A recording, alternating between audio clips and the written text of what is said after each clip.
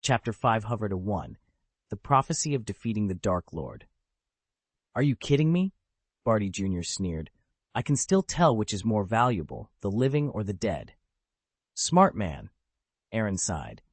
"I'm curious why a smart man like you would choose to become a Death Eater, even at the expense of killing your own father. A graduate with 12 certificates is a genius by any standard, and with your father in a high position in the Ministry of Magic, your future was bright." "Shut up," Barty Jr. snapped furiously. "Don't mention him to me. Barty Crouch can't be regarded as a father at all. For the sake of power, he disregarded everything. I've never seen such a selfish person, but the Master is different. He knows what I long for, and he gives me everything I want. Since following the Dark Lord, my life has changed drastically, and I can do whatever I want."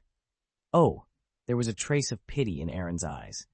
To put it bluntly, a pervert who lacks family care meets a lunatic who lets you release your nature. "Presumptuous!" Bellatrix yelled, casting a curse at Aaron. Boom! Before her spell could reach Aaron, it was deflected by a ball of white light. It was Barty Crouch Jr. who had stopped her. "What are you doing?" Bellatrix demanded. "Don't be in a hurry. The Master will be here soon. If Mr. Gaius cooperates, he will be the Master's distinguished guest. If he doesn't, it's not too late to act." "That's right," a cold voice sounded, and Voldemort appeared in front of everyone in the blink of an eye. He was dressed in black wizard robes and a hood, his face pale and haggard like a snake, and his pupils shimmered red. The Death Eaters all bent over and saluted in unison, extremely pious. But Harry and the others couldn't help shivering. The living Dark Lord still felt very oppressive. "Apparition," Aaron smacked his lips. "Sure enough, a powerful wizard can ignore the anti-apparition spell. You can do it in the future, can't you?" "Of course, I never doubted that." "Master," Lucius held the dusty glass ball in his palm, the prophecy ball. "You're doing well, Malfoy. Not only did you get the prophecy ball, but you also kept Mr. Gaius." "It's the Master who anticipated things first." Lucius bent his waist lower. "This subordinate just delayed for a while. If Crouch hadn't arrived in time, I'm afraid he would have let him run away." "I know," Voldemort chuckled and glanced at Harry. "I saw everything from his mind, and it's your ability to drag Barty Jr." Voldemort picked up the prophecy ball, and the gray glass ball began to flicker with blue and white light. "He who has the power to defeat the Dark Lord draws near, born of the family that has resisted him 3 times, born at the end of July.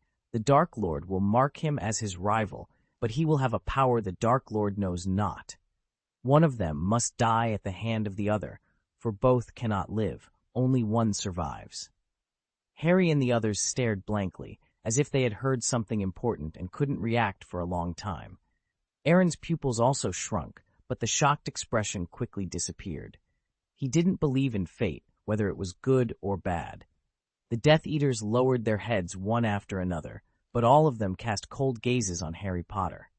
Barty Jr. even drew out his wand, wishing to eradicate this threat immediately. But they all tacitly refrained from acting, as the Dark Lord hadn't spoken yet. Voldemort was silent for a moment, then laughed.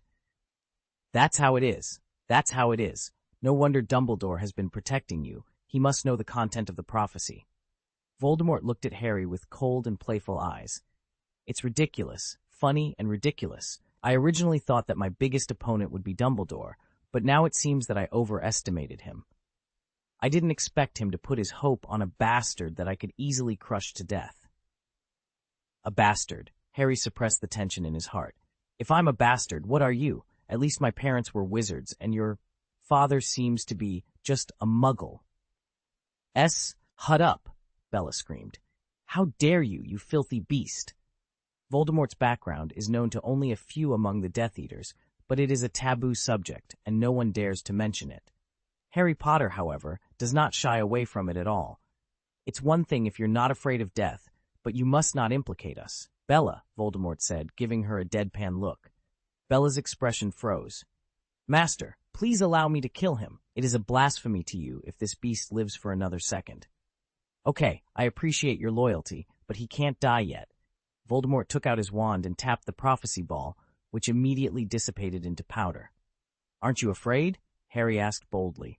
"Afraid of the prophecy?" "It's so naive, Potter," Voldemort sneered. "In fact, From the beginning to the end, my enemy has only been Dumbledore. Although I don't want to admit it, he is indeed powerful. The White Demon King, the greatest wizard of this century. I am not sure about facing him head-on, but your existence makes me see the possibility of killing him." Harry swallowed hard, and an indescribable panic spread rapidly in his heart. "He has poured most of his energy into you, so he will never give up easily," Voldemort continued. "Harry, you will be my sharpest weapon against Dumbledore." As if a sharp knife had pierced his heart, Harry instantly broke his guard and cursed loudly. "Don't even think about it." "No, this is reality," Voldemort said, staring at him with red eyes. "The talent of a wizard determines the upper limit of what he can achieve. You will never be my opponent in a lifetime, let alone you are still a prisoner. This prophecy is not really a threat to me, but it's also worth a lot in a way, because it provides me with an excellent weapon.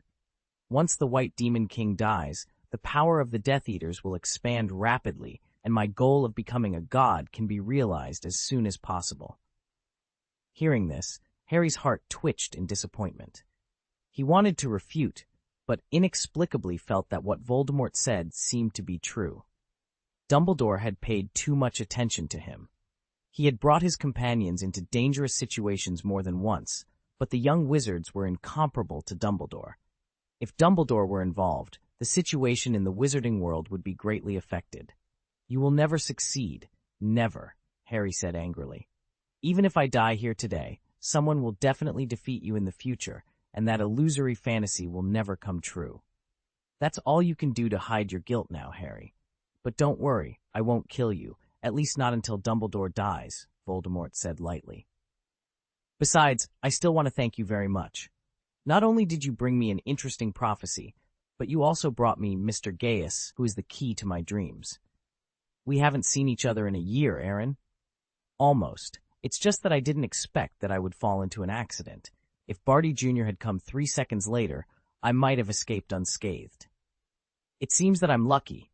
It's not easy to trick you here," Voldemort pointed out. "If you didn't take the initiative to get involved, I really couldn't do anything about you. But since you came, the situation is different." Aaron sighed and nodded without denying it. Actively involved in disputes in the magic world, according to the family rules, he is now a little wizard without any background. The family will not give him the slightest protection or help until the dispute is over. At most, they will collect his body after death. "Why did you try so hard to trick me here? Is it related to your deeper identity?" "What identity? The heir of a hermit family?" Aaron thought thoughtfully. "That's nothing, right? The Gaius family is at most stronger than the pure-blood families." Voldemort's mouth curled up as if he had heard a big joke, and he pointed his wand at Neville. "Why me again?" Neville's mouth twitched, wanting to vomit blood in frustration. "Then change it."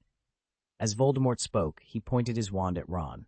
Before N could react, he heard the all-too-familiar incantation, "Cruciatus!" "Ah!" Ron screamed, writhing on the ground in agony, tears streaming down his face uncontrollably.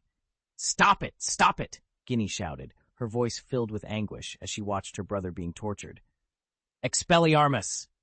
Harry flicked his wand, but Voldemort merely waved his sleeve, sending Harry flying backward. "What do you want?" Harry demanded angrily. Voldemort paused, his gaze shifting meaningfully to Aaron. "Just giving a little warning," he said. Aaron instinctively covered his heart, forcing a smile. "If I don't cooperate, I'll be the one on the ground next."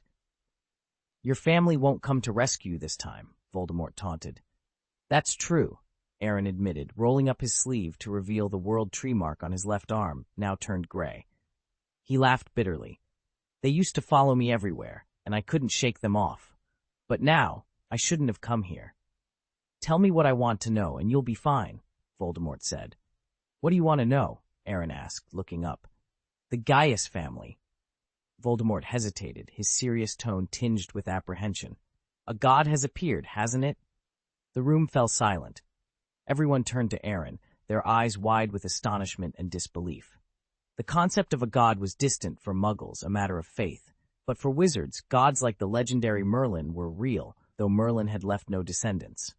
Now Voldemort had discovered another god, and this god had left behind a family of wizards. If this news spread, it would shake the entire magical world. Aaron was momentarily stunned. He waved his hands with an awkward smile. That's nonsense, just fabricated out of thin air. Even if you are the Dark Lord, you wouldn't tease me like this. It's not funny. Voldemort snorted. I've studied many ancient texts this year. The Gaius, Darwin, Ishkar, and Klein families were established thousands of years ago.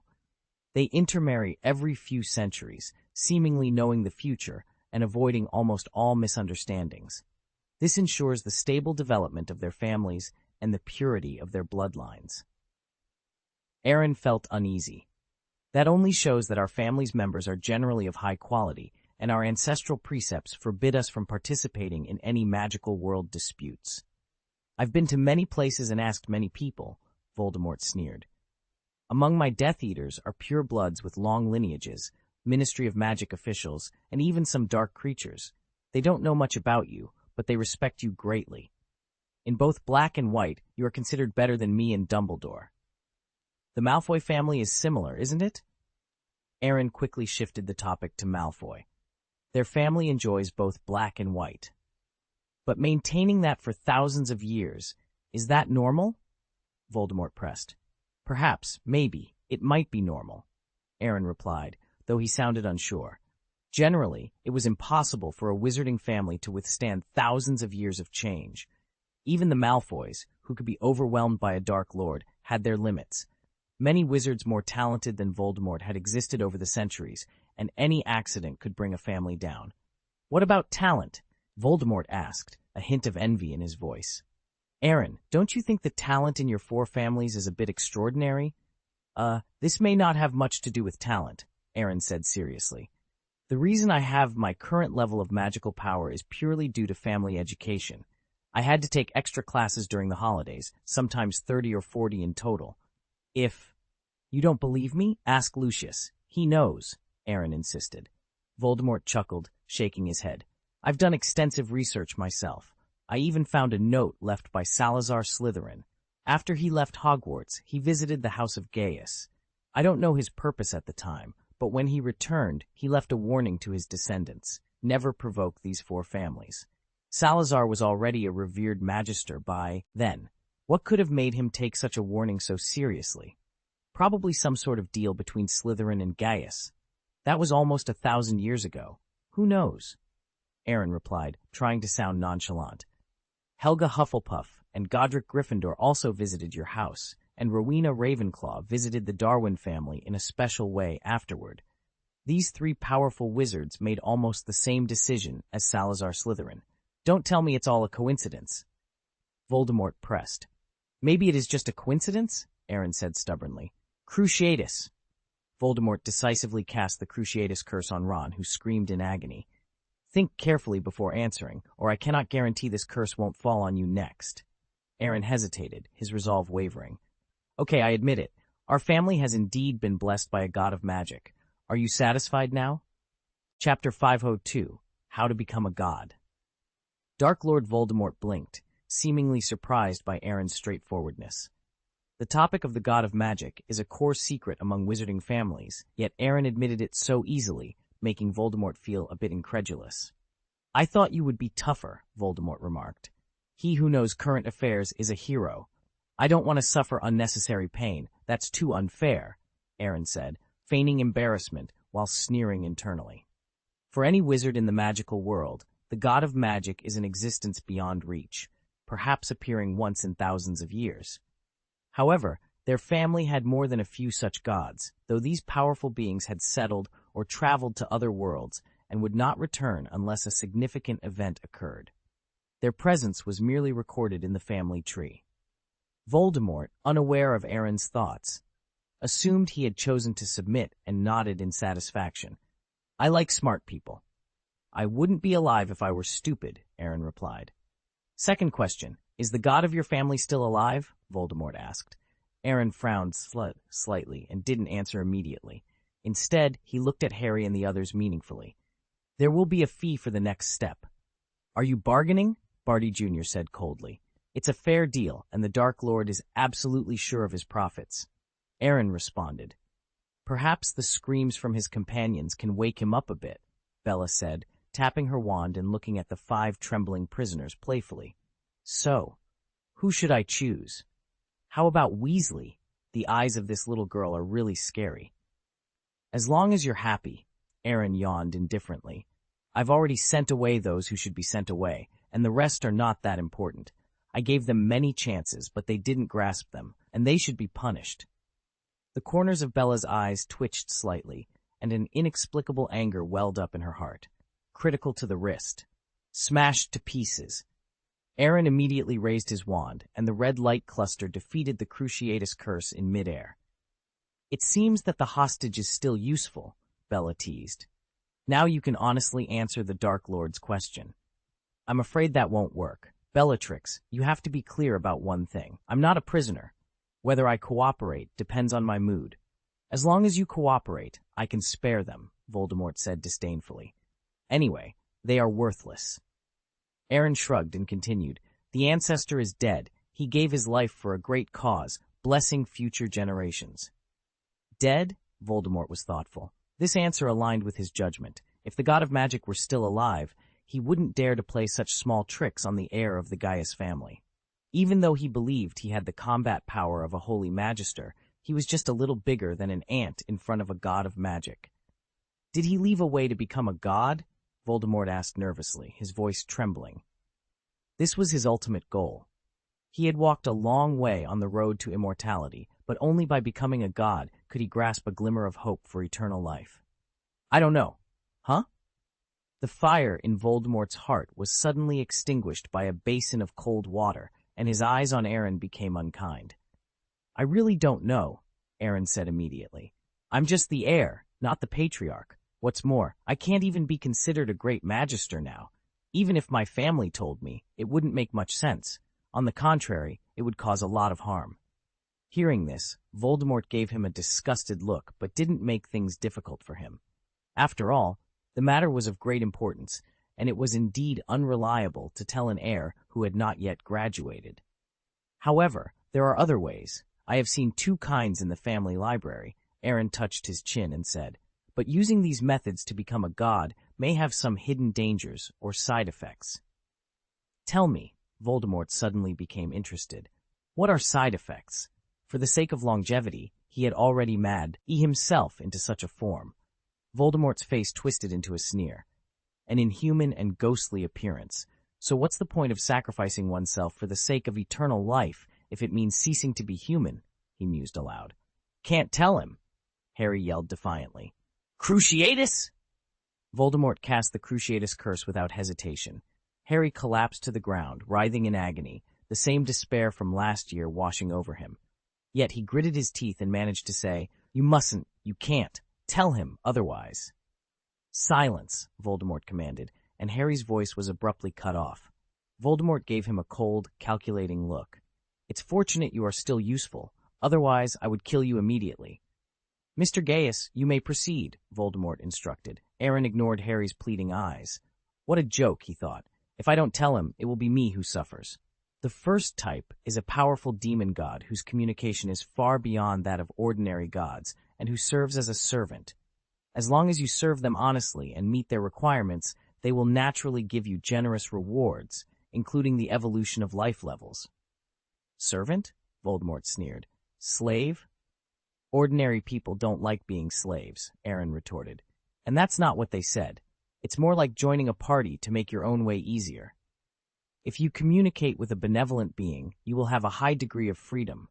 Such a demon god may not even notice you for millions of years. But if you communicate with an evil being, then congratulations, they still won't take you seriously. But they will drain every bit of your value. However, they also know that if you want the horse to run, you have to feed the horse. On the contrary, it is more realistic. It will be easier for you to get what you want, but the price you pay may be unbearable. Voldemort pondered for a moment, then asked, How do you communicate with them? One way is to rely on yourself. If you are good enough, you will naturally be favored by the gods. Another way is to have someone lead the way and find the spokesperson of the gods, who may give you this opportunity. The third way is to offer sacrifices and communicate through a special magic circle, but the gods may not pay attention to you, as sacrifices are abundant. Voldemort snorted softly. He dismissed the first option. Relying on the favor of the gods seemed unreliable, despite his confidence in his talent. He also dismissed the second option, as he had never heard of a spokesperson for the gods. He was left with the third option, but he knew nothing about sacrificial ceremonies, magic circles, or sacrifices. You should know the magic circle ceremony to establish contact with the demon god, right? Voldemort pressed. Oh, I really don't know about this, Aaron replied. Lie. I'm not lying, Aaron said helplessly. There is no record of those magic circle rituals or even the spells in the Gaius family. After all, the gods are not without desires. Asking them for help is far more trouble than it's worth, and our family hates trouble the most. Then how did you know about this method? Voldemort asked aggressively, but soon he realized something. If it's not the Gaius family, it's the other three, right? Aaron sighed.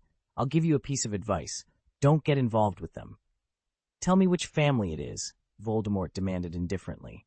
He had already dragged the heir of one family into trouble. Offending another would be no different. Darwin. Their family is responsible for the records, Aaron said weakly.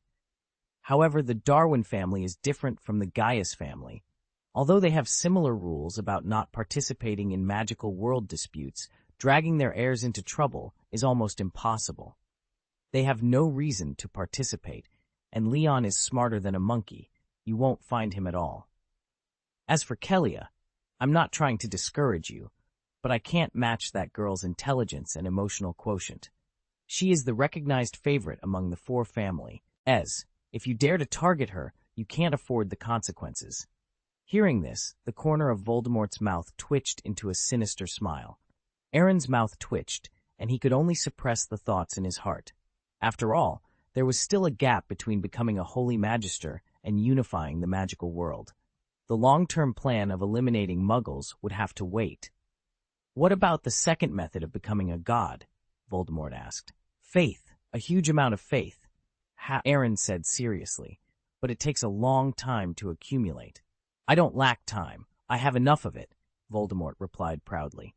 Although he was not a god yet, he was confident that his lifespan could rival that of a deity.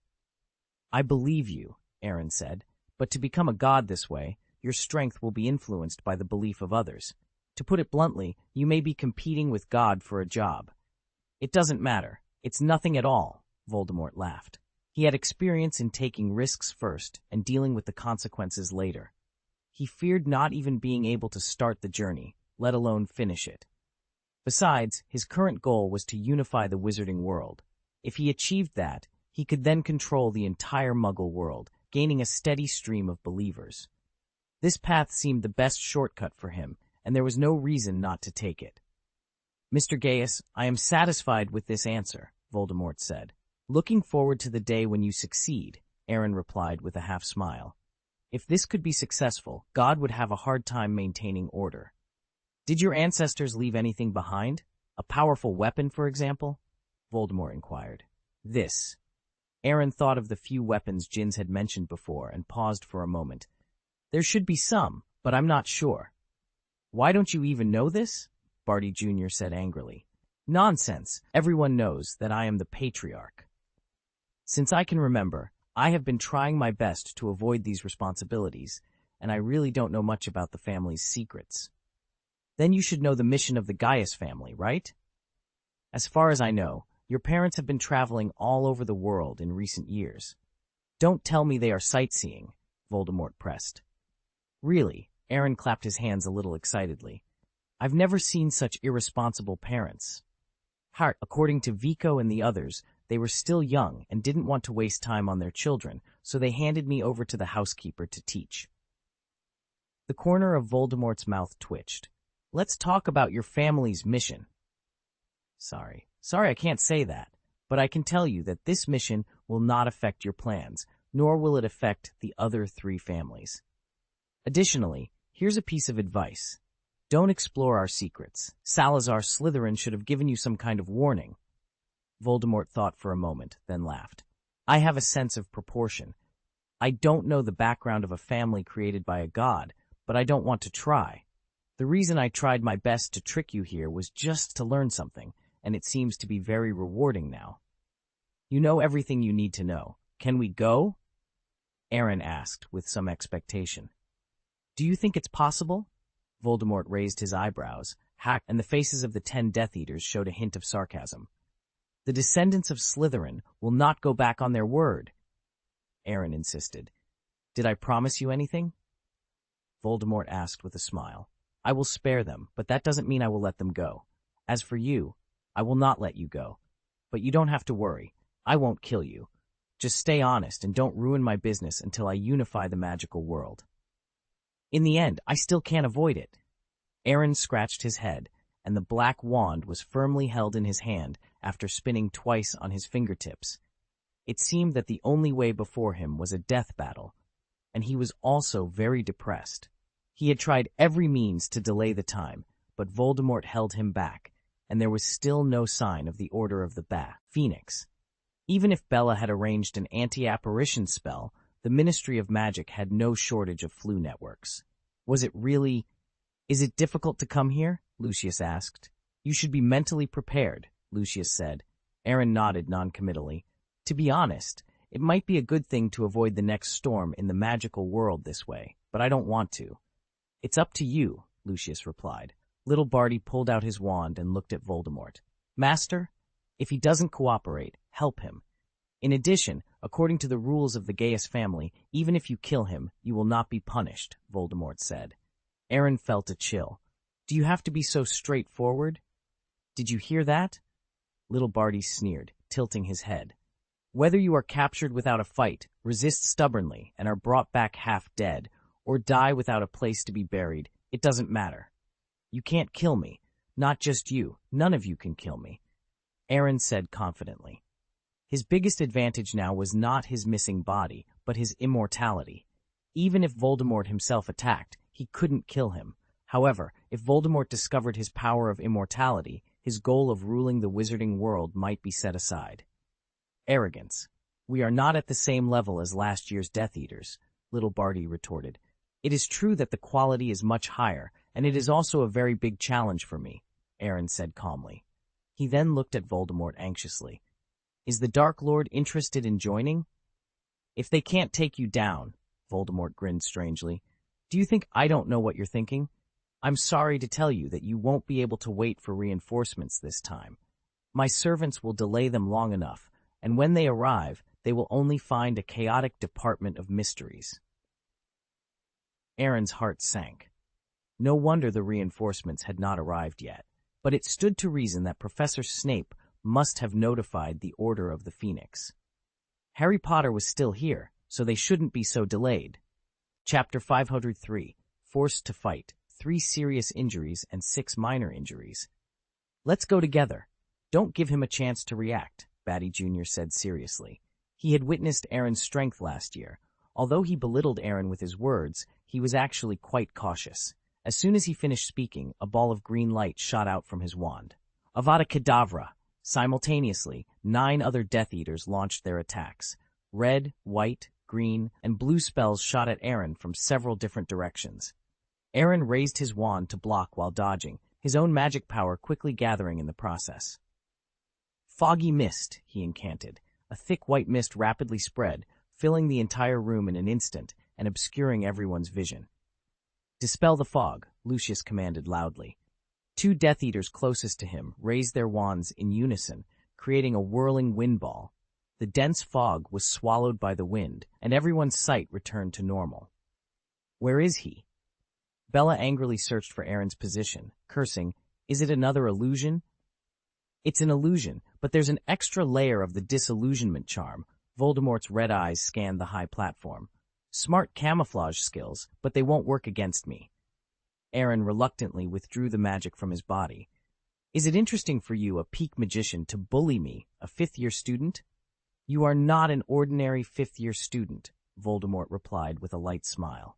With a wave of his hand, Harry and the others were bound by ropes and flew uncontrollably to the corner. The audience is in place. Let them witness the power of the Death Eaters. The Death Eaters immediately resumed their attack, colorful spells raining down once more. Fight me one-on-one if you dare. Aaron cursed loudly, but his movements were swift. Orange-yellow energy lines suddenly appeared, forming a three-dimensional magic circle flowing with mysterious runes enveloping him.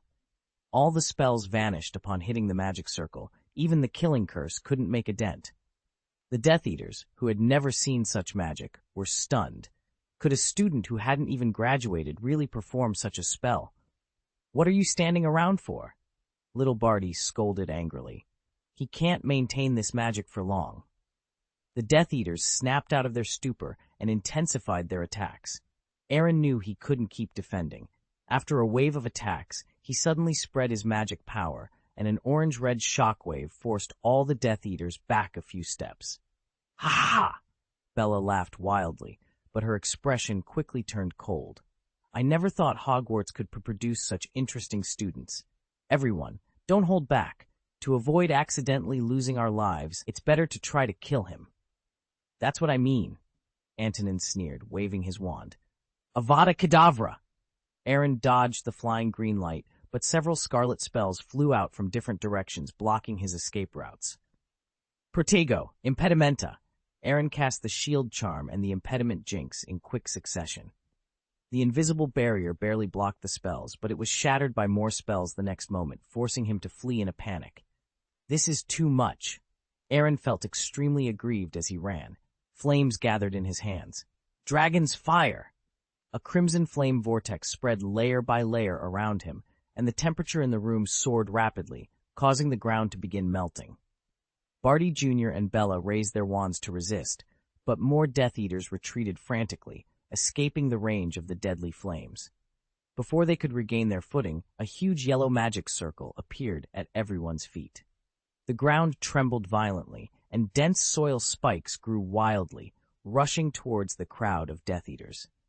None of them retreated, not only because the Dark Lord was watching, but also because the speed of retreat could not match the speed of the attack. Could be more useful to extract information from him first. The soil thorns continued to grow, but the spells of Aus colors shattered them like laser beams, overwhelming their growth speed and shooting towards Aaron in the center. Tsk! The advanced magic circle is still a bit reluctant to deal with so many elite magisters, Aaron muttered to himself. He then lightly waved the black wand in his hand. The ground beneath his feet soared into the sky, carrying him away from the oncoming spells. At the same time, an ice-blue magic circle slowly rotated above the ceiling. "What the hell is this?" Bella scolded. "You'll know right away," Aaron replied, rubbing his hands together. The magic circle lit up instantly, and countless ice blades fell like a torrential rain. "Defend!" Lucius yelled. "Defend quickly!" Without his reminder, the Death Eaters instinctively raised their wands to create a shield above themselves. The crackling sound continued as the dense ice blades hit the shield.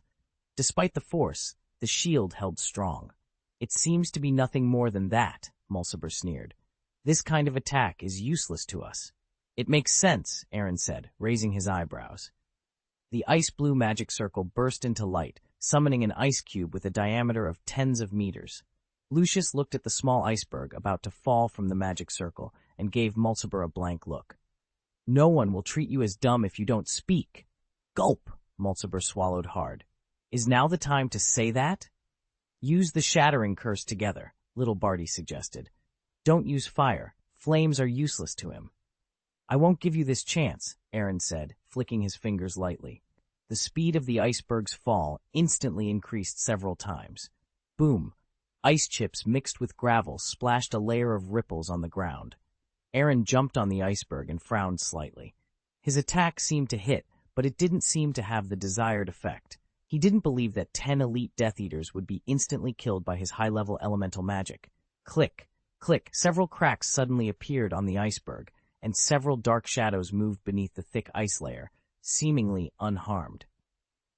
"Fiendfire?" Aaron murmured.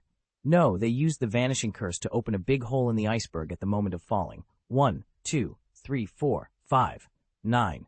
Where is the other one?" "What do you think?"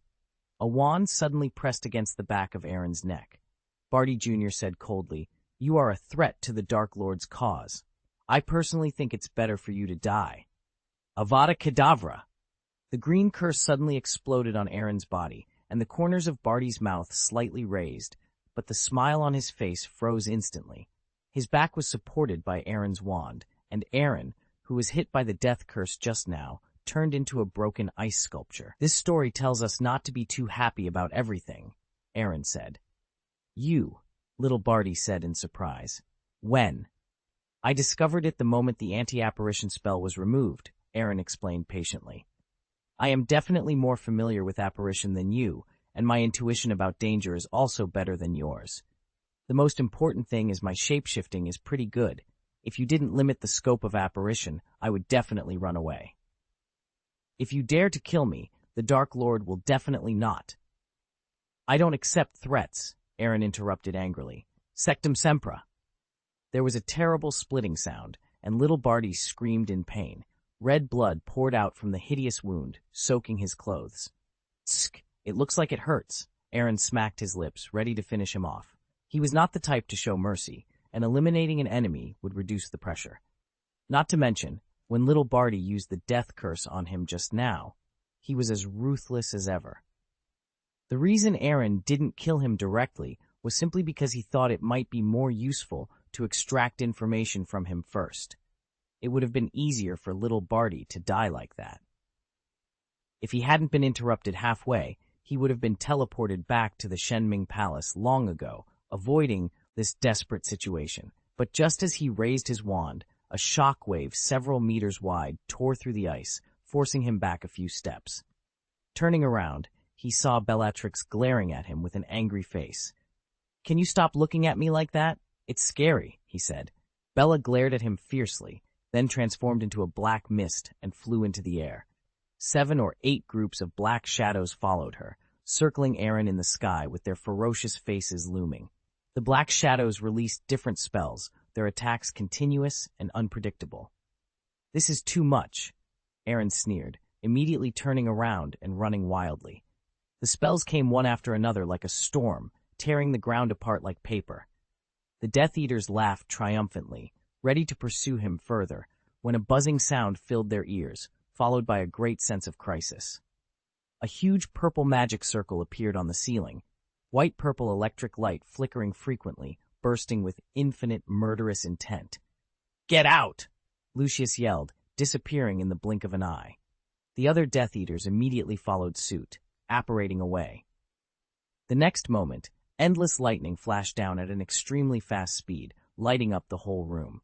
The ground instantly turned into scorched earth, the escaping thunderstorm spreading rapidly. The hollowed-out iceberg shattered, and Voldemort rescued little Barty at the critical moment. Otherwise, he might have been buried alive. After more than 10 seconds, several groups of black shadows flew out of the ruins composed of ice slag, mud, and gravel. The Death Eaters fell to the ground with livid faces, looking extremely distressed. 2 of them even had their arms drooping, exuding a weird smell of barbecue. Space can rival the speed of electricity and light, but people's reflexes may not be able to keep up. "You're running pretty fast," Aaron said sarcastically. "This is the thunder element magic circle that I managed to cover up with great difficulty. I didn't expect the result of the battle to be just 2 arms. Damn it, don't be too arrogant. We just didn't expect it," Bella said viciously. "Then you didn't expect much."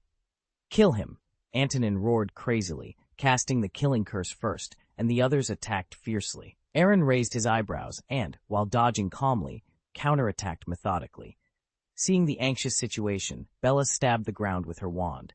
The underground pulse spread rapidly, and the position where Aaron was standing collapsed, causing him to stagger and fall into the pothole. Quick imprisonment. Flying sand and rolling stones. To pieces. The others immediately followed up with their spells, crazily throwing all kinds of magic into the pothole. Taking advantage of your enemy's weakness is a principle they fully embraced. However, no one threw the killing curse into it.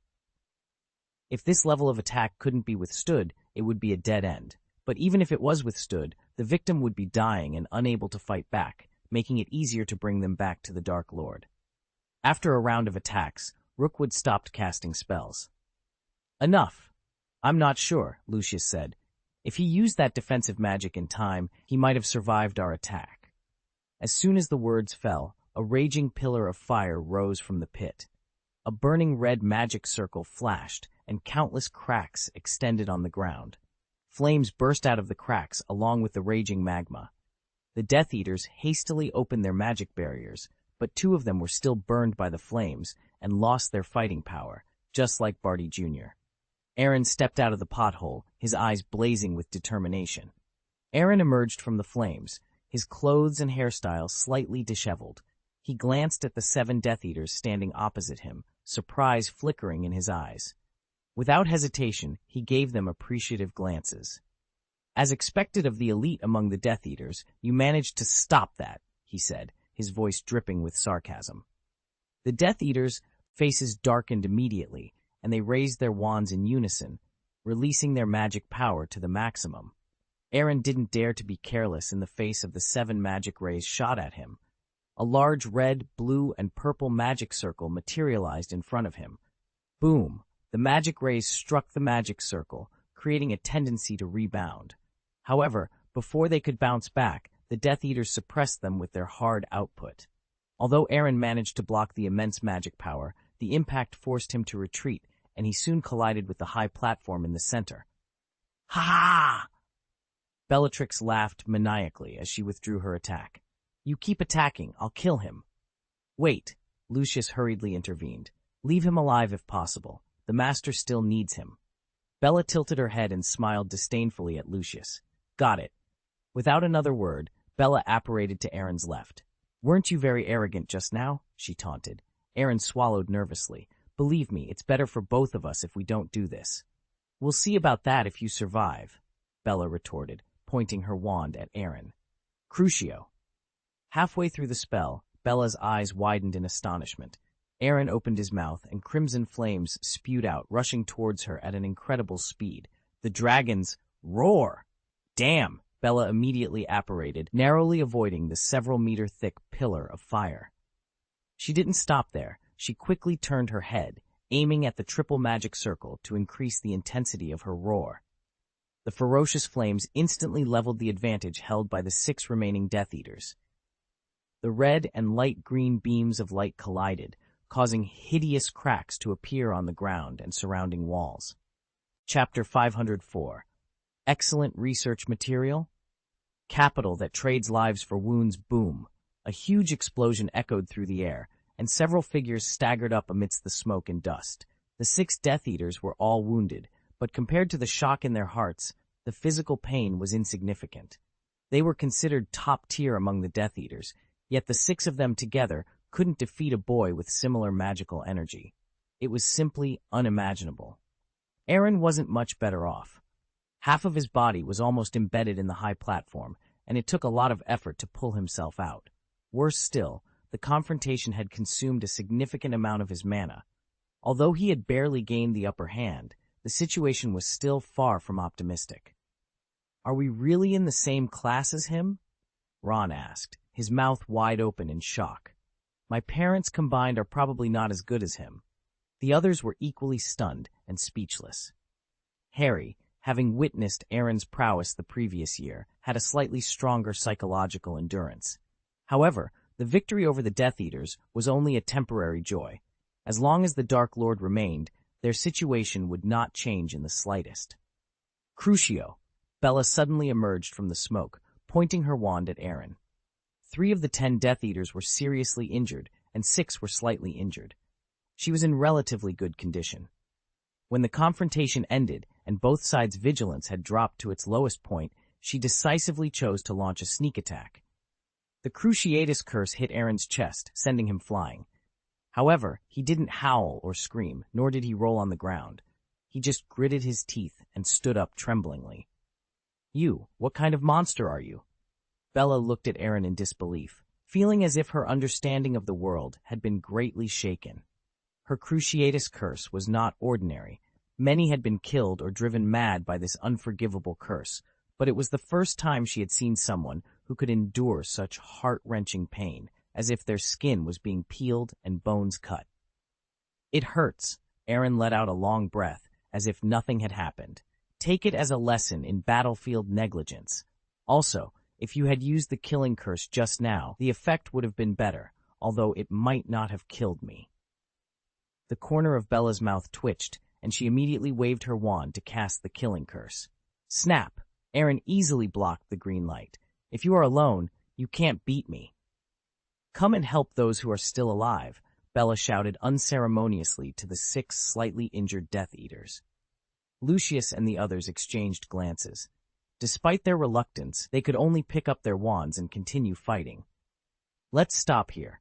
I don't want to waste any more time recruiting a group of loyal Death Eaters, the Dark Lord said as he teleported to Bella's side. He looked at the ruined, messy venue meaningfully and couldn't help but sigh. You are stronger than last year, and you are worthy of being a descendant of the fashion. This talent is truly enviable. It has been passed down for thousands of years, and the bloodline is no longer as pure, Aaron replied. But it's still excellent research material, Voldemort said, his red eyes gleaming with greed and madness. Aaron's heart skipped a beat, sensing the danger. He realized that falling into Voldemort's hands would be a fate worse than death. It's almost time to play. Will you come with us? Voldemort asked. Of course not, Aaron replied without hesitation, then changed the topic. But I am curious. If I were to be captured by you, what would you do to me? Just curious, no offense. As long as you cooperate, I will not harm you, Voldemort said. How should I cooperate? Aaron asked apprehensively. Voldemort grinned. I will provide you with food, drink, and care, as long as you provide me with some blood every once in a while. Aaron was speechless. I'm afraid that won't work. It's not up to you. Your life or death is not that important. All I need is enough blood, Voldemort replied coldly. Of course, it's better to be alive, which means I'll have a steady stream of health, Aaron said. You may have misunderstood. What I mean is that even if I provide you with blood, you won't be able to study anything from it, Aaron explained, scratching his head in confusion. The first ancestor of the Gaius family, the one who became a god, blessed his descendants before passing away. Unless the blood is donated voluntarily, our blood is no different from that of ordinary people. You can't study anything from it. Not just blood, even our cells and genes are no different from ordinary people. Hearing this, Voldemort almost staggered. What are you kidding? I swear this is not a joke, Aaron said awkwardly, but his tone was full of admiration. In the past, he had thought that this blessing was a bit of a waste, offering no benefit other than making it easier for family members to live among ordinary people. But now, he realized how far-sighted his ancestors had been. Because of this blessing, the elders who ventured into other worlds before him could avoid the coveting of ambitious people like Voldemort. Voluntarily donate? Voldemort pondered for a moment. There are plenty of ways to achieve that. If you mean to ask me to cut my palm with a knife through threats or control, that's not voluntary, Aaron clarified. What did you say? I'm not lying to you, Aaron shrugged. The Gaius family places great importance on the spirit of contracts, and the most effective medium for signing contracts between wizards is blood. To prevent future generations from signing contracts unwittingly, only decisions made voluntarily when they are fully conscious can be considered voluntary. Voldemort looked dazed, staring at Aaron with an urge to yell. There was clearly a gold mine in front of him, but he didn't even have the tools to dig it. He felt utterly aggrieved. You really did have a good ancestor. Voldemort gritted his teeth. But you can think about the solution slowly. It won't be so easy to catch you again after letting you go. Aaron blinked and took a few steps back involuntarily. Why bother? I can't help it. I don't want to move the heirs of the other 3 families, Voldemort said meaningfully. He had finally dragged Aaron into the water. There would be no second chance like this. This gold mine couldn't be dug for the time being, but at least he could ensure it was in his hands. You have no other choice. Don't force me to do it, Voldemort said coldly. Is it because I forced you? Obviously, you are forcing me, Aaron said, tears welling up in his eyes. To be honest, he had considered false surrender. He had been a prisoner before, so he just needed to find a chance to escape. No matter how powerful Voldemort was, he couldn't watch him all the time. At most, he would be locked in a place where no one could find him, with traps set up to prevent escape. But he had a mind body. With powerful avatars sharing the same memory and strength, as long as they communicated in time, preparing for a prison break wouldn't be difficult. Even if one person wasn't enough, he could call Dumbledore for help. After all, if a Hogwarts student was arrested, the headmaster couldn't just do nothing. Moreover, there were only a few days left before the summer vacation, and he would receive 1,1200 magic points by then. Spending 1,000 to buy a horse charm to remove all negative states might mean he wouldn't need to break out of prison with his mind-body. He would have enough ability to escape on his own. But now that Voldemort wanted to use him as an experimental subject, he couldn't bear it. He had to fight head-to-head, otherwise it would be embarrassing to face his friends in the future. Thinking of this, Aaron clenched the wand in his hand. Voldemort noticed this, and a sneering smile appeared on the corner of his mouth. "You think you can beat me?" "I'm not sure, but I have to try," Aaron replied determinedly. "If it were me, I wouldn't be reconciled, but people have to bow their heads to reality, don't they?" "It's true to say that, but what's the difference between bowing your head and being a coward?" Voldemort paused for a moment, considering the words. "That makes sense." "Master, Bella hesitated, unsure of how to proceed. "Don't make any moves. Mr. Gaius will cooperate obediently only if he understands the gap in reality." As ordered, the Death Eaters spontaneously stood back, giving the two of them the large ruins in the center as a duel arena. Aaron sneered inwardly. What Voldemort said sounded pleasant, but in essence it was just bullying the small by the big. However, Aaron was not one to be easily bullied. If pushed to the limit, it might not be clear who would suffer more. After all, he was immortal now, and had the capital to trade his life for injury. The next moment, Aaron took the lead in attacking. His fist, wrapped in crimson flames, shot towards Voldemort's face at an extremely fast speed. Voldemort waved his wand lightly, and a light green barrier blocked the fist. The crimson flames burned, but they didn't affect him at all. Immediately afterward, the tip of Voldemort's wand flashed a red light. Thunderbolt exploded. "Damn!" A dangerous signal flashed in Aaron's mind, and he quickly backed away. Boom! An explosion occurred, leaving a deep pit where he had been standing. "Very powerful intuition," Voldemort sneered. "The more you get beaten, the more you can practice," Aaron retorted angrily. The initial exchange made him realize that entering the battle wasn't impossible, but it required a more powerful attack. Roar of the Fire Dragon. Fierce flames erupted from his mouth. Voldemort smiled and raised his wand unhurriedly. The green magic flow collided with the flames, and after a moment of stalemate, it rushed towards Aaron. He hurriedly constructed a high-level defensive spell in front of him, barely blocking the attack.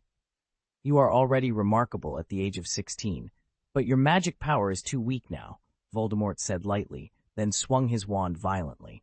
The gravel, scorched earth, and ice slag on the ground seemed to come to life, forming a brown torrent surging towards Aaron. He immediately opened a yellow magic circle, and a giant hand made of rock stretched out from the ground, smashing Voldemort's attack and pushing forward.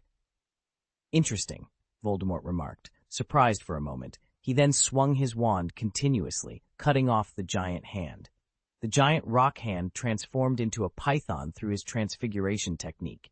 The giant python hissed, its tongue flicking out menacingly. Aaron placed his hands on the ground, and several stone pillars rose, nailing the python in place. More stone pillars attacked Voldemort, crisscrossing and quickly locking him in. Voldemort pointed his wand at the stone prison that bound him. A white light flashed, and the stone pillars were instantly torn apart. However, the scattered stones quickly reformed, and the prison was reorganized. "It's a good idea, but how long can your magic hold me back?" "Maybe a little longer than you think," Aaron gasped, sweat dripping down his face. After his words, a five-fold magic circle of red, yellow, blue, green, and purple surrounded the stone prison. "This is..." Voldemort's pupils shrank suddenly, his eyes full of vigilance. He no longer underestimated Aaron.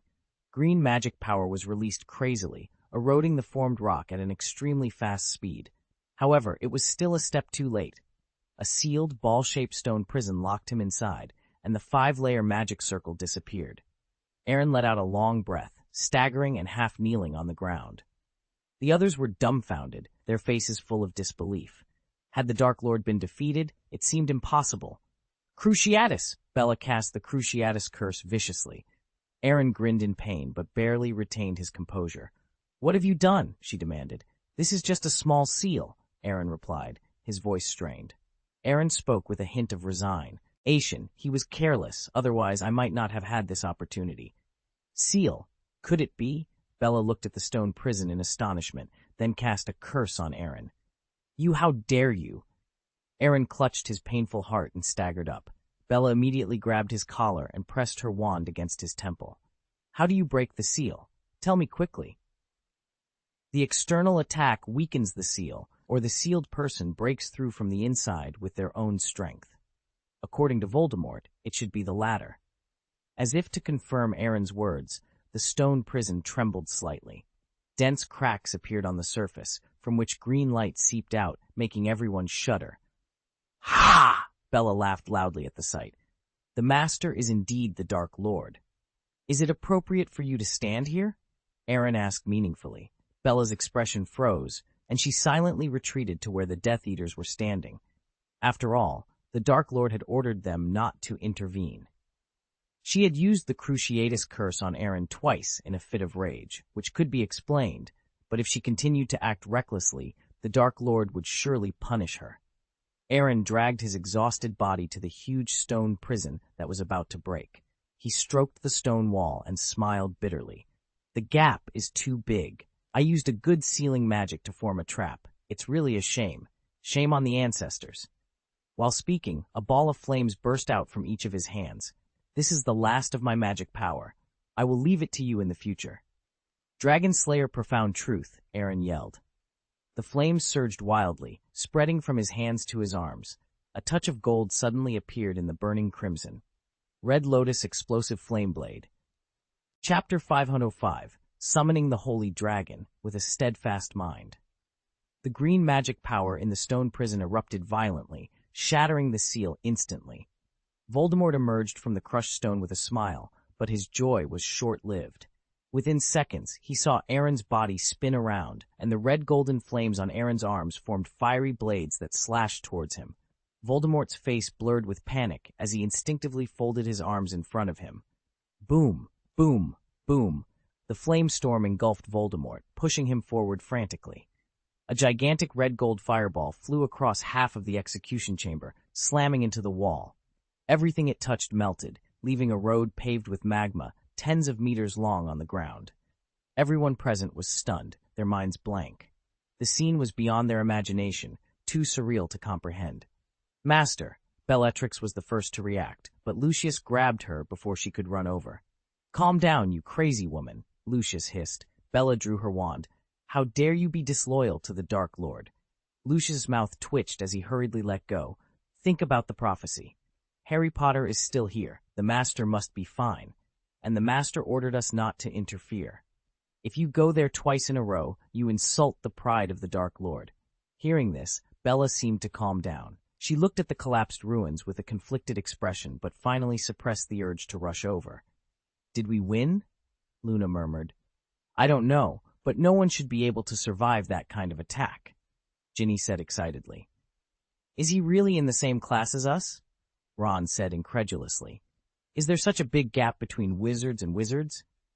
Neville was still in a state of trance, while Harry stared intently at the ruins, his eyes full of anticipation.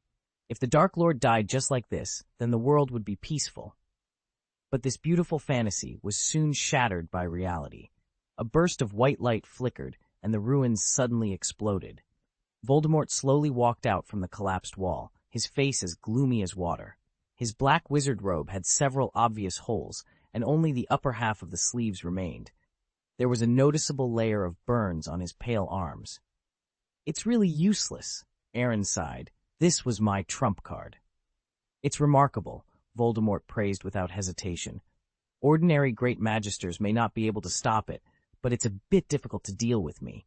If you were a great magister, it would make me a little afraid, but unfortunately, your talent is too good, but you have had too little time to grow." "Should I thank you for the compliment?" Aaron said disdainfully, but secretly cursed in his heart. "What are you talking about?" I don't know if you can maintain this demeanor after seeing my missing body." Voldemort smiled contemptuously, then looked at Aaron curiously. "What kind of magic is this?" "Dragon Slayer magic. The magic created by ancient wizards to kill dragons," Aaron said half-truthfully. "Want to learn? I know you want to learn, but I can't teach you." "Ancient magic, what a surprise," Voldemort said meaningfully. "I thought your greatest value was your blood, but the gods of the Gaius family seem to have blocked the way to obtain it. But now it seems that I have been ignoring the more valuable things in your mind. Aaron, there is a sentence in my heart that I don't know whether I should say or not." "My brain is not so easy to invade," Aaron forced a smile. "Believe me, it won't do you any good." "Then I have to try. I think I have plenty of ways to get you to cooperate," Voldemort said, looking at Aaron like he was a huge treasure mountain. When he was at Hogwarts, Voldemort was a frequent visitor to the restricted section. He couldn't say he had learned all the knowledge of black magic there, but he knew a lot. But there were not many that could greatly potent shield spell, barely holding back the searing flames. The Death Eaters scattered, trying to avoid the intense heat. Aaron, now partially recovered, thanks to Ab's healing, struggled to his feet. "You underestimated me, Voldemort," he said, his voice gaining strength. "And you underestimated my dragon." Voldemort's eyes narrowed. "A temporary reprieve, nothing more," he hissed. "Your dragon may be powerful, but it won't save you from me."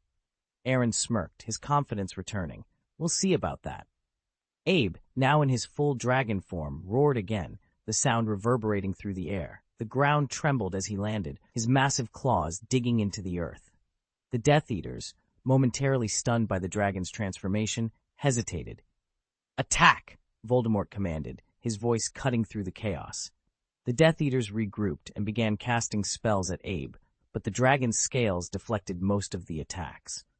Aaron, taking advantage of the distraction, began to chant a spell, drawing on the last reserves of his strength.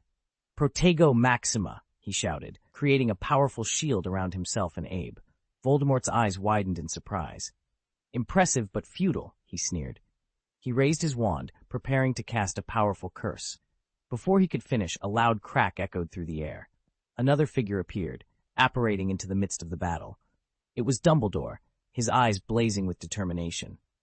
"Tom, this ends now," Dumbledore said, his voice calm but firm. Voldemort's expression twisted with rage. "Dumbledore," he spat, "always meddling." Dumbledore raised his wand, and a brilliant light shot towards Voldemort, forcing him to deflect it with a hastily conjured shield.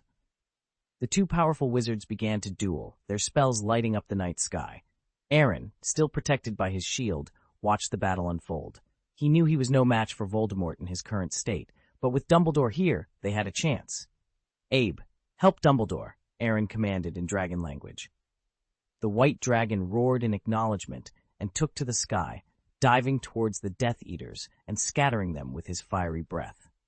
The tide of the battle began to turn. Harry and Ron, who had been watching from a distance, seized the opportunity. "We need to help Aaron," Harry said, determination in his eyes. Ron nodded. "Let's go." The two friends joined the fray, casting spells to support Aaron and Dumbledore. The combined efforts of the dragon, the young wizards, and the legendary headmaster began to overwhelm Voldemort and his followers. Realizing the battle was lost, Voldemort snarled in frustration. "This isn't over," he vowed, before disapparating with a loud crack. The remaining Death Eaters quickly followed suit, vanishing into the night. As the dust settled, Aaron collapsed to the ground, exhausted but relieved. Dumbledore approached him, a look of concern on his face. "Are you all right, Aaron?" he asked gently. Aaron nodded weakly. "I'll be fine, thanks to Abe and you." Dumbledore smiled warmly. "You fought bravely. Rest now, we'll take care of the rest." Abe, now back in his smaller form, nuzzled Aaron affectionately. "You did well, my friend," Aaron whispered, patting the dragon's head. Harry and Ron rushed over, their faces filled with relief. "That was incredible, Aaron," Harry said, admiration in his voice. Ron nodded in agreement. "Yeah, you were amazing." Aaron managed a tired smile. "Thanks, guys, we did it together." As the group began to make their way back to safety, Aaron couldn't help but feel a sense of hope. They had faced Voldemort and survived, and with friends like these by his side, he knew they could face whatever challenges lay ahead. The dragon's breath split the air, carving deep ravines on either side. Damn! Ron stared at the scene, wide-eyed and stammering. Ha, Harry. I don't remember it being that big the last time we saw it transform, right?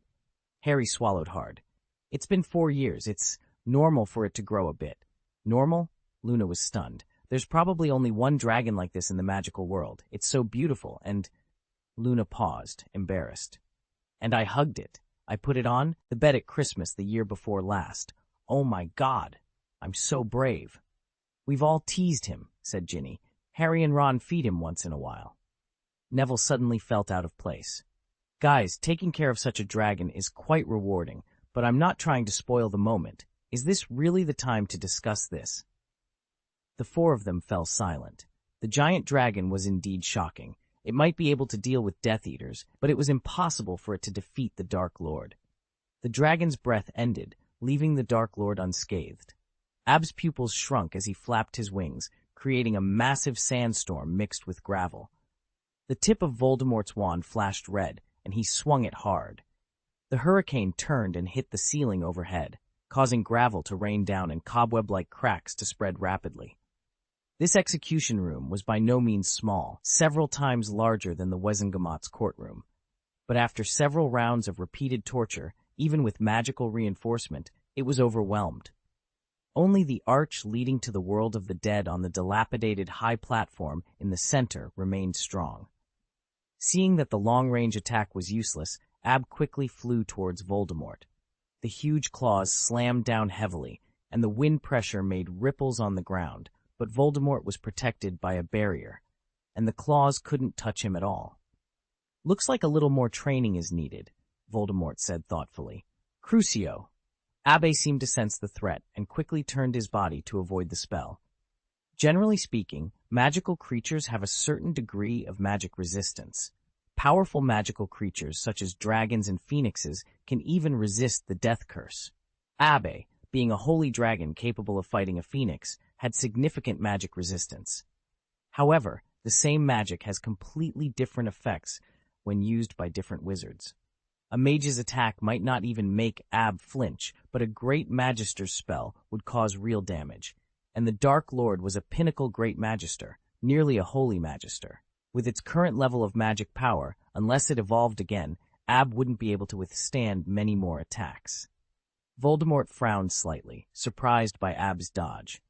Although the giant dragon was powerful, it was usually a living target for wizards and logically shouldn't be able to avoid spells. Ahem. Aaron coughed and kindly explained Voldemort's confusion. I left it with the butler when I was in cram school. To cultivate it into a qualified battle pet, Jins took great pains. Voldemort opened his mouth, unsure of what to say. He had also raised a boa constrictor and wanted it to be a good magical creature. Even Dumbledore's phoenix could do a few tricks, but compared to this dragon, he felt a pang of bitterness. It didn't matter if the bloodline was strong, that was innate and beyond anyone's control. But the careful teaching of a high-ranking great magister was rare in the entire magical world, making many wizards envious. All right, Voldemort took a deep breath, then turned to look at the 7 Death Eaters who were still fighting. Hold it off. I'll have a good chat with Mr. Gaius first, but don't kill it. Hey, this is no longer about martial arts. Aaron took 2 steps back, embarrassed. Voldemort smiled and said nothing. They were old acquaintances, so was there any point in pretending otherwise? He materialized directly in front of Aaron. Abe was about to turn around when he realized what was happening, but at that moment, 7 black shadows suddenly appeared in midair, surrounding him. Various spells struck his white scales, causing sparks to fly. Abe let out a roar of pain, but he had no intention of fighting back. His only desire was to return and protect his master. Take care of yourself, Aaron commanded immediately. I'll be fine. Obey me. This is an order. Roar, Abe bellowed angrily, redirecting his fury towards the Death Eaters. He alternated between using a hurricane and dragon's breath. Although he was at a disadvantage, his hard scales allowed him to hold his ground for a while. Voldemort observed the scene, feeling a bit speechless. He regretted not bringing the magical creatures he had collected, including Dementors. If he had, he wouldn't have been in such a poor position. Voldemort tapped his index finger and pointed his wand at Aaron's forehead. You should be able to guess what I'm going to do, right? The Imperious Curse or the Ingestion Curse, Aaron replied bitterly. It may not be effective. If you can hack into Harry's brain, you should know that I know occlumency. So, I will use another kind of black magic, Voldemort sneered. He then transformed into black particles and rushed towards Aaron. Remember Quirrell? That's how I possessed him. Aaron thought to himself, didn't he know that my soul is protected? Chapter 506, Mind Space, My Territory, My Rules. The black particles merged into Aaron's body, and Voldemort successfully attached himself to him. In this state, the effect of occlumency would be greatly weakened. With a bit more effort, he could break through the defenses of Aaron's mind. Just as he was filled with ambition and ready to explore the secrets of the Gaius family and their magical knowledge, his consciousness was suddenly pulled to its limit. After regaining his bearings, Voldemort found himself in a vast space. Here, the sky and the earth were closely connected. The clear lake water and the clouds in the sky complemented each other, and the gorgeous blue aurora and the golden waterfall on the snow-capped mountains wove into a most mysterious picture. Voldemort swallowed unconsciously. Even he had never seen such beautiful scenery before, and he couldn't help but feel a little shocked. What is this place? He muttered. Welcome to my spiritual space. Aaron suddenly appeared on the lake and said proudly. I wove these beautiful scenes based on the postcards my parents sent me in the past. I have to say, they have good taste. But I just started building this mental space not long ago, so what you see is just a prototype. I haven't had time to prepare the desert, grassland, forest, ocean, starry sky, etc. Mind space? Voldemort murmured, his face gradually darkening. You have been waiting for me here. Hey, don't say that. I warned you, didn't I? Aaron said solemnly. It's just that the human brain becomes impulsive when driven by curiosity. But I didn't expect the Dark Lord to be so impatient. I thought you would torture me severely before invading my memory. I wanted to prepare slowly, but you are too surprising. Who knows what would happen if I dragged it on? Voldemort admitted. Aaron nodded noncommittally. Voldemort's worry was justified because his thought body had already arrived at the Department of Mysteries and was now outside the execution chamber. Abe and the Death Eaters were in a stalemate. As long as he found the right opportunity, he might be able to take away a few Death Eater elites. At that time, combined with the main body, a great magister, and a holy dragon, this would be the capital for exchanging lives with Voldemort, but it seemed that it wouldn't be so troublesome now. My occlumency has already reached its peak. Even the gods can't pry into my memory. Additionally, an ancestor of the Gaius family invented the art of hiding the mind more than 1,000 years ago. It was improved by later generations, endowing the art of hiding the mind with the ability to counter the enemy's consciousness. And some time ago, I accidentally got a magic item that raised my soul power to an invulnerable level. Building a spiritual space was also the inspiration I got at that time. You're really well prepared, Voldemort gritted his teeth. Memory, heart, and soul, do you dare to go any further? Dare, Aaron nodded very seriously. My physical strength has reached a bottleneck, and I will find a way to break through this limit in the future. It takes a chance, but with effort, I can definitely do it. Voldemort, how dare you say it? To be honest, you are the first person to break into my heart space. Although you have a very unfriendly purpose, I still want to know your opinion. You are a well-informed old man. What do you think of this place? Very beautiful, calming, Voldemort admitted reluctantly. But that's not what I came for. I understand, but unfortunately you are doomed to get nothing. In my spiritual space, I have great authority and my magic power is endless. Although my strength will not exceed the upper limit of reality, it is not so easy for you to take me down. And to put it bluntly, a single thought can drive you out if I want to. But you didn't do it. Is there any purpose? Voldemort asked. Aaron showed a shy smile. As the saying goes, if you want to spy on my memory, I naturally want to see yours too. But don't get me wrong, I have a bottom line. As long as you... Aaron stood firm, his eyes locked onto Voldemort.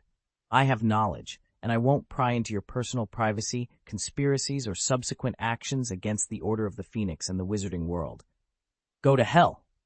Voldemort, furious, waved his wand and shot the green killing curse straight at Aaron. He couldn't take it anymore. The last time he felt this aggrieved was over 10 years ago when the killing curse rebounded on him by Harry Potter. Without hesitation, Aaron erected the Seraphim Shield. With a steady stream of spiritual power supporting him, this powerful defensive magic hardly caused him any loss. There's no need for violence. We can have a good talk. At worst, I take a step back. As a descendant of Slytherin, everything is negotiable if you promise to let us go. Voldemort's voice wavered, his mentality collapsing. Don't even think about it, Voldemort cursed, his frustration evident. Old people are stubborn.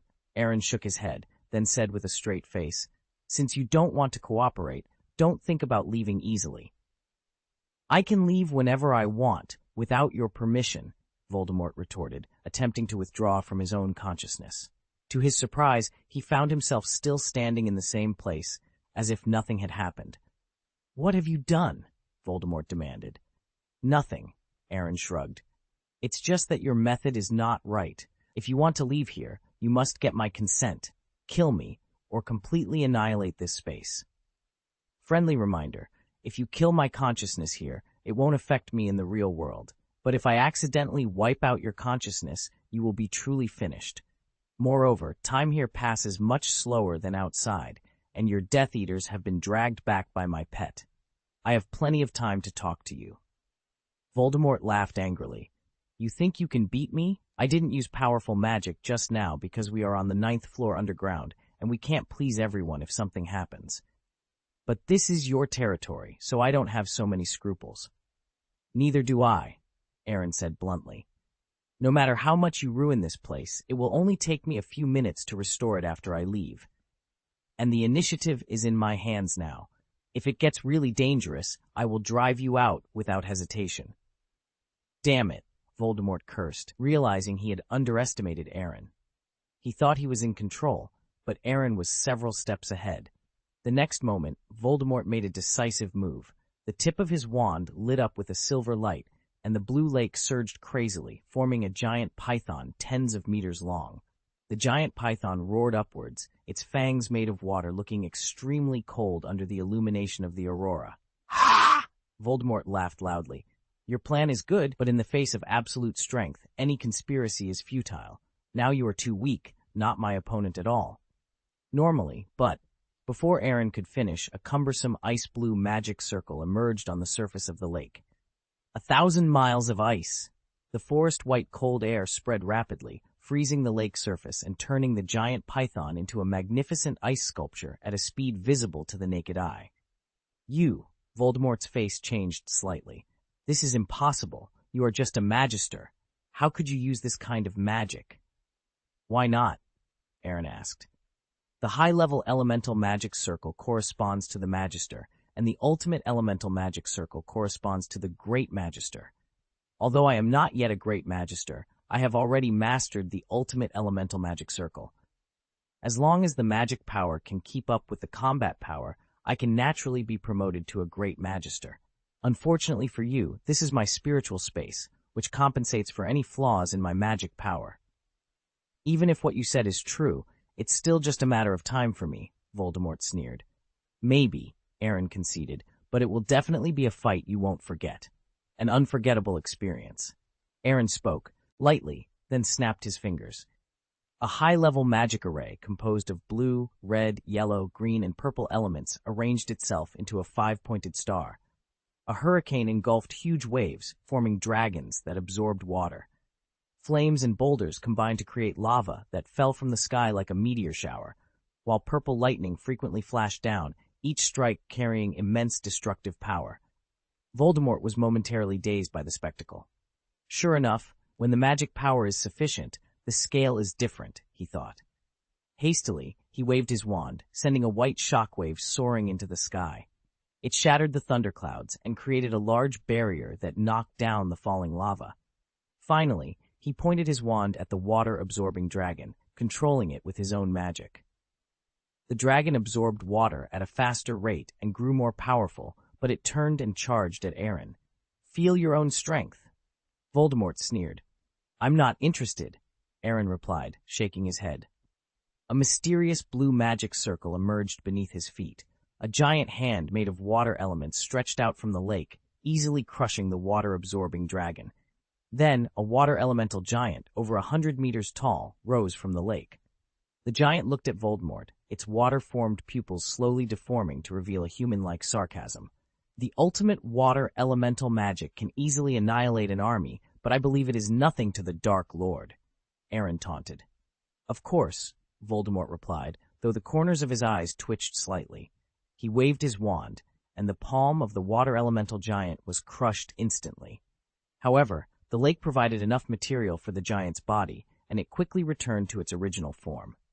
Seeing this, Voldemort roared, and green magic power surged wildly. The water elemental giant roared back but was still uncontrollably compressed into a water balloon. Boom! The water balloon burst, turning into a torrential rain. Amazing! Aaron applauded. But that's all. Voldemort snorted coldly. If you can only do this, then...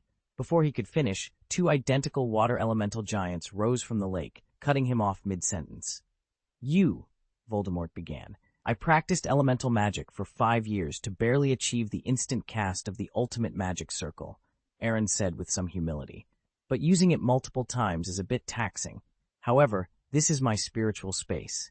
In a sense, I am the god here, albeit the weakest kind. With enough magic power to support me, I can attempt things that are impossible in the real world. Hitting one is nothing to the Dark Lord. I believe it's easy to hit two, Aaron added. Voldemort was speechless. Although he wished to smash Aaron to pieces immediately, he couldn't afford to be careless. The water elemental giants had a huge advantage in the water, each movement setting off waves tens of meters high. While dodging and defending, Voldemort used the levitation charm to control the two giants out of the water, then defeated them with transfiguration and vanishing charms. Although the powerful magic unleashed by a junior Great Magister was challenging, it was manageable for him. But before he could breathe a sigh of relief, 3 ice-blue magic circles appeared before his eyes. Is it over? Voldemort's face darkened completely. It depends on the situation, Aaron smiled and explained patiently. I don't dare to use the ultimate elemental magic indiscriminately in the real world. After all, I am just a magister, and this kind of powerful magic still consumes a lot of my energy. It takes less than 10 casts to drain my magic. But it's different here. With endless magical power and a thick sandbag, no, a qualified sparring partner, no. In short, you understand. It is truly an unforgettable experience. It seemed fitting to use a peak-level Grand Magister to test my future abilities. If you want to blame someone, blame your bad luck for trespassing into my territory. Hearing this, Voldemort was furious. He was about to cast a curse. 3 dragon roars echoed from the magic circle. 3 enormous ice dragons emerged, their fangs and claws glistening, their scales armored in ice, and their snow-white wings exuding a chilling aura. Though slightly smaller than the water elemental giants, they were no less intimidating. The ice dragons spread their wings, their claws skimming the lake as they hovered beneath the aurora. They unleashed their dark white dragon breath simultaneously, the triple shockwave converging mid-air and shooting straight at Voldemort below. Fiend fire, Voldemort roared, raising his wand. The blazing dark red magical fire collided with the dragon's breath. The flame, capable of incinerating everything, was released with Voldemort's full strength, and within seconds, it consumed the dragon's breath. Voldemort didn't stop there. He controlled the sea of fire to surge towards the 3 ice dragons. The dragons, tainted by the flames, began to melt rapidly. They roared in agony, then opened their massive jaws and lunged at Voldemort. As the 3 enormous burning ice masses hurtled towards him, Voldemort quickly apparated away. Whoosh! With a loud bang, Voldemort reappeared behind Aaron. Avada Kedavra! Voldemort shouted, but Aaron apparated tens of meters away. Voldemort pursued him relentlessly. The two engaged in a rapid exchange of spells, teleporting and then quickly separating. Voldemort remained unscathed, only slightly panting, while Aaron was slightly injured. However, in this space, Aaron's injuries healed at an incredible speed. The enraged Voldemort gritted his teeth, but his fury was impotent. He was confident in winning a direct confrontation, but Aaron's infinite magical power and terrifying self-healing ability were insurmountable obstacles. Unless he could deliver a one-hit kill, Voldemort knew he couldn't escape quickly. Even more troubling was the fact that his magical power couldn't be replenished here. If the battle dragged on, even a peak-level Grand Magister like him risked being overwhelmed. Chapter 5 of 7, The First Use of Forbidden Magic, The Awakening of Dragon Power. It's a great honor to be able to force the Dark Lord into close combat, Aaron said sincerely, without a hint of pretense. Voldemort frowned slightly. This kid, could he be up to something again? It was no wonder he thought this way. If he had the absolute advantage, he certainly wouldn't be so polite. A dead enemy is a good enemy. Actually, we don't need to fight to the death here, do we? Aaron continued. What are you trying to say? Voldemort asked, his tone sullen. The same condition as before. Promise to let us leave as a descendant of Slytherin, and I will let you leave here, Aaron said, his demeanor calm. But there's one more thing. You can't trouble me in the future. This transaction is very fair. After our battle, you must understand your current situation. I am invincible. Just that I can't trouble you? Voldemort's mouth curled into a hint of a smile. Can I understand that you don't care about other people? Aaron scratched his head. I have a deep understanding of Harry Potter's ability to survive, and according to the prophecy, you will definitely not let him go. Humph, Voldemort snorted softly. You are clever. Smart doesn't count. I'm just not stupid, and I don't want to touch your bottom line, Aaron said, waving his hand helplessly. Based on what I know about him, as long as he's alive, he won't give up fighting you. As for his friends... Aaron paused, gritting his teeth as he thought of Hermione, who he had teleported back to the Hall of Shenming. One more, Hermione Granger. A mudblood? Voldemort spat angrily, his face darkening. You're tarnishing your noble blood, Gaius. Stop it. It's not as serious as you say, Aaron said, forcing a smile. I just have some affection for her. You left her the portkey, which is quite a favor, Voldemort noted. Aaron's expression froze. That may have been a subconscious act. I regretted it later. It's mainly my mother. She reminded me to protect the girls around me. Let's not dwell on this. My request is simple. If she hinders your plans in the future, you have to let her go once. Are you sure? That's quite inexplicable, Voldemort said, puzzled. No way around it, Aaron said, shaking his head. I've warned her many times, but Gryffindors are like that. She might choose to help Harry Potter in the future. I see, Voldemort said, chuckling. I don't understand one thing. Now that you have the upper hand, why make peace with me? Slytherins are good at protecting themselves wisely, Aaron said bluntly. I don't believe in that prophecy, but I have a hunch that I can't kill you. A wizard who survived the killing curse he cast on himself and then made a miraculous comeback is synonymous with trouble to me. I don't want to mess with you, but you shouldn't get in my way either.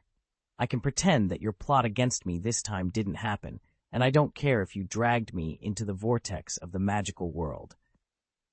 Voldemort raised his eyebrows, looking at Aaron with a bit more appreciation. Young people who are so knowledgeable about current affairs and how to advance and retreat are rare. He still had a few Horcruxes. Even if Aaron killed him here, it wouldn't be a serious injury, but the relationship between the two sides would be completely severed. Now, the other party took the initiative to take a step back and gave him a way out, which truly impressed him. However, what troubled him was that it had taken so much effort to trick Aaron into the Department of Mysteries. The Gaius family had adhered to their ancestral precepts and did not offer him any help.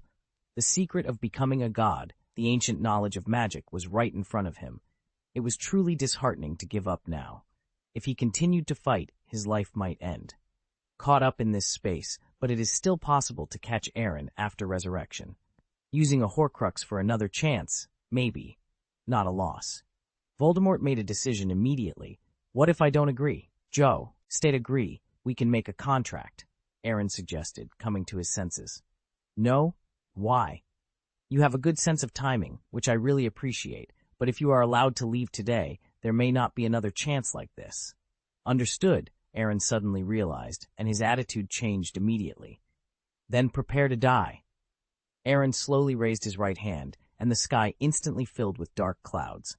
Black and purple lightning surged, transforming into a ferocious thunder dragon that covered the sky and blocked out the sun. Rays of lightning shot out from the dragon's eyes, tearing apart the sky and causing the space to vibrate. The calm lake below became choppy. The ultimate elemental magic may not be able to kill you, but it may not be the forbidden magic corresponding to the Holy Magister. Aaron grinned, showing his white teeth. In reality, this kind of terrifying magic is not enough. I really can't use it for preparation, but here, Voldemort's mind was shocked. Although he was infinitely close to the Holy Magister, and had even stepped into that realm with one foot, he was not a true Holy Magister after all. The previous ultimate magic circle just made him feel troubled, but this magic made him feel a deadly threat. But after the panic, it was pure surprise. Aaron's treasure trove might be bigger than he thought, which further strengthened his previous idea of trading a Horcrux for a chance. He immediately raised his wand, and his own magic power turned into a thick white beam of light, piercing the head of the Thunder Dragon like a sharp spear. "Hey!" The Thunder Dragon roared down, and the white magic power gradually faded amidst the thunder. Voldemort immediately increased the output of his magic power, and the white beam of light suddenly grew larger, suppressing the Thunder Dragon. Seeing this, Aaron was not to be outdone and instilled more magic power. A violent roar soon came from the dark clouds, and a black-purple thunder burst out instantly, engulfing the beam of light and Voldemort together. Boom! A huge explosion sounded. A crater was blown out of the surface of the lake, and endless lake water poured into it. The sky cleared in an instant, only a little black and purple thunder light slowly dissipating. "Call!" Aaron breathed a sigh of relief, feeling tired even with the mental space to back up that move. Looking at the crater in front of him where the lake water was pouring, the corners of Aaron's mouth twitched violently. No wonder the ancestors of Wayhet didn't allow him to practice forbidden magic at home. This could really destroy a city. "Cough! Cough!" A weak cough sounded untimely, and a cloud of black mist suddenly flew out of the crater.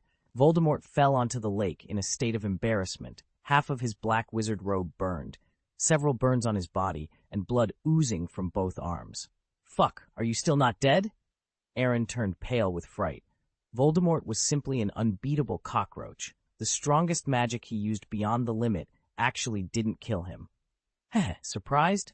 After all, you are not a Holy Magister, and I am not as weak as you think. This trick is not bad, but it is a magic that focuses on area damage, and I can still block it." "That's true," Aaron nodded thoughtfully. If he could compress the magic power into a single point and release it, Voldemort would definitely be wiped out. Not even a bit of dregs would be left. But the problem is that his current mastery of magic has not yet reached that level. "It doesn't matter, just make another cut," Aaron murmured. "Are you sure?" Voldemort taunted. "If you do it again, this space will not be able to maintain itself, right?" The corners of Aaron's eyes twitched slightly. Voldemort was indeed telling the truth. After all, his mental space had its limits. The structure had only been built for less than half a year. Although it looked impressive, it wasn't very sturdy. Otherwise, it wouldn't have been shaken by a single taboo spell. "Forget it. If it's troublesome, let it be trouble-so. Me," Aaron muttered, patting his forehead. Suddenly, his arms ignited with red golden flames. Dragon Slayer Profound Art, Red Lotus Explosive Flame Blade. Voldemort. Damn! The magic was astonishing. He quickly erected a barrier in front of him, but in his weakened state, the barrier shattered under the impact of the flames. He barely managed to stop himself after splashing into the lake a few times. "This is too much," Voldemort grumbled. "I was surrounded and attacked by 10 of your subordinates before. Targeting me with a sneak attack is just too deceitful," Aaron retorted disdainfully. He saw no need for politeness now that the gloves were off. "Dragon Slayer Mysteries." Seeing the flames ignite again in Aaron's hand, Voldemort seemed to have a sudden realization, a gleam flashing in his eyes. "Wait. Changed your mind, have you?" Aaron raised an eyebrow, and a strict contract appeared before him. "Sign the contract now, and we can still part ways amicably. In the future, the road will be open to both of us, and we can go our separate ways." "Don't get ahead of yourself," Voldemort sneered, flicking his wand lightly. A ball of fiend fire spewed from the tip, but he didn't stop there. He poured all his remaining magic power into the flames. Are you insane? Aaron looked at him suspiciously. I'm a dragon slayer mage. Burning down my space with fiend fire is just a dream. Aaron took a deep breath and inhaled a large portion of the flames. A small smile finally appeared on Voldemort's face. He then frantically began burning everything around him with fiend fire. Let's see how much you can consume. Aaron's expression changed dramatically as he realized Voldemort's intentions. Fiend fire was a magical flame that could burn everything. If he didn't stop it, the space would be consumed by the flames. But to stop the flames, he had to either seal them or eat them. Sealing took time, and Voldemort wouldn't give him that opportunity. The only option was to eat the fire. However, Aaron's magic power had an upper limit. Beyond that limit, his body might not be able to handle it, giving Voldemort a chance to escape. Watch this, Voldemort taunted triumphantly as he continued to set fires. What a simple thing. How could I complicate such a simple thing? Mr. Gaius, I think I'll be out soon. In the real world, the situation will be reversed in an instant. What you did to me, I'll return 1,000-fold. Aaron was furious, but had no choice but to turn his anger into appetite. Although the magic power replenished in the spiritual space had no effect on the real world, he couldn't just watch the space he had worked so hard to build crumble. Even if he could easily restore it with a single thought later, he would still feel regretful. He suffered from obsessive-compulsive disorder. Next time, he would use a defensive magic circle to cover every corner of his spiritual space, making it an indestructible fortress. Click, click. As Aaron swallowed the last flame, his body was covered with cracks, and traces of flames could still be seen through the gaps. Are you full?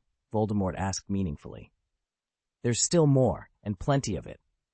You shouldn't have used fiend fire against me, Aaron said, overwhelmed but with a strange smile on his face.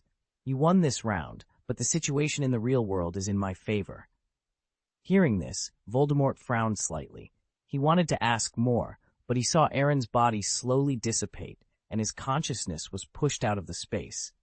After a moment, he returned to reality, feeling his real body and, with the relatively abundant magic power in his body, Voldemort breathed a sigh of relief. As Aaron had said, his state after leaving the mind space was unchanged from before entering it. Gaius, it was my negligence just now, but I won't make the same mistake a second time. Come with me obediently, and I will find a way to get what I want. I refuse. Aaron's voice was hoarse. As he raised his head, Voldemort took a step back in astonishment. For the sake of longevity, Voldemort had made himself inhuman and ghostly, but the person opposite him seemed even more vicious. Aaron's right face was covered with blue-black dragon scales. His right arm had transformed into a dragon claw, his pupils had turned into cold vertical slits, and a wing was slowly growing from his back. Roar! Aaron let out a thunderous roar, and the terrifying sound wave forced Voldemort back more than 10 steps. The loud sound attracted everyone's attention. The battle in the mental space had been particularly difficult for both Voldemort and Aaron, but in the real world, only a short moment had passed. Abe was still entangled with the 7 Death Eaters, and Harry and his friends were anxiously watching the battle. They had hardly noticed the sudden change in Aaron. Animagus? Voldemort asked sullenly. No, it's definitely not an animagus, and it's not a disguise magus. Mine is much more advanced than transfiguration, Aaron replied, clenching his right hand tightly. He could feel the immense magic power filling his entire body, and couldn't help but be a little fascinated. If there were a data bar for magic energy, he would probably see that his magic energy, which had been reduced to less than 3 digits, was now soaring rapidly, breaking through 5 digits in the blink of an eye and reaching the threshold of a great magister. Although the speed had slowed down a bit, it was still moving towards the bottleneck of a mid-level great magician. Voldemort also noticed the change in Aaron's state, and his mentality couldn't hold back. He felt as if fate had played a cruel joke on him. With great difficulty, he had beaten Aaron until he was on the brink of death, and then frantically fought in the mental space, almost losing his life before escaping. But as soon as they emerged, Aaron had exploded with power. Not only had his injuries recovered instantly, but his magic power had at least doubled. Was there any reason for this? Chapter 508. Twin Brothers, Order of the Phoenix arrives.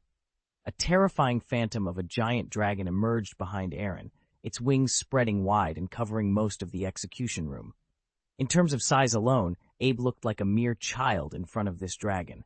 Gulp! The sound of swallowing echoed through the room as everyone stood in stunned silence. Although the dragon was a phantom, its presence was suffocating, and the extreme oppression it exuded seemed capable of tearing them apart effortlessly. What kind of power is this? A flash of fear crossed Voldemort's eyes. The power of the dragon, Aaron replied, his voice steady. It's the in-depth application of dragon-slaying magic. Under normal circumstances, to awaken this power, one would need to reach the level of a mid-level or even high-level Great Magister. Thanks to the fire you ignited in my heart space, although it has no connection to the real world, it has allowed me to absorb enough magic power from a peak Great Magister to barely awaken this power. How do you possess such power? Voldemort stared at Aaron enviously. It's not fair.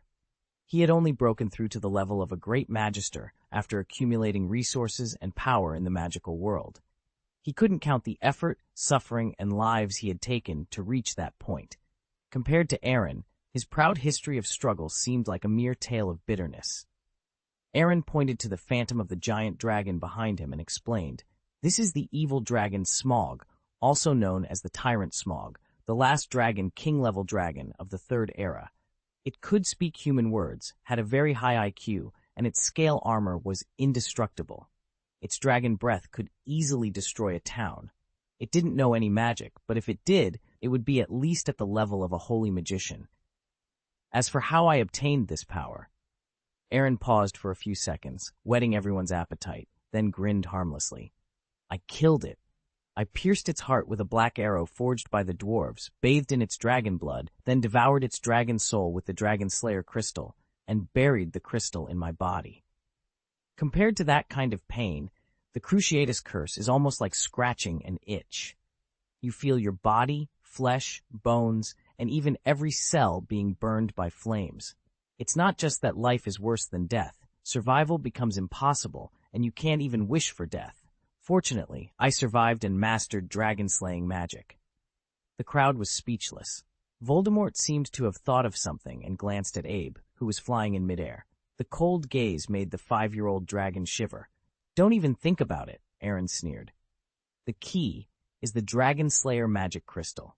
Without this material, even if you destroy all the dragons in the magical world, you won't be able to master dragon-slaying magic.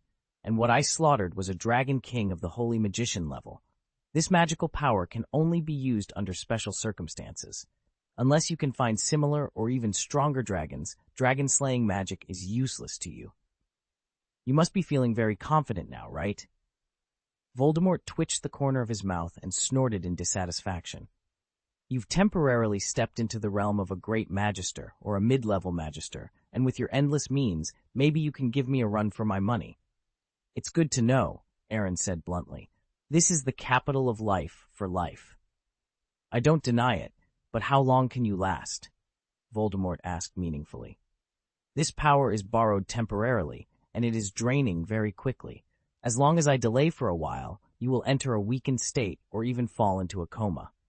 "This reminds me," Aaron reacted and attacked decisively. Transforming into a half-dragon had greatly improved his speed, strength, defense, and magic power. Various moves of elemental magic and dragon-slaying magic were also at his disposal. At his fingertips, their power was even greater than before. Voldemort seemed determined to avoid Aaron's sharp edge, dodging back and forth with apparition. He would only raise his wand for passive defense when he couldn't avoid an attack. This made the scene look very strange. The majestic Dark Lord seemed severely suppressed, extremely embarrassed, but oddly enjoying it. Aaron had the upper hand, but he only wanted a quick battle, an anxious look on his face. As their respective masters fought, Abe and the Death Eaters naturally continued their previous battle. Meanwhile, outside the execution chamber, the missing body received the memories and thoughts of the main body, and a smile crept onto its face. Awakened? That's a surprise. This way, some changes can be made to the previous plan. Relying on sneak attacks to gain an advantage and then looking for opportunities to escape is a bad idea after all. Personally, I am more inclined to negotiate peacefully, murmured the thought body. Then, it pointed its wand at the door. Boom! The black door was blown away and landed heavily in the center of the battlefield. The two sides who were fighting stopped in tacit understanding.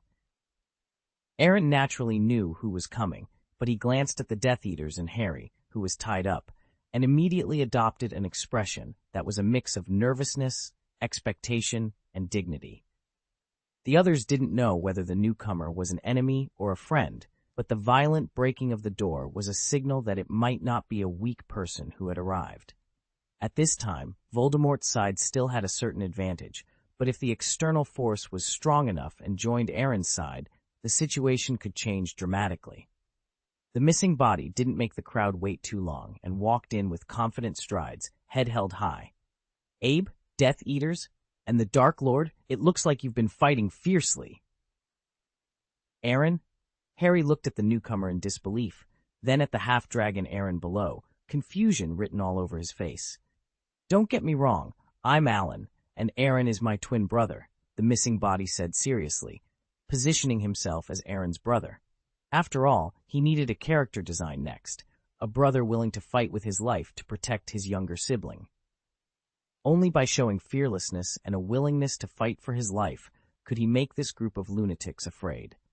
The missing body looked at Harry's forehead meaningfully. You must be Harry Potter. Aaron has told me about you more than once, and Sister Adrian has mentioned you once or twice. Sure enough, being famous is not as good as meeting in person. Your ability to kill is not ordinary. Thank you for the compliment. Can you let us go first? I'm afraid that won't work, Alan said confidently. I don't know you well, so I don't know if letting you go will benefit me, but there are certainly some downsides. As expected of a brother, Ron said speechlessly.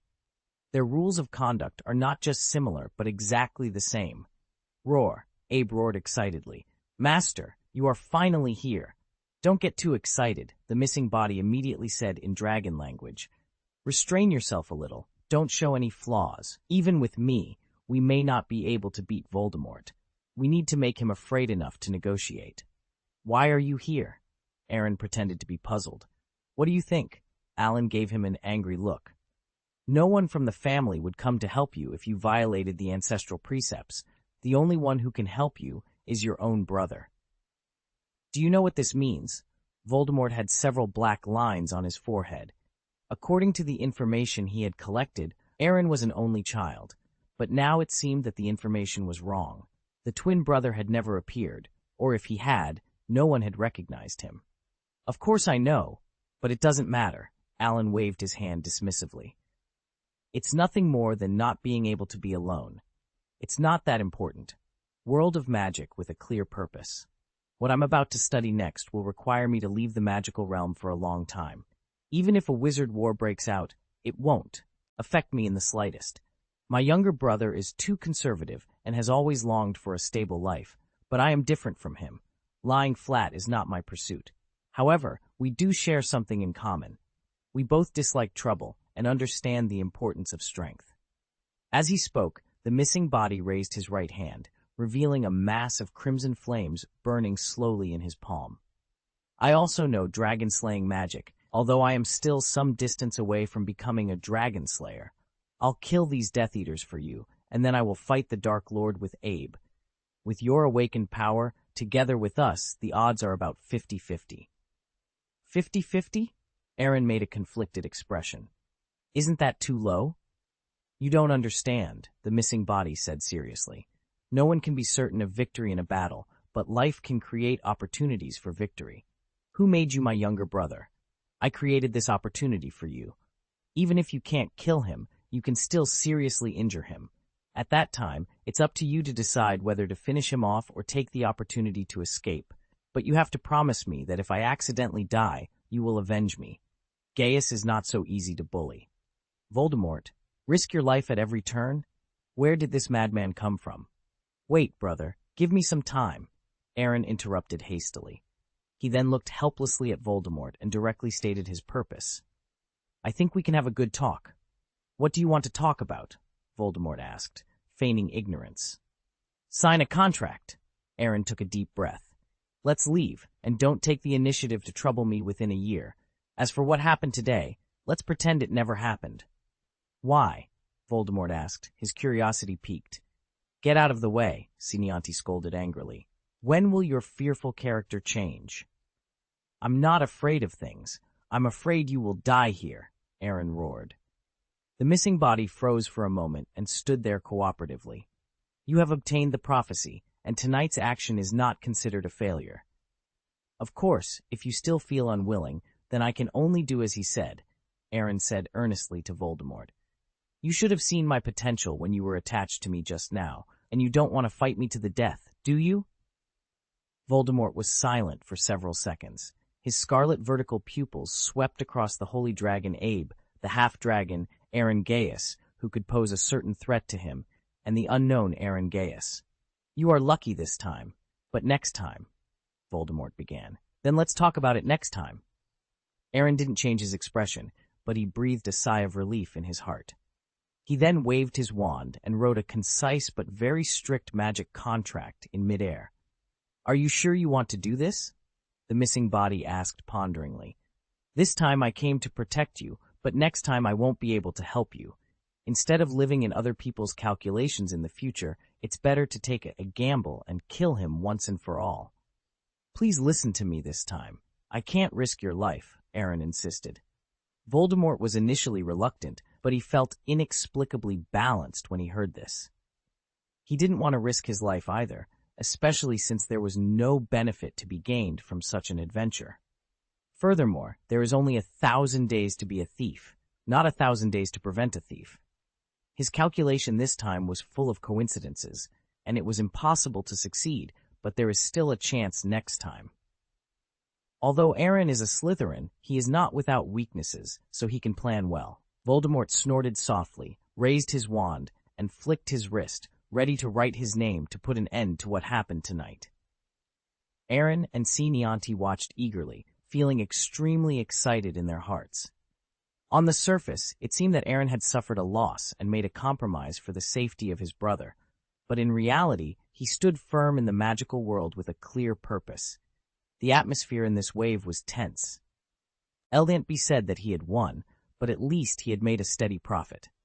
He was already involved, and it was impossible to extricate himself from this vortex.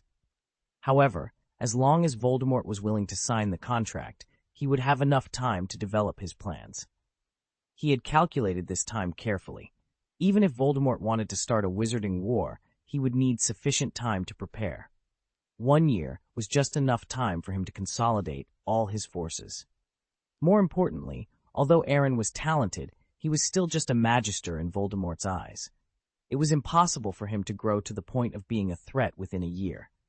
After a year, Voldemort's power would spread throughout the magical world, making it easier to deal with Aaron.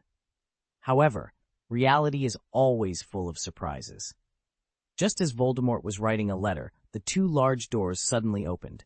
6 beams of bright white light descended from the sky, transforming into Sirius, Lupin, Moody, Tonks, Kingsley, and Snape upon landing. Aaron and his missing body looked at these members of the Order of the Phoenix, feeling as if 1,000,000 horses were galloping past them. If they had arrived earlier, he wouldn't have had to fight so hard. If they had come later, he could have gained a year of development time. But their arrival now exposed many of his cards and even jeopardized the peace talks. Unfortunately, this contract may not be signed, Voldemort sneered. Aaron also felt regret, but he had to pretend to be relieved. Otherwise, it would be disastrous if Voldemort saw through him. The 2 exchanged glances and apparated away in tacit understanding. Voldemort joined a group of Death Eaters, while Aaron teleported to his brother, Alan.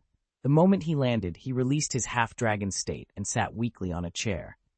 Abe also immediately reverted to his harmless cat form, but the bruises on his body were distressing to see. You have done a good job, Miss C patted Aaron's shoulder. At least in my opinion, it is impeccable, but now we can only say that the world is unpredictable. Aaron sighed. This could be considered a form of self-comfort. Chapter 509. Change the prophecy, steal Death's performance. Dumbledore just sent you here to die? Voldemort sneered at Sirius and the others.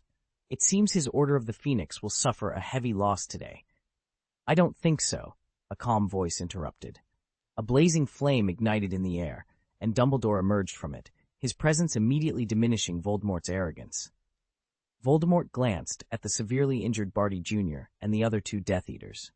Leave now.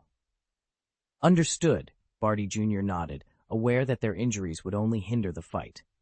You were foolish to come here tonight, Tom. The Aurors are on their way, Dumbledore warned. I'll be gone by the time they arrive, and you will be dead, Voldemort replied indifferently. The battle commenced immediately. Death Eaters clashed with members of the Order of the Phoenix, spells flying in every direction, creating a cacophony of explosions.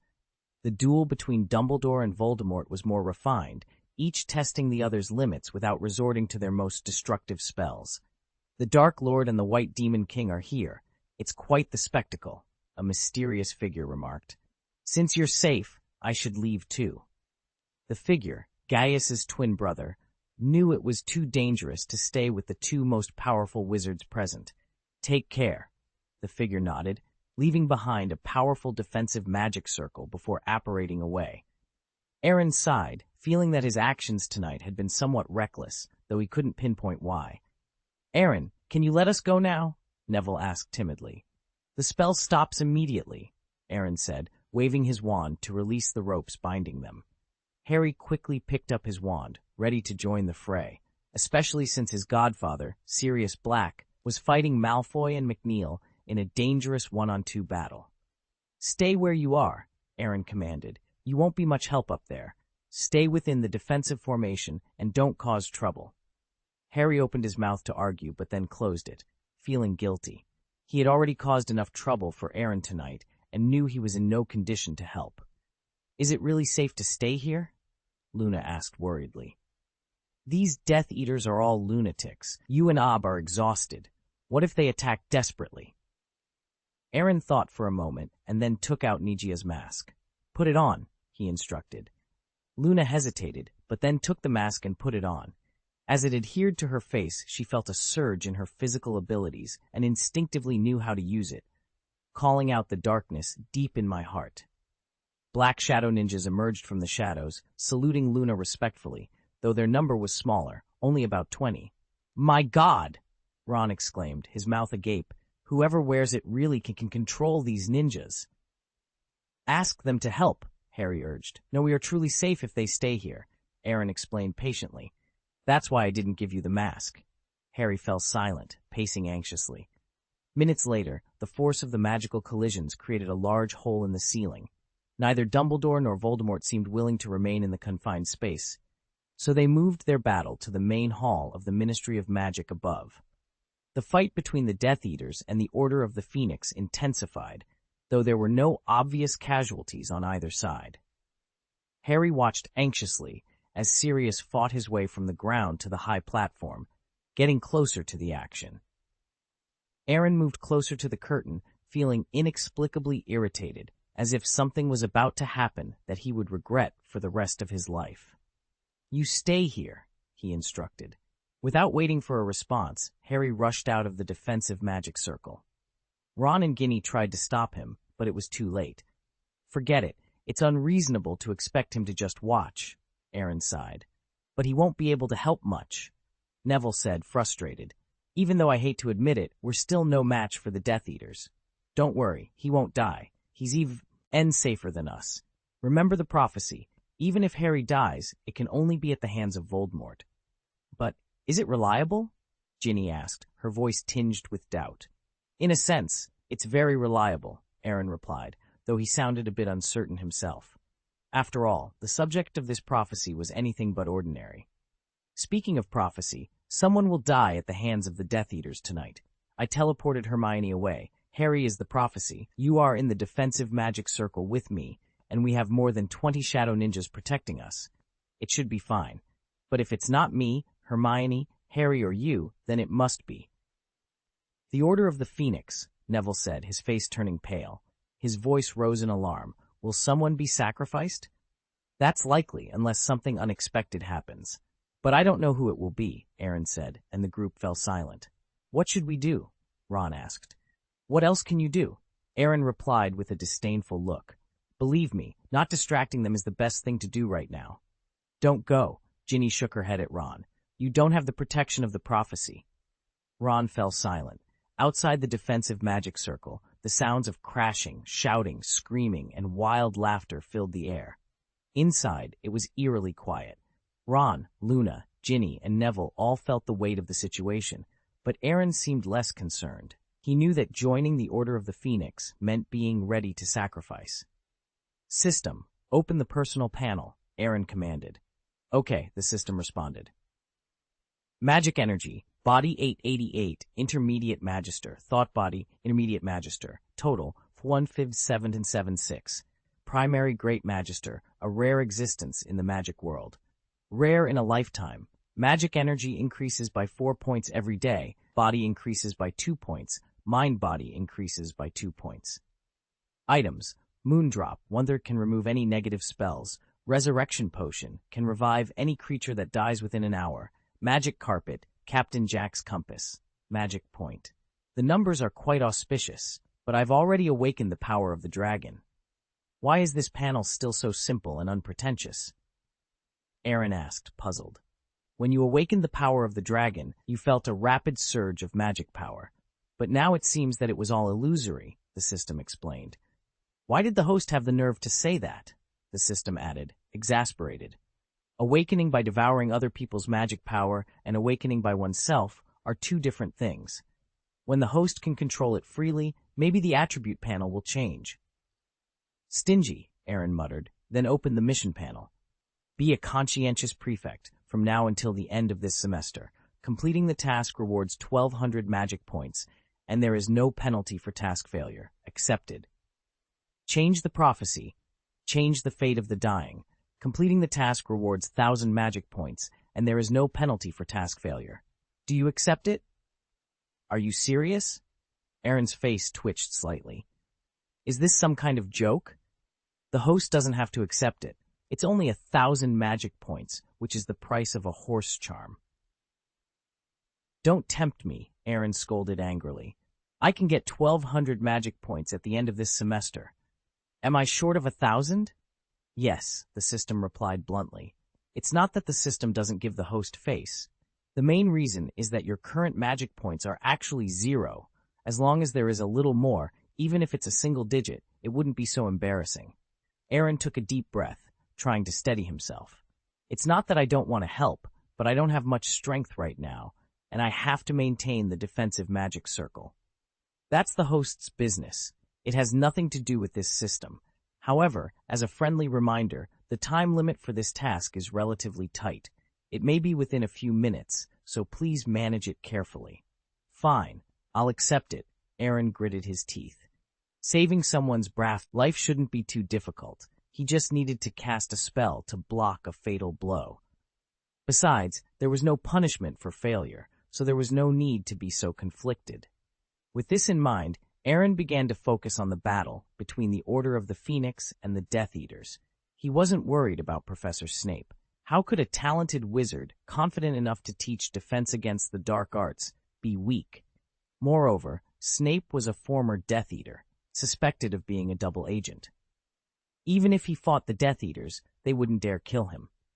Indeed, the battle between Professor Snape and Luke Wood was quite controlled, with both sides showing restraint, almost as if they were acting.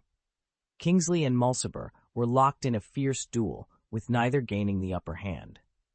Bella and Tonks had transformed into two balls of light, one black and one white, colliding repeatedly in the room. Amidst Bella's wild laughter, the black light seemed to have the upper hand. The battle between Moody and Antonin was much more intense, with both eager to kill each other.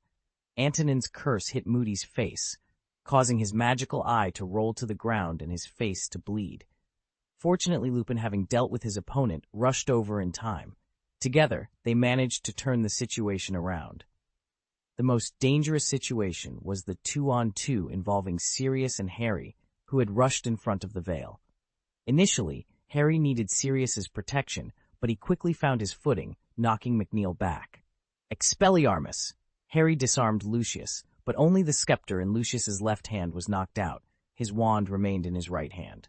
Nice job, James, Sirius said, mistaking Harry for his father, James Potter. With a slight flick of his right hand, Sirius disarmed Lucius completely and then knocked him off the platform with a red curse. At that moment, a green light shot towards Sirius's chest. It was Bella, standing on a high ledge, casting the killing curse. Tonks lay motionless on the ground, petrified. Boom! A red light suddenly shot out from the side, deflecting the killing curse. Thank you, Sirius said, expressing his gratitude to Aaron with lingering fear.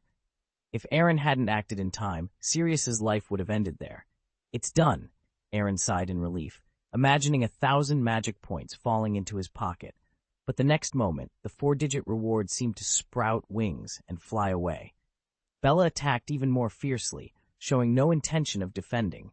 She relentlessly cast the killing curse at Sirius, as if she wouldn't stop until her cousin was dead. In this deadly magical duel, Sirius could barely hold his ground, and Harry couldn't intervene at all. Bella suddenly apparated behind Sirius. Avada Kedavra! Stop, my 1,000 points! Aaron stood up immediately, teleporting to Sirius just as the green light hit him. He patted Sirius's abdomen with his palm, making a tugging motion as if pulling something out, though no one could see it. Sirius fell towards the veil, his descent slow but inevitable, drawn by the veil's pull towards death. Bellatrix squealed triumphantly, gave them a defiant grin, and fled through a door. Before Harry could recover from the shock of losing his godfather, he saw Aaron pounce on the veil.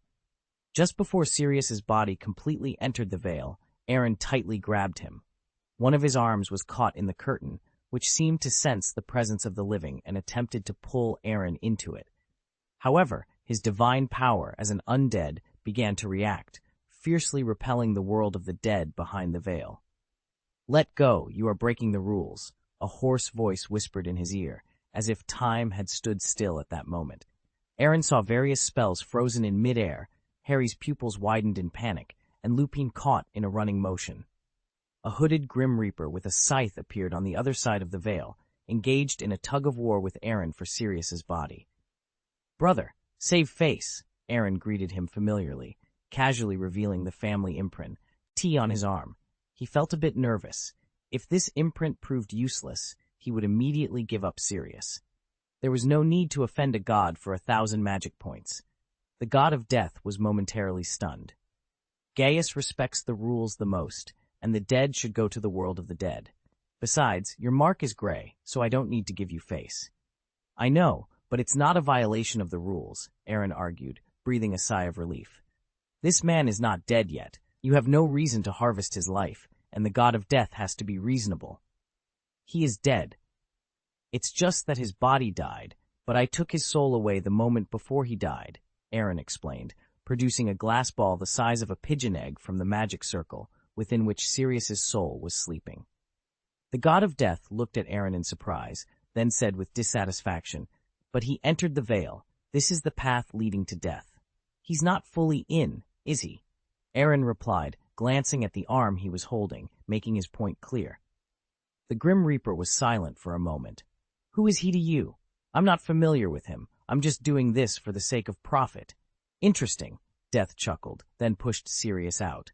Chapter 510. Does this look like a joke? Aaron staggered back a few steps, and before he could react, Sirius landed beside him. Then he heard heart-piercing wailing. Harry rushed to Sirius quickly, shouting in panic, "Sirius! Sirius!" Lupin also ran over, looking at his friend's body. His eyes seemed to lose all color. "Help him, Lupin. Please help him," Harry pleaded desperately. "We can't do anything," Lupin said, trying to comfort Harry as much as possible, but his expression was filled with grief. "Harry, Black is dead, hit by the killing curse." "No, he didn't die. How could he die?" Harry refused to believe it. They had planned to live together in the future. "Yes, he is not dead. He will live in your hearts forever," Aaron said, patting Harry on the shoulder. He decided to keep his good deed a secret. After all, the method of pulling the soul out of the body was too easy to be misunderstood, and the Imperious curse was not as shocking. "Save him. Yes, you can save him." Harry looked at Aaron expectantly, like a drowning man grabbing the last straw. "Are you kidding? How could I save him?" Aaron asked, bewildered. "That bottle of potion, the one that can bring the dead back to life within an hour," Harry said incoherently. Hurry up and take it out. Aaron blinked. I'm sorry, the bottle of potion is not on me. There is still a little time, and there is still time to get it back, Harry insisted. I'm afraid not. I put that thing in Gringotts. The key is in the treasure house at home. It's too late to go back and forth, Aaron said seriously, though he was lying. And if there is no accident, since I showed up here, my assets were seized from the moment I started. Harry's hope was instantly shattered, and his eyes turned gray. Did you say that on purpose because you didn't want to save him? Aaron was stunned, and the corners of his mouth twitched slightly. Nima, I decided to retreat and came to save you, and even almost put myself in danger. It's fine if you don't appreciate it, but it's too chilling to treat the savior with such a skeptical attitude. It's a pity that I just negotiated with the god of death to get back this corpse. So what? Aaron's temper flared up instantly. You have no right to blame me, and he wouldn't have died if you hadn't insisted on going your own way. Harry was stunned speechless, then roared and chased after Bellatrix. Lupin tried to stop him, but his hand dropped halfway. Won't you stop him, Professor Lupin? Aaron asked. It might be better to let him vent it, Lupin said weakly. Dumbledore is there. He can definitely protect Harry, and the Aurors will come soon. I hope so, Aaron said indifferently. Lupin put away Sirius's wand and sat sadly beside his corpse. I should apologize to you on Harry's behalf. He was just too emotional. I hope you don't mind. I won't accept it, Aaron snorted. He may be calling me selfish in his heart now. The potion that revives the dead, you really... Lupin began. I didn't bring it with me, and even if I had, it might not be able to save him. Aaron interrupted immediately. Sirius's soul was still in his hands. He was not really dead, and it would be a waste to use the resurrection potion. Lupin glanced at the windlass and automatic curtain as if he understood something. Thank you for bringing Sirius back. You are indeed a descendant of the gods. No one has ever brought back anything from the curtain before. Hearing this, Aaron's pupils shrank violently. A thunderbolt from the blue suddenly exploded in his heart, tearing up all doubts. Professor, how do you know that I am a descendant of a god? Aaron asked, his voice trembling. Lupin's face changed slightly, and a look of panic flashed in his eyes. After a few seconds of silence, he opened his mouth hesitantly. Okay, no need to explain. Your hesitation and entanglement have already told me the answer, Aaron said sadly, with a bit of bitterness on his face. Professor, I would like to ask you a question. What is the question? Lupin asked. Do you think I'm a joke? Aaron asked, his voice filled with pain. Of course not, Lupin retorted. You're the best I've ever seen, and very, very brave. Thanks, Aaron replied, his voice barely a whisper, for you to capture them. Aaron interjected, his voice steady and composed. You might want to hurry before they find a way to escape. Fudge, still in shock, nodded absent-mindedly and hurried off with a few Aurors in tow. The rest of the witches and wizards in the hall began to disperse, murmuring amongst themselves about the night's events. Aaron turned to Professor Snape, who was still watching him with that same complicated expression. Thank you for your concern, Professor, Aaron said, his tone respectful but firm. But I can manage on my own. Snape's eyes narrowed slightly, but he nodded. Very well, but be cautious. The Dark Lord's influence is spreading, and it's not safe to be alone. Aaron gave a small smile. I appreciate the advice. I'll be careful. With that, Aaron made his way out of the Ministry of Magic, his mind racing with the night's events. The battle had been intense, and the sight of Harry being possessed by Voldemort was something he wouldn't soon forget. He couldn't help but feel a mix of frustration and admiration for Harry's resilience. As he walked through the quiet streets, Aaron's thoughts drifted to the glass ball in his pocket. It was a powerful artifact, one that could reveal the truth he sought, but he hesitated to use it, fearing what he might discover. Master, Ab's voice broke through his thoughts. The small dragon flew beside him, its eyes filled with concern. Are you sure you're okay? Aaron sighed, rubbing the dragon's head affectionately. I'll be fine, Abe. We have a lot to do, and we can't afford to be distracted. Abe nodded, though it still looked worried. Just remember, Master, you're not alone. We all care about you. Aaron smiled, feeling a warmth in his chest. Thank you, Abe. That means a lot. As they continued their journey, Aaron couldn't shake the feeling that the events of the night were just the beginning. The war against Voldemort was far from over, and he knew that he would need all the strength and courage he could muster to face the challenges ahead. But for now, he allowed himself a moment of peace, walking through the quiet streets with his loyal companion by his side. Dumbledore, Fudge gritted his teeth, glaring at him. Come on, catch him. I don't want a duel with your people, but if you force me, I will have to defeat them again. Dumbledore's voice carried a hint of anger. Now is not the time for you to abuse your power and create trouble for no reason. You have all seen the evidence with your own eyes, which proves that what I have been telling you for a year is true. Voldemort is back. You've been wrong for 12 months. I didn't. Fudge stammered, trying to cover up his major mistake in decision-making, but the people around him looked at him with mistrust.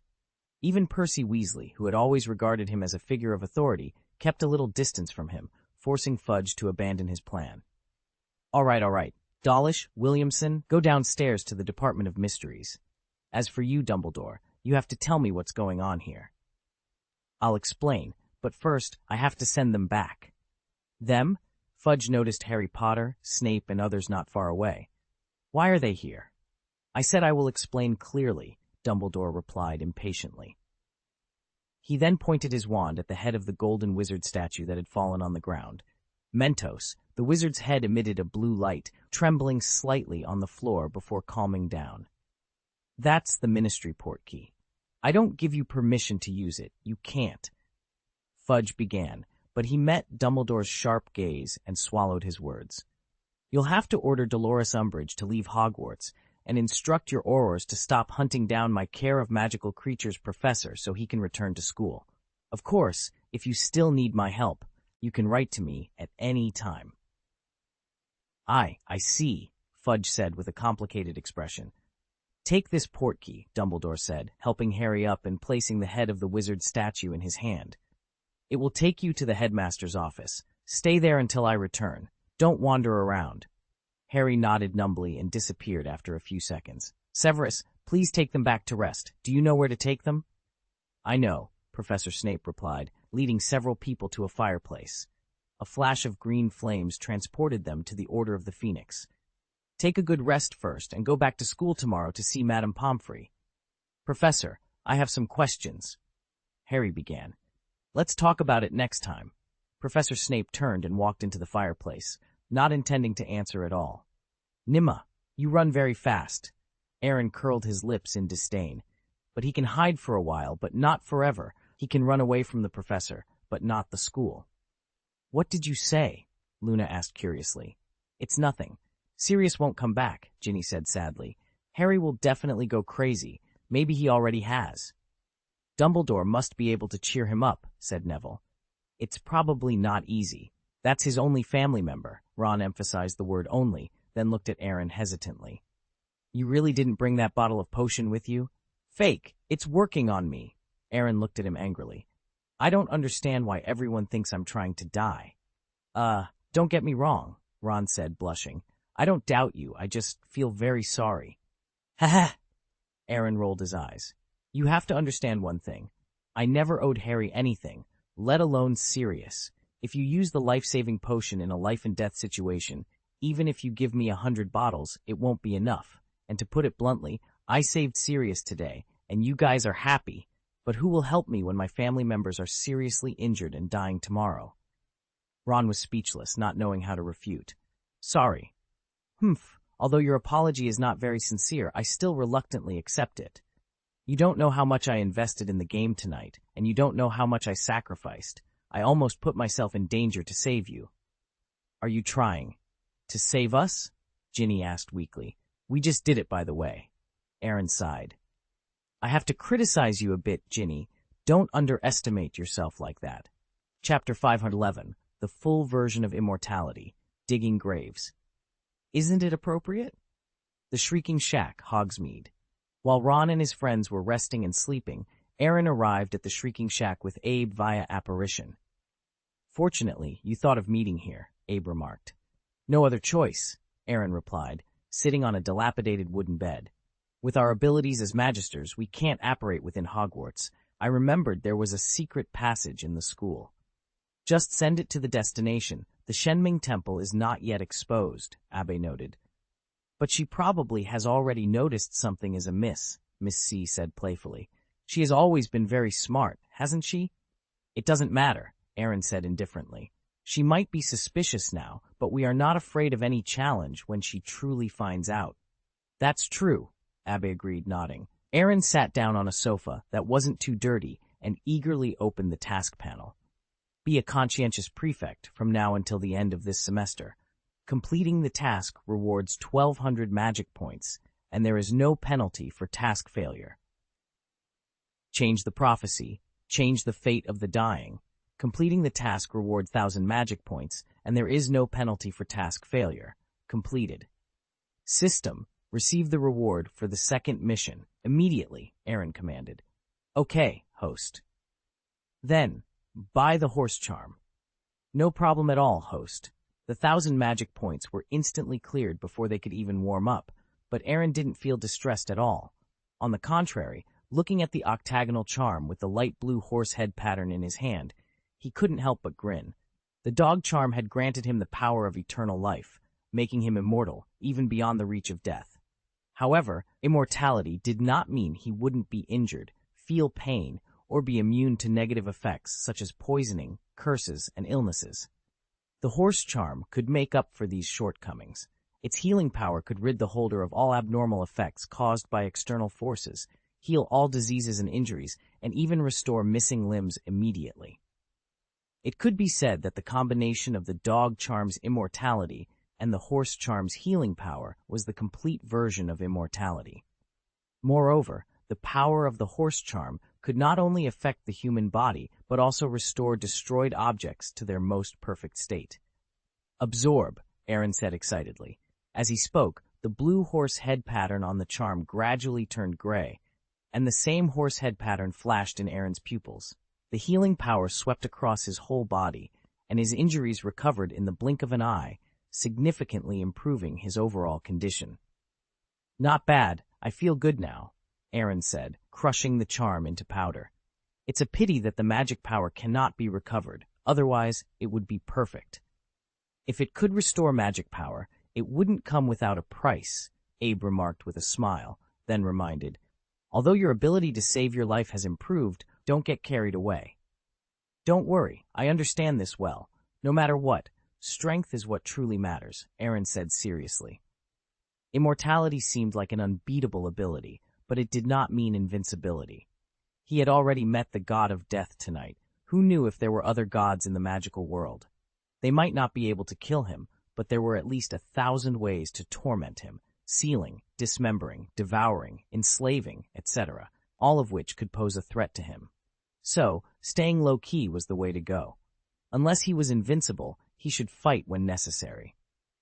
Let's get down to business, Miss C said. After I went back, I thought about it carefully. It wasn't just that something was wrong with what happened tonight. It was very wrong. I have the same feeling. There are too many coincidences, Aaron said, the smile on his face gradually fading. It feels like it was arranged by someone, Aaron mused, his voice tinged with suspicion. That the appearance of little Barty prevented us from leaving in time, and then we had to face Voldemort. The missing body took over. The secrets and knowledge of the Gaius family greatly stimulated the Dark Lord's interest in us. He didn't want to be a prisoner or an experiment subject, so we had no choice but to fight to the death. We exposed a lot of our trump cards: the magic circle, Abe, the spiritual space, dragon transformation, and my avatar. The twin brothers looked quite intimidating, but they couldn't withstand scrutiny. If anyone spent some time investigating, they would know my identity is fake. But the more we were exposed, the more Voldemort became interested in us. The mere secret of becoming a god was enough to make him focus on us. Our family relies on 2 words, talent, Aaron sighed. This is the shadow of our ancestors, but he will not believe it, let alone accept it. In a sense, tonight has already escalated, and our threat to him will skyrocket, just below Dumbledore. After he finishes with Dumbledore, we will naturally be the next target. What's more interesting is the timing of the Order of the Phoenix's appearance, the missing body sneered. When I appeared to ease the conflict between the two sides, and Voldemort was about to sign a 1-year truce, they happened to come. Can you tell me there is such a coincidence? This probability is even smaller than winning billions of dollars in lottery tickets. Who said it wasn't? Aaron chuckled. Several times in a row, when we were about to climb out of the vortex, we were somehow pushed down by a black hand. We are forced to stand on the opposite side of Voldemort, and we are not even given a chance to seek peace.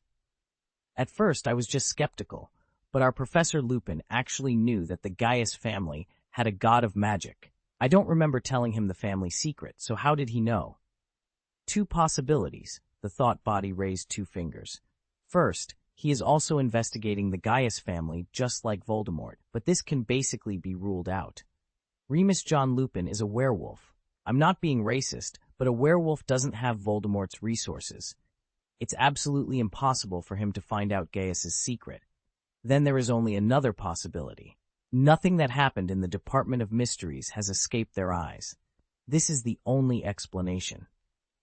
It stands to reason that Professor Snape should have informed the Order of the Phoenix long ago, and Harry, the others, and we also put most of our hopes on the support of the Order of the Phoenix.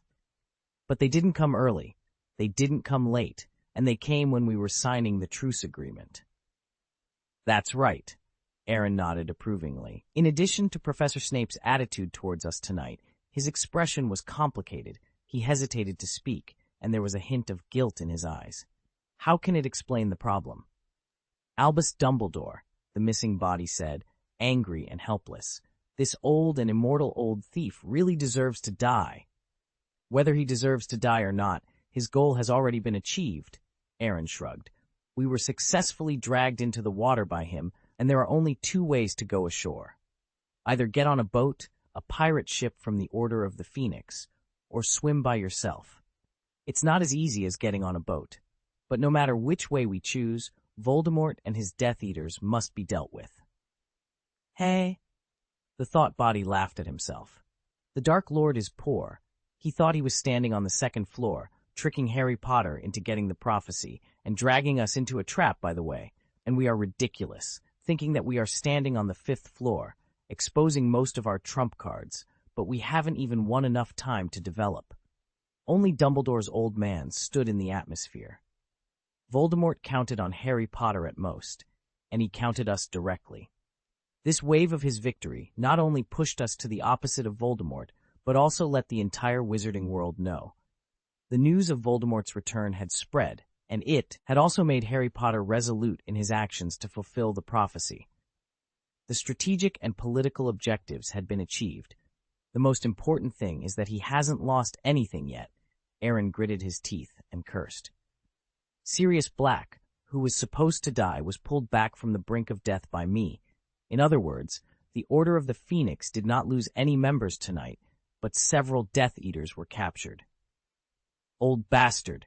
I've learned a lesson today. It really doesn't matter if a good person hurts a bad person. I thought he was just playing around for the past few years, but he didn't expect to strike so decisively, Aaron continued, his frustration evident. Skills are not as good as people, so why not? Miss Nianti smiled bitterly. Besides, in a sense, this is all speculation. We don't have any concrete evidence, and we owe a favor to the Order of the Phoenix. There is still evidence, Aaron said, taking out the glass ball that stored Sirius's soul. I'm not sure about the others, but he is definitely an insider. All in all, this matter cannot be left alone. We can't let it go like this, but we can only think about it in the long run. Senian's body comforted him. Hearing this, Aaron took a deep breath and gradually calmed down. I can't get out anymore, so I have to find a way to get some benefits. How do you want to do it? Senian asked. Aaron smiled without saying a word and tossed the glass ball in his hand. This is not good. Senian seemed to understand Aaron's thoughts, and his expression became particularly unnatural. I am not against it, but we are decent people. Digging graves isn't appropriate. This is a necessary bargaining chip, Aaron said solemnly. A Sirius with only a soul left is at best a Hogwarts ghost, with almost no value, but a living Sirius is quite different. He is the sole heir of the pureblood Black family, the godfather of the savior Harry Potter, an important member of the Order of the Phoenix and a close friend of Remus Lupin. Wait, stop, Scion interrupted. I know what you said, but the dirty work of digging graves must not be done by yourself, right? Aaron laughed. Don't pay attention to those details. What you do is no different from what I do. It's a big difference, okay? Scion showed an aggrieved look on his face and started listing tasks on his fingers. Homework, school exams, making bullets, practicing magic circles, giving suggestions, etc. These tasks are more than enough, but I can bear it. But digging graves and robbing graves, what the heck is stealing corpses, is too difficult for others. To go or not to go? Aaron asked. Go, Scion said with a look of grief and indignation. The main body has decided if I don't say it, I'm afraid I can't. You don't need to do it yourself, Aaron smiled awkwardly. The Black Shadow Ninjas can do this job, but they may not be able to do the finishing work well. I need you to supervise and add an insurance policy so that no one can see that Sirius's body has been stolen. But be careful, the speed must be fast. It will be difficult to handle if the corpse rots. I see, Sion's face looked better. But after all, Sirius has been hit by the death curse, and he can't be resurrected by just stuffing his soul back into his body. His body may even affect the state of his soul. Let's get the corpse first. As for the rest, we'll think of a way slowly. If it wasn't for what happened tonight, I might still be able to heal him with the horse charm. But now I'm afraid the ability to heal must not be revealed, otherwise the old man might plot something against us. Scion thought for a moment, and then agreed. It makes sense. The easier it is to get, the less you know how to cherish it. The next day, Aaron left the dormitory early in the morning, as if nothing had happened the previous night. He changed into a new set of clothes and brought Aaron, who also changed into a new set of clothes, to the auditorium. One person and one dragon seemed to be extremely hungry and kept feasting. Until they saw Professor Snape sitting on the teaching bench, they stopped in unison. Aaron gave Professor Snape a smile and then walked over. Professor, I have some doubts that need to be answered, Aaron said. I refuse to answer any questions during mealtime, Snape replied flatly.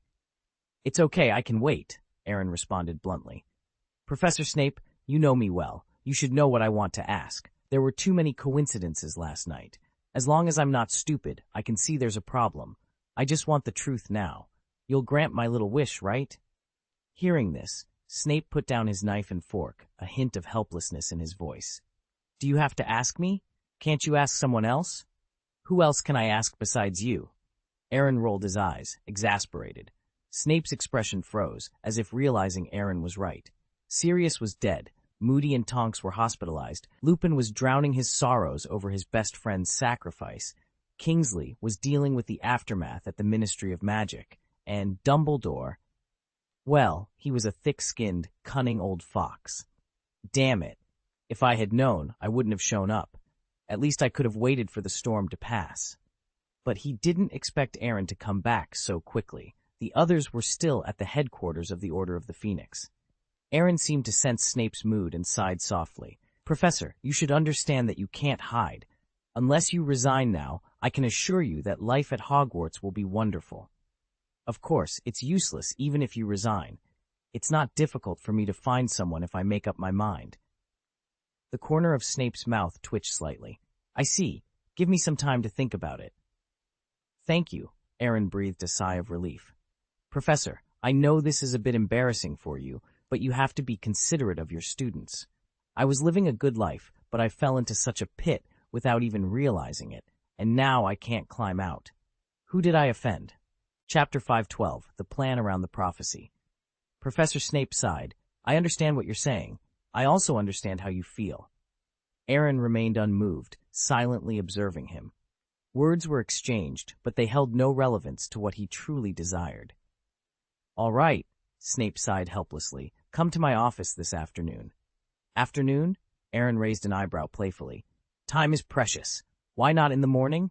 After breakfast, I can make you a pot of tea, and we can chat leisurely.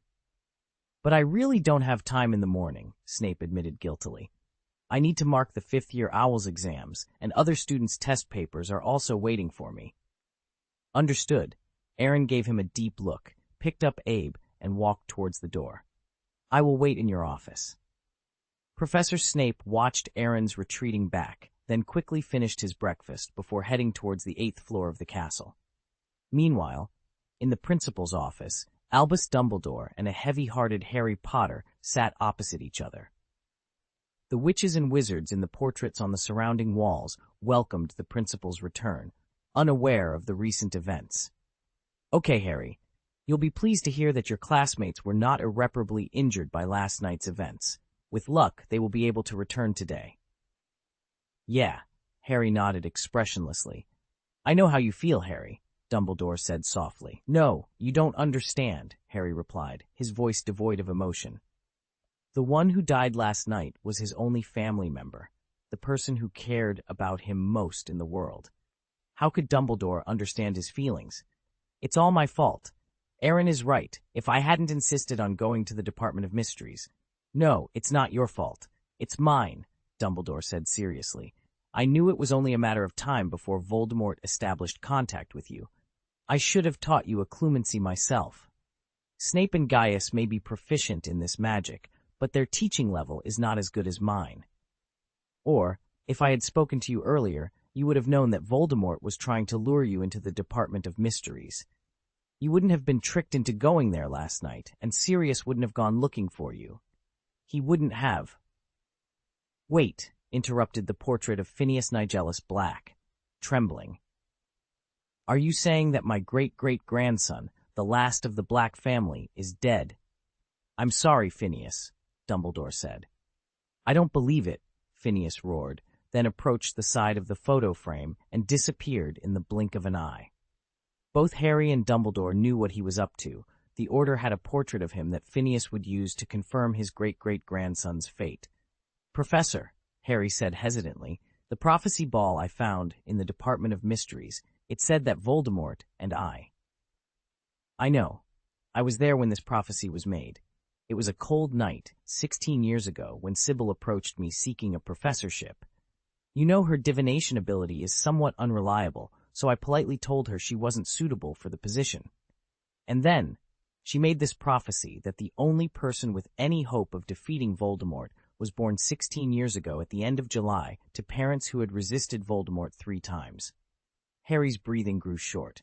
Dumbledore's admission was far more reliable than the cold prediction ball. "You mean I am the boy?" "Oddly enough, there were 2 eligible people at the time. One is you, Harry Potter, and the other is Neville Longbottom. But if that's the case, why are my and Voldemort's names marked under the prophecy ball?" When Sybil first applied for the job, she chose the relatively cheap Pig's Head pub, which had poor secrecy and attracted a more mixed clientele than the 3 Broomsticks. There, you can never guarantee that your conversations won't be overheard, and like you, I have suffered. Of course, I never dreamed at the time that she would make any worthwhile prophecy. Fortunately, the eavesdropper was caught halfway through the prophecy and thrown out of the Hog's Head. So what Voldemort knew at the time was only the first half of the prophecy, that a boy capable of defeating him would be born at the end of July, and his parents had resisted Voldemort 3 times. Voldemort didn't know the second half, which stated that the Dark Lord would mark him as a rival. Having said this, Dumbledore pointed to the scar on Harry's forehead. This mark allows the people in the Hall of Prophecy to make corresponding judgments. Harry frowned slightly. "Isn't this a little sloppy?" "I've thought about it before, but then I considered it might be true. You have grown so much in the past 5 years that you can face Voldemort directly." "That's because he wanted to torture me slowly," Harry said with a self-deprecating smile. "I'm not even a Magister. How could I beat the Great Magister? I saw the battle between you and Voldemort with my own eyes. I can't get involved in a battle of that level. The aftermath alone could kill me. If Voldemort had been a little more serious, I might have died long ago." "But you are still alive, aren't you?" Dumbledore comforted. "You have escaped from him several times, and each time you have made great progress. I have also done some tests over the years. The Sorcerer's Stone, Dementors, and even the Triwizard Tournament have shown me your abilities and qualities. To be honest, your progress has made me ecstatic more than once. But I'm really no match for Voldemort, Harry said pessimistically. As he said, the strength of wizards is affected by their talents. Even if I reach my peak, I'm afraid I can't beat him. This is undeniable, but the actual situation is affected by many factors, Dumbledore said patiently. Didn't Aaron say that a magister can defeat a great magister when he taught you? He seems to have said that, Harry murmured. Wait, Professor, how did you know that? I'm the headmaster. I know a lot about the school, Dumbledore said proudly. From your meeting at the Hog's Head Bar to Dobby's recommendation of the Room of Requirement, I paid attention to it. When you were in the first class, I used an illusion spell to listen in once. I have to say, Aaron's teaching ability is no worse than that of ordinary professors. So that's the case, Harry exclaimed. So you should have some confidence in yourself. Voldemort seems to have accidentally transferred some of his own abilities to you when he attacked you more than 10 years ago. The scar on your head can clearly sense his presence, no matter what disguises he puts on. It's your advantage, Harry, one that no one else has. Harry looked bitter. I don't want this kind of advantage. Yes, it is both a blessing and a curse, but in any case, the choice is made, and one of you and Voldemort must kill the other. Professor Dumbledore, Harry took a deep breath, his face troubled. You are what Voldemort fears the most. If you can defeat him, I don't think the prophecy is 100% accurate, is it? I would like to, too, if I could, Dumbledore smiled helplessly. But Harry, under what circumstances do you think I would choose to believe in the prophecy and even prepare for it for more than 10 years? Harry froze for a moment, a terrible conjecture emerging in his mind.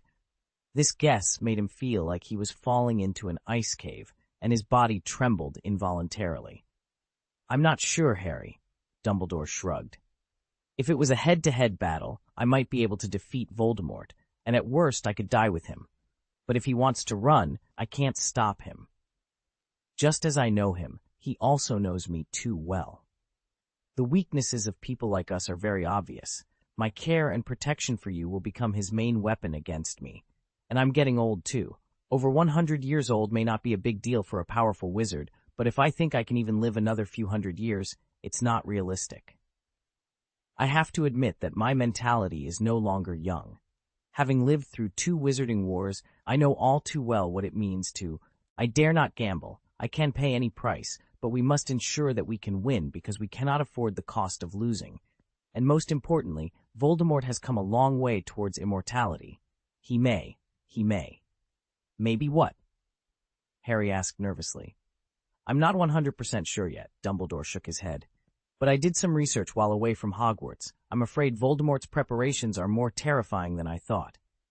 Harry swallowed hard, feeling an inexplicable pressure and deep self-doubt. If Dumbledore thinks he can't handle it, can he really do it? Maybe there are other possibilities, Harry said weakly. Aaron can definitely do it. He's much better than me. He single-handedly blocked 10 Death Eaters in the Department of Mysteries and even fought Voldemort to a standstill. Gaius? Dumbledore's face suddenly became complicated.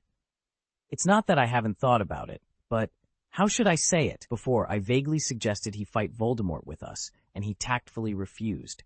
As for now, compared to Voldemort, I think he wants to kill me more. Professor, what do you mean? Boom, boom, boom. Just as Dumbledore was about to explain, there was a knock on the door. Come in. Professor Snape walked into the headmaster's office, slightly taken aback when he saw Harry Potter, then looked away. What's the matter, Severus? Gaius came to me just now, Professor Snape said, his face uncertain. He has already noticed something is wrong, and he wants an explanation. That's normal, Severus, Dumbledore sighed. That kid is smarter than anyone else. He should have figured it out once he realized it. But he shouldn't be asking me for an explanation, Snape said sullenly. Lupin, Moody, Kingsley, Nymphadora, anyone but me. Severus, I understand your feelings very well, but right now you are indeed the most suitable candidate. Headmaster, it's easy for you to say. I should be the person he trusts most at Hogwarts. If I tell him, what will happen to my reputation? Then what do you suggest? You explain it to him yourself, Snape said seriously. This was your arrangement, and I'm just an executor. Dumbledore pursed his lips, and Harry rarely saw a hint of embarrassment on his face. Professor Snape, I'm afraid that really won't work. You have the best relationship with him. You can explain it in a way that might help him suppress his emotions. If it were me, it would probably have the opposite effect. Hearing this, Professor Snape did not hide the sarcasm on his face. Headmaster, do you still care about this? Dumbledore's old face suddenly became a little uncomfortable, and he said with a low voice, "This is my request to you, Severus.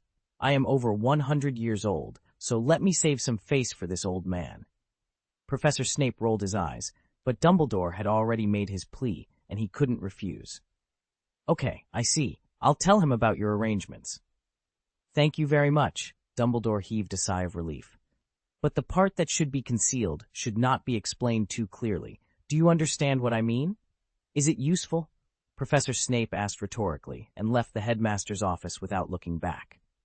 "Professor," Harry looked at Dumbledore puzzled. "What are you talking about?" "It's better that you don't know about it," Dumbledore said reluctantly. "You shouldn't keep hiding it from me, right? This has a lot to do with Aaron, and I feel I need to find out." Dumbledore was silent for a long time, rubbing his forehead helplessly. Finally, he said with a wry smile, "You know, Aaron's strength and talent far exceed those of his peers, and there is a powerful family behind him. If we can get them to join the fight against Voldemort, our chances of winning will be greatly improved, and the number of sacrifices will be greatly reduced." Harry nodded. Dumbledore nodded approvingly. Whether it was the battle after the Triwizard Tournament or the skirmish at the Department of Mysteries last night, both events proved his point. However, the Gaius family has an ancestral precept that prohibits future generations from joining disputes in the magical world, Dumbledore sighed. Neutrality is a position the Gaius family has maintained for thousands of years. As long as he abides by this ancestral precept, even a wizarding war will not affect him.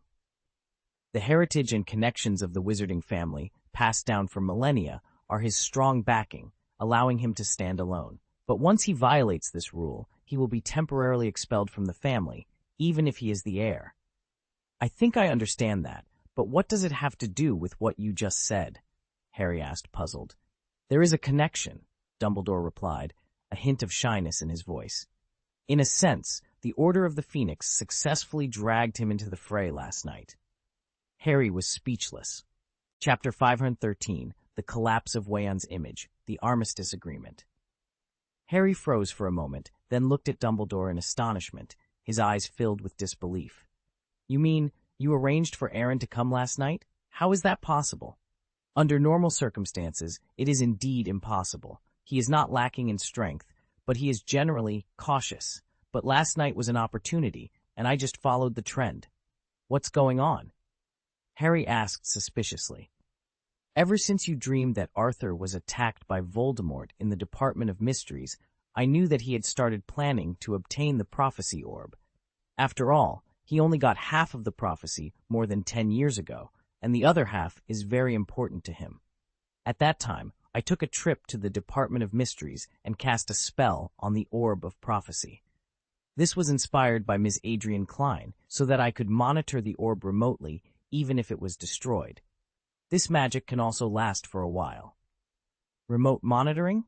Harry murmured, then suddenly said, "That means that since we found the prophecy orb last night, our every move has been in your sight?" "It can be said that," Dumbledore replied bluntly. "The Order of the Phoenix has special means of communication. After you dreamed that Sirius was captured, Aaron notified Snape, and he notified the Order as quickly as possible to confirm the situation." "He didn't delay? Why do you think so?" Dumbledore frowned slightly. "Snape and Sirius have some grievances, but this does not mean that he cannot distinguish between public and private matters. I must solemnly tell you that you can trust Snape anytime." Harry remained silent. He lacked trust in Professor Snape, so he wrote a thestral to the Ministry of Magic.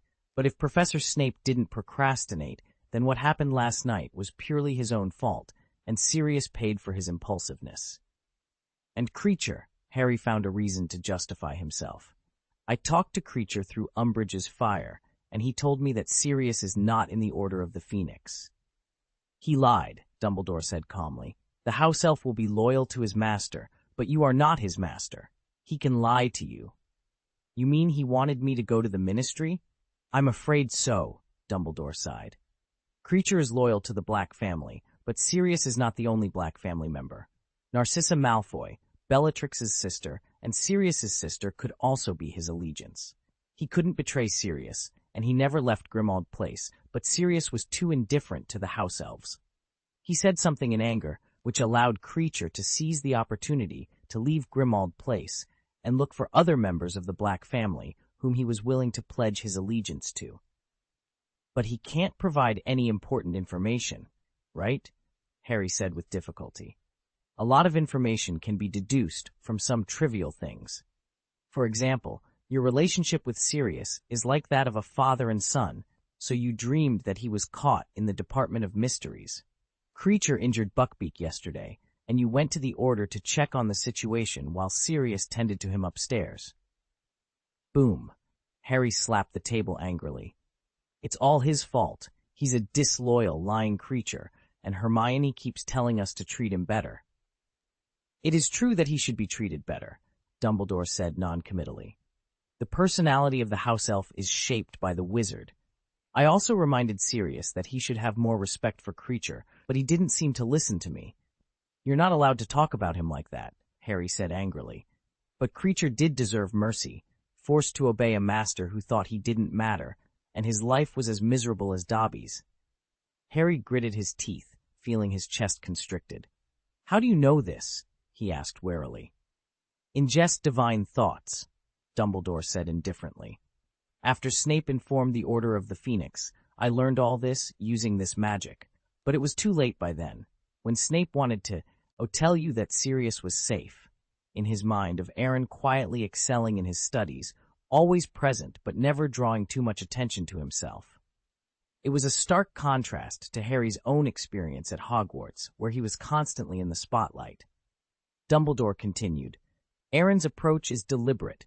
He has chosen to remain in the background, to avoid the limelight. This makes him an enigma, someone whose true potential and intentions are difficult to gauge. It is precisely this quality that makes him a valuable ally, but also a cautious one. He will not be easily swayed or manipulated. Harry's mind was racing. He had always seen Aaron as a quiet, studious Slytherin, but now he realized there was much more to him. So, you think Aaron might help us? He asked, still trying to process everything. Dumbledore nodded. I believe there is a chance. Aaron's actions show that he cares deeply for Miss Granger, and by extension, he may be willing to support our cause if it means protecting those he cares about. But we must tread carefully. Aaron is not someone who will be rushed or pressured into action. Harry felt a mix of emotions. He was angry that Dumbledore had used them as bait, but he also understood the necessity of finding strong allies in their fight against Voldemort. I get it, Professor, but next time, can we not be the bait? He said with a hint of frustration. Dumbledore smiled gently. I promise, Harry, your safety is always my priority, but sometimes we must take risks to achieve greater goals. I hope you can understand that. Harry sighed, feeling the weight of the situation. I understand. Just be careful with us, okay? Of course, Harry, Dumbledore replied. Now let's focus on what we can do next. We need to prepare for the battles ahead, and that means training and strategizing. The Order of the Phoenix will do everything in its power to protect you and your friends.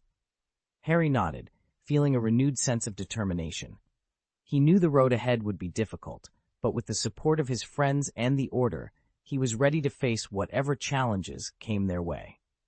In Harry's mind, he was juggling various titles, shielding himself from both overt and covert attacks from all directions. Not far behind him, Aaron Gaius lay relaxed, silently and strategically developing his plans.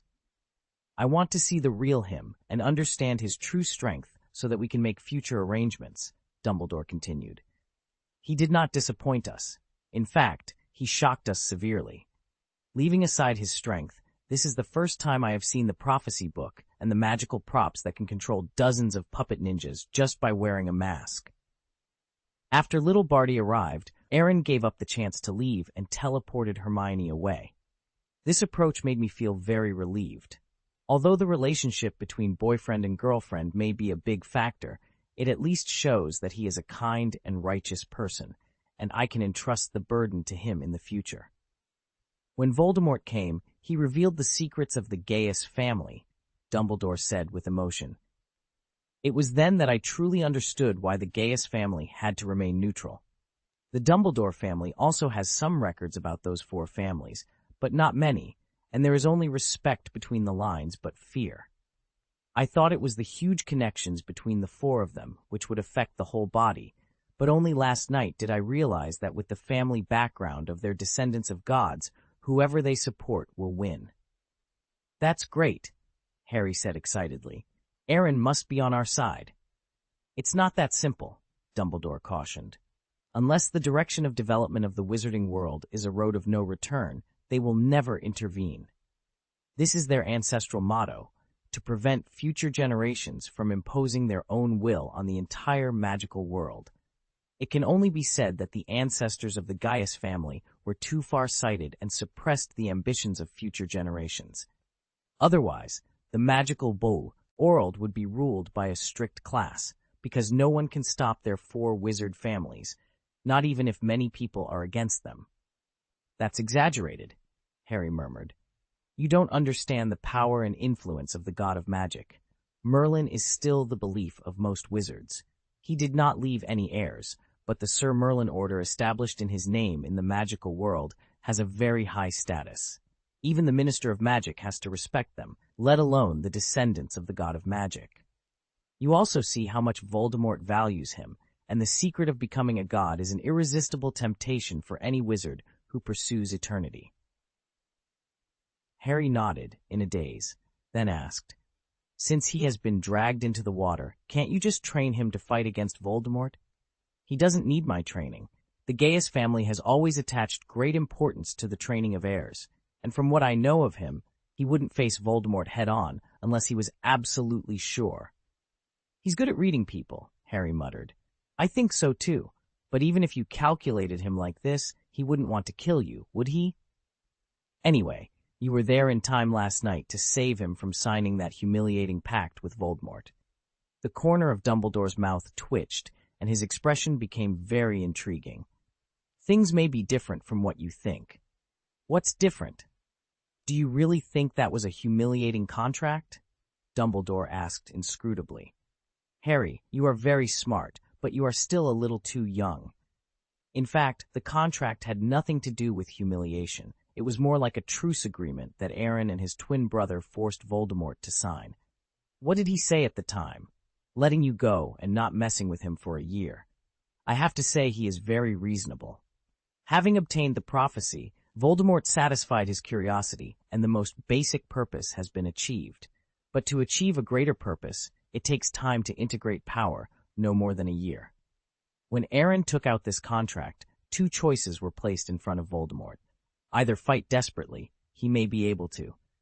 Kill one of the two Gaiuses, but the other will become his future rival, and he will never die.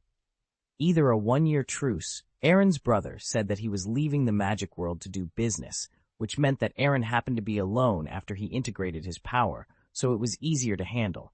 Harry, if it were you, how would you choose? Number 2, Harry said without thinking. The first one is too risky and doesn't offer any real benefit. Yes, Voldemort thought so too, said Dumbledore, before changing the subject. But it was Aaron who led Voldemort to think that way. With a year off, he can shake off last night's woes and come out unscathed. As for a year later, signing a truce is only the first step of many. By then, he will find a way to divert Voldemort's attention to other matters, such as the Order of the Phoenix. I can guarantee that Voldemort will not be able to resist the enticing bait Aaron will offer. And even if things go south, do you really think it would be difficult for someone with Aaron's intelligence to avoid Voldemort? Chapter 514, The Details and Accusations. Harry was dumbfounded, his voice trembling. You mean this was all planned by him? Exactly, Dumbledore nodded seriously. No, I'm sure that's what he thinks. According to the ancestral precepts of the Gaius family, as long as he participates in disputes in the magical world, he will be expelled from the family. He can only return after all the dust settles. During this period, he can only rely on himself, but as long as Voldemort signs the armistice agreement, he will have plenty of time to prepare. Even if he is involved in the vortex of the magical world, he can find a way to minimize the impact on himself and even sit back and watch the battle between the Order of the Phoenix and the Death Eaters. As for after the war, no matter who wins or loses, he can return to the Gaius family. Once his identity as the heir is restored, none of us can do anything about him. Hiss! Harry couldn't help but take a sharp breath. Is the gap between people really that big? You don't have to be surprised. Do you still remember the sorting ceremony when you first came to Hogwarts a few years ago? Dumbledore asked meaningfully. The Sorting Hat thought he had the courage of Gryffindor, the wisdom of Ravenclaw, the loyalty of Hufflepuff, and the ambition of Slytherin. Aaron chose Slytherin at that time. Besides ambition, the biggest characteristic of Slytherin students is being wise and protecting oneself, Harry said, feeling a sudden toothache. That's right, Dumbledore nodded. In a sense, Slytherin has a higher talent for self-preservation than ambition. You know Aaron, he would have been happy in any house, but he chose Slytherin of his own accord, and you know what that means. Harry's face twitched as he recalled everything that had happened in the past 5 years. He has offended Voldemort since he was in the 1st grade, and he has done the most to thwart Voldemort's plots every time. But it seems that I have always been the shield. I know I don't have any reason to complain, but this is a bit too much. It may have something to do with family education, Dumbledore murmured with a wry smile. For a wizarding family that has been passed down for thousands of years, in addition to requiring the heir to be good enough, life-saving ability is the most important thing. So when he took out the contract, I knew I couldn't wait any longer and immediately sent the Order of the Phoenix to interrupt Voldemort's signature. I'm sure I'm not mistaken. He and his twin brother were very sorry, very dissatisfied with the timing of the Order of the Phoenix, but they could only pretend to be relieved. Hearing this, Harry felt his scalp go numb. Professor, no wonder you said Aaron wanted to kill you more. If it were me, I couldn't bear it either. It's harmless for the time being. It doesn't matter if he doubts all of this. He can't beat me, and even if he could, he wouldn't kill me. Harry rolled his eyes speechlessly. I always thought that only the Dark Lord was obsessed with him, but I didn't expect you, the White Lord, to be the same. This is also a helpless move, Dumbledore sighed slightly. I can only suppress Voldemort, but I can't kill him. I put my hope in the prophecy and made enough preparations, but I can't guarantee that there will be no accidents, so I need to be prepared. If the plan goes wrong, someone can correct it and ensure that the prophecy develops in the direction I want. So you picked Aaron? Yes and no, Dumbledore said. I value the Gaius family behind Aaron more. But didn't you say their ancestors? Harry, there are exceptions to everything. If my investigation is correct, Voldemort is not an ordinary danger to the wizarding world. As long as they feel threatened, the Hermit family has no reason to stand by. I've actually been wanting to talk to the Gaius family, but I also know they won't care if I approach them directly. Dumbledore raised 5 fingers and said, I waited for an opportunity like last night for 5 years. 5 full years. The heirs of the family are now involved in the vortex of the wizarding world, and Voldemort's threat is far beyond imagination. If they join in, everything will be very different. Even if the Gaius family still adheres to their ancestral precepts, Aaron has stood against Voldemort, and he will be the guarantee of my plan. As the saying goes, it's not the thief stealing that you fear, but the thief thinking about it. If Aaron doesn't want to be remembered by Voldemort, he has to help you complete the prophecy. It took Harry a moment to recover. He pursed his lips and said, Professor Dumbledore, you are really cunning. No, you are very scheming. Dumbledore smiled bitterly, his eyebrows and beard trembling slightly. That child will probably blame me for a long time. Possibly for a lifetime, Harry said, curling his lips. It wouldn't be that exaggerated. Dumbledore waved his hand dismissively. He is more generous than you think. Otherwise, he wouldn't have helped you solve those troubles one after another in the past few years. Professor, do you mean to visit the Gaius family? Harry asked. Yes, this summer vacation, Dumbledore replied. I will inform you when the time comes. And me, Harry pointed to himself. Do I have to go too? Not just you, but Professor Snape as well, though he may be reluctant, Dumbledore said. Harry smiled weakly. Although he didn't like being arranged by others, he had to admit that he felt very safe at the moment. That afternoon, in Professor Snape's office, Aaron brewed a pot of tea, poured himself a cup, and took a mocking sip. Tsk! Aaron smacked his lips. Not bad. Professor, would you like a drink? This is my office, Snape said with a dark expression. If someone came in, they might think you are the owner of this room. You're joking, Professor Snape. Then please leave my desk and return my chair, Snape said. Okay. Aaron snapped his fingers and immediately gave up his seat. Professor, you can talk now. I'm all ears. Snape sat down and took a deep look at him, wondering, where do you want me to start? Forget it. I'll answer your question so that everyone can relax, Aaron said, and the tension on Snape's face eased. First of all, Professor, did you notify the Order of the Phoenix in time? Informed, Snape replied, pursing his lips. It is confirmed that Sirius is still there, but since I couldn't find him in the Forbidden Forest, I knew he must have gone to the Department of Mysteries. How did you learn about what happened in the Department of Mysteries? Aaron asked. Are you so sure? Snape countered. Answer the question, Aaron insisted. The Prophecy Ball, Snape said. Harry and Voldemort's Prophecy Ball was enchanted by Dumbledore to monitor the surrounding environment. Even if Voldemort destroyed it, it would still hold on for a while longer before the magic dissipated completely. As I expected, Aaron snorted softly. After Harry got the Prophecy Ball, you all saw their every move clearly, right? Snape nodded silently, not denying it. Dumbledore is quite interested, Aaron said disdainfully. What is his purpose? Test, Snape took a deep breath. Test Potter's will, ability, courage, and loyalty. Well, after Harry handed the Prophecy Ball to Lucius, were you planning to set off? Aaron asked. Both Sirius and Lupin couldn't help it, but Dumbledore thought he could wait. He felt that since you were willing to hand over that magical weapon to Granger, you might also be paying attention to the development of the incident. Of course, he would definitely not let the students have any accidents. Sure enough, he made the right bet, and you showed up in time to save Longbottom. Immortal, Aaron gritted his teeth. I should have waited a few more seconds. It's normal for young people to be restless, Snape said. At least I'm better than Lupin and Sirius, Aaron retorted. Your appearance made Dumbledore so relieved, so... Snape began, but Aaron cut him off. Aaron was taken aback by that revelation. One more test subject. The strength you showed shocked us all, even causing the Dark Lord some trouble. We only discovered your true family background last night. I must say, it's quite unbelievable. No wonder both the Dark Lord and Dumbledore value you so much. Aaron silently cursed his luck.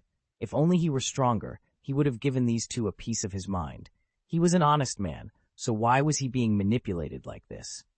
I can accept this, albeit reluctantly, Aaron said, but when I finally sign the contract with Voldemort, won't Dumbledore be unable to sit still?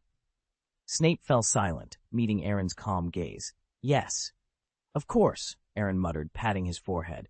That old bastard did it on purpose. He just wanted to drag me into this mess. The process was indeed unkind and somewhat shady, but it was successful, Snape admitted with a complicated expression. In fact, he has had this plan since you entered school. He didn't expect you to join the Order of the Phoenix, but he at least wanted to enlist you as an ally. Yeah, right. I'll be thankful if he doesn't stab me in the back, Aaron retorted angrily. After what happened last night, it's clear that Voldemort can't defeat Dumbledore. The battle between the Order of the Phoenix and the Death Eaters may be tough, but the outcome is almost certain. Professor, I have to criticize you. As the head of Slytherin, you watched your students fall into the abyss. You could have intervened earlier or later, but why did you have to stop at the truce? The situation at the time left me with no choice. Dumbledore has been preparing for this day for a long time. The opportunity created by Voldemort was unique, and there was nothing I could do to stop it, Snape explained. Aaron rolled his eyes but said nothing more. He understood that Snape, as a member of the Order of the Phoenix, couldn't influence Dumbledore's decisions. I'm not going to let this go, Aaron declared. Understood, but listen to my advice. Give up, Snape said earnestly. He won't make things difficult for you. He just wants you to lend a hand when needed." "Do you believe that?" Aaron asked. "If it were before yesterday, that statement might have some credibility. But last night, I exposed my strength. If you were Dumbledore, would you place a wizard who can take on 10 Death Eaters like that?" Snape opened his mouth but couldn't find the words to comfort him. He didn't know what Dumbledore was thinking, but if it were him, he would never waste such a powerful asset. "Forget it. The future is long, and what's done is done," Aaron said, changing the topic. "But I'm not a pushover, and I won't follow the path he's laid out for me. I don't care about prophecies or anything. Harry Potter can die for all I care. I won't stop him." "But you've already entered the fray and are being targeted by the Dark Lord. It's safest to follow the prophecy," Snape advised. Aaron laughed, leaning back and forth. "Professor, in the thousands of years of the Gaius family history, we've faced coercion before, but most of the time we choose to break rather than bend." "Speak seriously," Snape frowned slightly. "I know Dumbledore well. Although he used every means to get me involved, he just wanted to make the plan go smoother. He wouldn't push me beyond my limits," Snape said. "I believe Dumbledore is a good man. I've never seen anyone more benevolent than him, but he wasn't very polite when he manipulated me. But yes, good people have to be more cunning than bad people if they want to fight them," Aaron conceded. "Exaggerated words," Snape said, shaking his head, "but there's some truth to it." Aaron shrugged. "Professor, I'm well aware of my current situation, but I won't suffer in silence, even if I have to fight back. If I want to fight Voldemort, I will only follow my own plan. Dumbledore underestimated me, and so did the Dark Lord," Aaron said, a hint of defiance in his voice. "What do you mean?" Snape asked, raising an eyebrow. Aaron responded with a mysterious smile. "Professor, do you think what you saw last night was everything? Let me tell you a secret. I almost killed Voldemort when he possessed me." Snape's pupils dilated in shock. "What are you talking about?" "This is not a joke," Aaron replied. He pulled out his wand and pointed it at his temple, extracting wisps of white matter from his brain. These wisps floated in the air and transformed into a projection, displaying the battle between Aaron and Voldemort in the mind space. Professor Snape watched the memory with great interest. This was something the Order of the Phoenix had not been privy to. The first half of the memory was shocking enough, but Snape managed to maintain his composure. However, when he saw the ferocious thunder roaring and nearly obliterating Voldemort in one move, he couldn't contain his astonishment. He stood up from his chair, eyes wide. Is this real?" Snape stammered. "Calm down, Professor. You're the head of Slytherin. This little scene," Aaron began. "Little scene?" Snape interrupted, still in disbelief. "If that magic circle had been used, Hogwarts might have been destroyed. Chapter 515, Sirius's Soul. You don't want the Black family to be extinct, do you?" Professor Snape took a moment to calm himself. "I used to think that Dumbledore was making a fuss over nothing, but now it seems I was mistaken." Professor, that was just a confrontation at the level of consciousness." "I can't beat Voldemort in the real world," Aaron replied. "But at least I see hope," Professor Snape said, a slight smile forming at the corners of his mouth. He had always doubted Dumbledore's plan, thinking it too risky and unlikely to succeed. However, Aaron had shown him another possibility, defeating the Dark Lord head-on. The prolonged battle between the Order of the Phoenix and the Death Eaters was largely due to the similarities between their leaders, Dumbledore and Voldemort. It was difficult for the situation to change significantly until one of them emerged victorious. "Professor, I think you may have misunderstood something," Aaron said with a strange expression. "Under normal circumstances, it would take me decades to reach that level, but neither Voldemort nor Dumbledore will give me that long. I could have fought for a long-term plan, but Dumbledore was so ruthless that he didn't even give me a 1-year truce." Hearing this, Professor Snape froze, as if the breath was stuck in his throat, unable to go up or down, leaving him in a state of panic.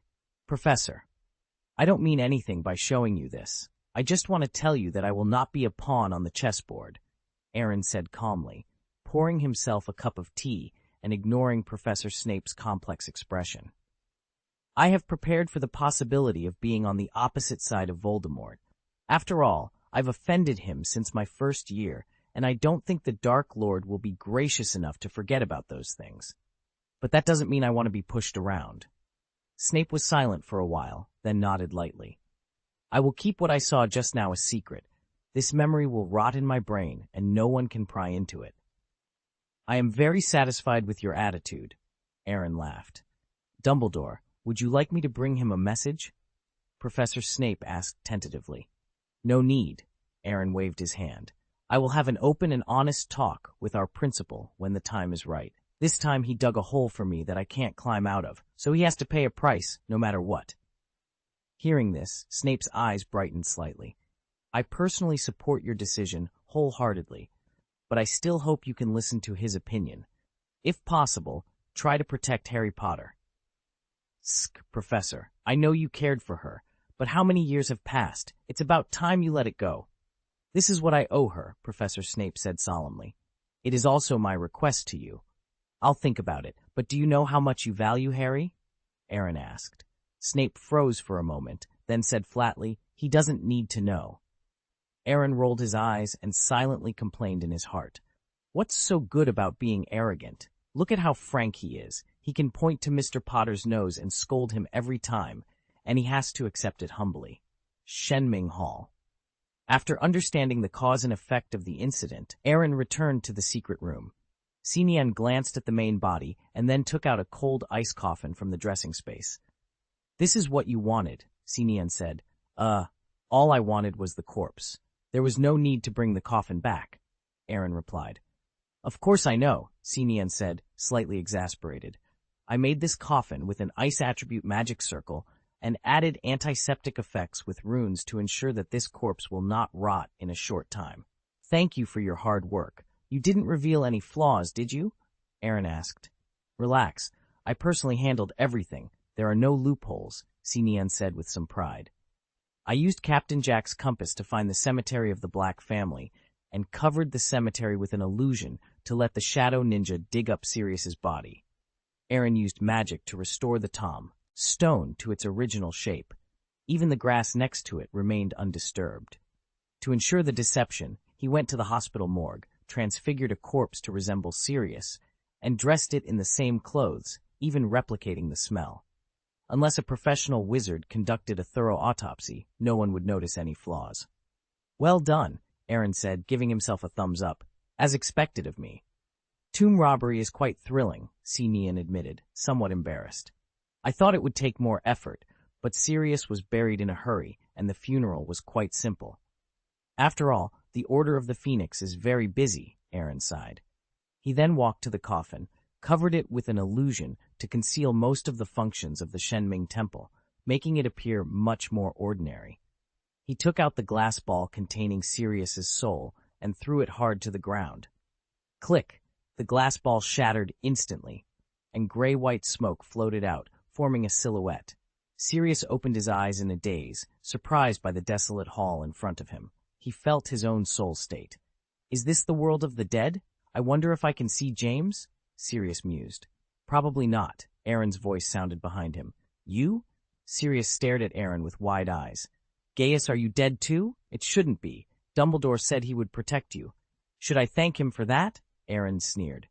Sirius noticed the difference in their states. He was no different from a ghost, except that his body wasn't gray and white, while Aaron actually had a body. You're not dead? Sirius's eyes widened. Thanks to the Order of the Phoenix, I'm still alive and well. Then I became a ghost? No, I'm not a ghost either. Of course you're not a ghost. You're a soul, Aaron said mysteriously. A living soul. This joke isn't funny, Sirius said, spreading his arms. I'm dead. I was hit by my sister's killing curse. How can I be a living soul? What if I took out your soul the moment you were hit by the killing curse? Sirius froze for a moment, then raised his voice in astonishment. What did you say? It's just as you think, Aaron said lightly. You're not a ghost, and you're not completely dead, but you're not much better off. Sirius swallowed hard. The Gaius family really taught you everything? The magic of pulling out a soul is more extreme than the Imperius curse. My family didn't teach me this. I was self-taught, and you should treat your savior with a better attitude. Why didn't you let me die? Sirius said, tears in his eyes. My body should have fallen into the veil, and now I'm just a ghost. Yes, but it doesn't have to be that way. What do you mean? You don't want me to find a corpse for fusion, do you? Sirius frowned. I'd rather lose my soul than do that. Returning a soul to a dead body, Aaron mused. Why didn't I think of that? Ahem, don't worry, I'm not that cruel. I got your body back too. Huh? Sirius was surprised and murmured in disbelief. This is impossible. I know a little about the veil, and no stranger can enter it. That's true. It took me a lot of effort to snatch you back from death, Aaron said as he withdrew the illusion, revealing the crystal coffin to Sirius. Looking at the corpse in the coffin, Sirius felt a mix of emotions. Why did you save me? Does it count if I say for profit? Aaron laughed. Many people, including Dumbledore, think you're dead, if they know you're not. You want to trade me for benefits? Sirius frowned. Aaron nodded noncommittally. A core member of the Order of the Phoenix, the last member of the Black family, the godfather of Harry Potter, these identities can bring me great benefits. You really are a Slytherin, Sirius muttered. Can you be a bit more friendly, or at least— No, Aaron interrupted angrily, his tone firm. I don't have much of a friendship with you, and it's not worth risking my life to save yours. From the moment you deceived me last night, my regard for the Order of the Phoenix plummeted. What are you talking about? Teh? Sirius forced an embarrassed smile. We saved you in time last night. Now my favorability has fallen to a negative number, Aaron replied, giving him a contemptuous look. To be honest, I admire those members of the Order of the Phoenix who sacrificed for peace, but you can't count on me. Don't try to play dumb. Professor Snape told me everything. Aaron snapped back before Sirius could explain further. Severus? I knew that guy was unreliable, Sirius muttered. Dumbledore acquiesced. After all, I've already been dragged into this mess. It would be hypocritical to hide it, Aaron said. Sirius was at a loss for words. What do you want? He asked helplessly. But let me make it clear. I am still a wanted criminal and can't give you much. What is the most important thing in communication between people? Sincerity. I am very dissatisfied with your sincerity, Aaron said bluntly. But it's true, Sirius said, exasperated. If Harry hadn't gone to the Department of Mysteries, I wouldn't even be able to leave Grimmauld Place. Of course I know that. What I want is your attitude, Aaron replied. It's not that you can't give me much, but that you have to give me as much as you can. So, Sirius asked, I want 90% of all the wealth accumulated by the Black family for generations, including but not limited to various materials, magic books, real estate, etc. What? Sirius looked at Aaron in disbelief, taking a few seconds to recover. Although I don't care much about those things, I know what 90% means. Gaius, you're young. Greed will not do you any good. Pull it down. I deserve it. Your life is in my hands, and you are the last of the Black family. In other words, the rise and fall of the entire pure-blood Black family is within my grasp. I know you have no concept of family, but you don't want the Black family, which has been passed down for thousands of years, to end with you. It would be fine if you died, but now the chance to live is in front of you. Hearing this, Sirius fell silent. He had to admit that what Aaron said made sense. He seemed to have seen through a lot after experiencing near death. Although the Black family didn't give him many good memories, he is the only blood of the Black family after all, and the inheritance is his inescapable responsibility. And regardless of everything else, who wants to die if they can live? Okay, 90%. I agree, Sirius finally said.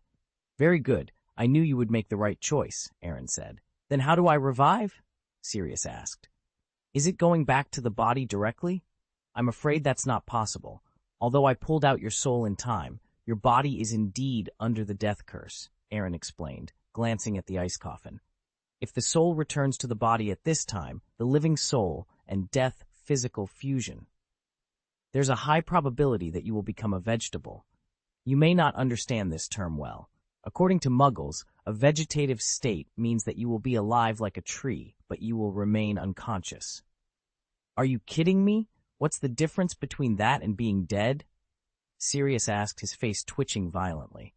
There is breathing, body temperature, heartbeat, and the possibility to feel the beauty of the world again, Aaron teased. Sirius's face twitched even more. If he weren't in the state of a soul, he would have beaten Aaron up and down. Okay, I'm not joking with you, Aaron said, his tone serious. This problem is nothing to me. As long as I pull out the magic power of the killing curse in your body, it can be cured. How long will it take? Sirius asked. Wait until I graduate, Aaron replied with a harmless smile, easily saying something that made Sirius feel like he had been struck by a thunderbolt. Can I understand that I have to wait for you for 2 years? Sirius asked, incredulous. Yes, Aaron confirmed. Hehe, I'll go to your uncle. In 2 years, the Order of the Phoenix and the Death Eaters might be over, Aaron said. How wonderful. After resurrection, you can pick up the pieces without fighting. Perfect way to avoid battle. Sirius retorted. What do you know? Sirius yelled, his voice filled with frustration. Do you know what it's like to watch your comrades take risks while you can't do anything? Do you know that kind of suffering? That's why you died, Aaron replied indifferently. Also, please understand your situation. You have no right to choose at all. Sirius's tone softened, and his attitude gradually shifted. You're right, 2 years is 2 years. I've been in Azkaban for 12 years, so I have enough experience to endure. But I have to go and say goodbye to Harry. He must be very sad. No, Aaron refused bluntly. And why not? Sirius's temper flared. He could bear everything else, but Harry was his bottom line. He couldn't watch him suffer and remain indifferent. Chapter 516. After signing this deed of sale, the candidate for a notary. Why didn't you go see Harry? Sirius asked, his voice tinged with frustration. Don't change the subject. Give me a reason. Aaron sneered. 1 reason isn't enough? I'll give you 3. First, you're now a soul, not a ghost. Most people can't see or hear you. The only way to contact Harry is through dreams. Sirius's eyes lit up with a glimmer of hope. That's not impossible. This is perfect. For the past 2 years, he had been wanted by the Ministry of Magic and could only meet Harry safely within the Order of the Phoenix.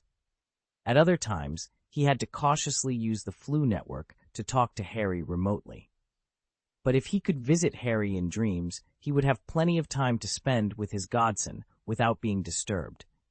Why didn't I think of this when I was alive? Don't get too excited. I won't let you go, Aaron said, pouring cold water on Sirius's enthusiasm. I don't want to expose the ability to draw the soul out of the body. I'll make Harry keep it a secret, Sirius vowed, but seeing Aaron's skeptical expression, he lowered his head in resignation. You know your godson well. If he knew you were still alive, he would likely shake off his current despair and might even throw a celebration. Such abnormal behavior would raise suspicions. Then let me change the timing. How about during the summer vacation? I can visit him in dreams at his Muggle relative's house. No one will notice anything unusual there, given how strange that family is. It's a good idea, Aaron acknowledged, then added, but your idea is too idealistic. I still won't let you see him. Don't go too far, Sirius said through gritted teeth. Too far? You deceived me first. Who's really going too far here? I'm already being tolerant and magnanimous by ensuring you won't die. Sirius was left speechless, feeling aggrieved. But why? Because I find you annoying. Isn't that reason enough? Aaron retorted, then took out a vial of green potion in front of Sirius. What is this? Sirius asked, his breath quickening. In his current state, he could sense the immense value of the potion, its strong life energy calling to him. This potion can perfectly revive someone who died within an hour. It's a unique treasure I keep for emergencies, Aaron explained, half-truthfully. With the divine powers of the dog charm and the horse charm, the potion wasn't as crucial to him anymore, but Sirius didn't know that. I saved your soul when you were hit by the killing curse and pulled you back from death when your body was swallowed by the veil. But after that, Harry asked me to use this priceless treasure to save you. I wanted to ask, what gave him the right to make such a request? And Lupin and Ron, though they didn't say it outright, they suspected I was being selfish. Do you know how frustrating that was? Yeah, Sirius nodded, looking relieved. That's my godson for you. I don't love him for nothing. Ron isn't bad either, and Lupin, it's rare for him to doubt you. Aaron blinked, speechless. I really overestimated your moral bottom line. I apologize on their behalf, but it's somewhat understandable, Sirius said defensively. Aaron snorted. You're not my godfather, nor my real father. Saving you is an act of kindness, not an obligation. Sirius shrugged helplessly. 2 years will be 2 years. I'll wait. Good, but you don't have a choice. If you want to be resurrected, you have to obey me. Hey, I exchanged a significant portion of my family property for that. Pull it down, Aaron said with disgust. Exchanging your life for those things you despise? In fact, you've made quite a profit. I see you've been displaced for half your life, and the kindness in my heart compels me to leave you a portion for retirement. Otherwise, you wouldn't even get a hair. The corner of Sirius's mouth twitched slightly. Is it really okay to be so straightforward? I really appreciate your kindness. Just know it, Aaron said, then drew out his wall. and wrote a contract in midair. Sign it. Sirius didn't understand at first, so he looked at the few lines of writing in the air, and his expression became more and more incredulous. The content of the contract was very simple, only 2 points. First, before Sirius is resurrected, he must obey Aaron completely. If Aaron tells him to go east, he cannot go west. If Aaron tells him to catch dogs, he cannot chase chickens. The second point is to complete the transfer of wealth. Before the summer vacation, a significant portion of the Black family's wealth must be handed over to Aaron's private vault in Gringotts. You. What? You're not satisfied? No, it's just, Sirius pointed to the first condition. You're worried that I won't be able to resist going to Harry or the Order of the Phoenix and trying to control me. I understand that, but isn't this too absolute? It's almost the same as signing a contract of sale. Be confident. Leave out the word almost. This is a contract of sale, Aaron said bluntly. This joke is a bit much. I'm serious, Aaron said seriously. Frankly, I don't trust you. After last night, I have a clear understanding of your moral bottom line. Even if I am a minor child, there is nothing you wouldn't do. The first condition is a necessary precaution. Sirius looked conflicted and wanted to refute, but he had nothing to say. After being silent for a while, he looked at Aaron and asked, Can you give me more protection? What do you mean? Just add some additional conditions. I can listen to you, but you can't do things that insult my human dignity. You can't say that if you want to watch the black dog jump through a fire hoop, I have to satisfy you, right? Hearing this, a picture appeared in Aaron's mind. Sirius turned into a big black dog, happily jumped through 3 fire rings, somersaulted in midair, and landed firmly while he and the missing body applauded below, even throwing a bone over. Hiss! Aaron gasped, shook his head, and crushed the image he had just thought of into powder. Ahem, I can guarantee that I won't insult your personal dignity, but I won't change the first rule.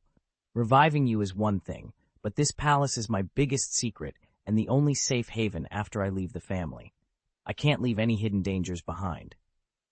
If you're not satisfied, you don't have to sign. Just in case, I will reseal your soul. I will release you after the war and the magical world is over, but whether you can be resurrected or not depends on your luck. Wait, Sirius said immediately. I'll sign it. However, the second rule is a bit difficult for others. I am already dead. Even if I want to hand over the wealth of the Black family to you, I can't do it. This is troublesome, Aaron frowned. Why don't you change the time to 2 years, and I'll write you an agreement immediately after I'm resurrected? Heh, I'm afraid that my wealth will be left in the Gringotts treasury, Aaron teased. Now the Black family's ancestral home is the headquarters of the Order of the Phoenix. You don't think that the house will be there after you die, and everything in the house can be properly preserved, right? Doing anything these days requires funds. After your death, the house is no longer safe. It cannot be ruled out that some people in the Order of the Phoenix will sell it. That's impossible. I left that house to Harry. What about the gold and silver utensils inside, as well as the antiques and magic items collected by the Black family for thousands of years? Those things are sold as soon as they are sold, I don't care, Sirius said dismissively. But I care, Aaron retorted angrily. It's all my money, my money.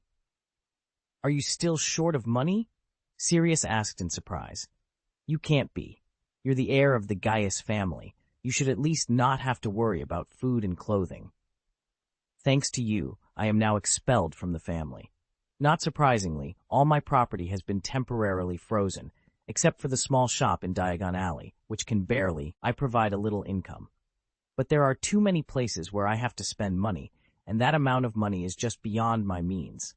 I still owe Professor Snape a sum of galleons, which I agreed to pay back next semester.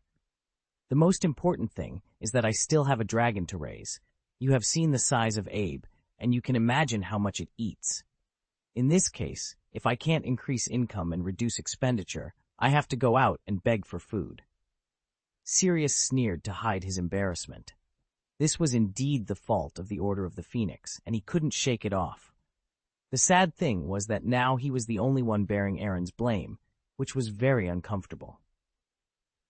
Under normal circumstances, what do you need if you want to sign a gift transfer agreement? Aaron asked, quickly adding, I'm talking about the minimum requirements. My own signature and a notary with enough weight, Sirius said. I can't do anything, even if I want to sign in my current state. It doesn't matter. Aaron glanced at the ice coffin. Your body is still here. As long as you agree, I can temporarily revive you for a few minutes. Real or fake? Do I have to lie to you? What about the notary? Only members of the Order of the Phoenix are eligible, so we can't let them come over, right? Professor Snape, can you? Aaron suggested. Absolutely not, Sirius sternly refused. I'm dead outside, jumping from here. I don't want him to see me in such a miserable state. Being laughed at by Snape for the rest of his life would be worse than being dead. The corners of Aaron's eyes twitched slightly. Then there is no other choice? There are two more, Sirius said with a strange look. One is Narcissa Malfoy, and the other is Bellatrix Lestrange. Although I don't want to admit it, both of them were members of the Black family before they got married.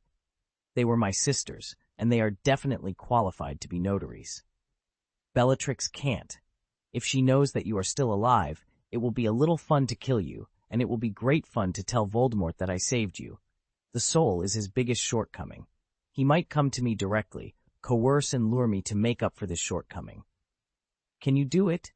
Sirius asked unexpectedly. After hesitating for a moment, Aaron nodded. The power of the sheep charm could slowly repair his soul, but it would take enough time, unless Voldemort was willing to devour the soul in his Horcrux, which was obviously impossible. As for Narcissa Malfoy, it's not impossible. I'm on good terms with Draco, and asking her to do me this little favor is a no-brainer.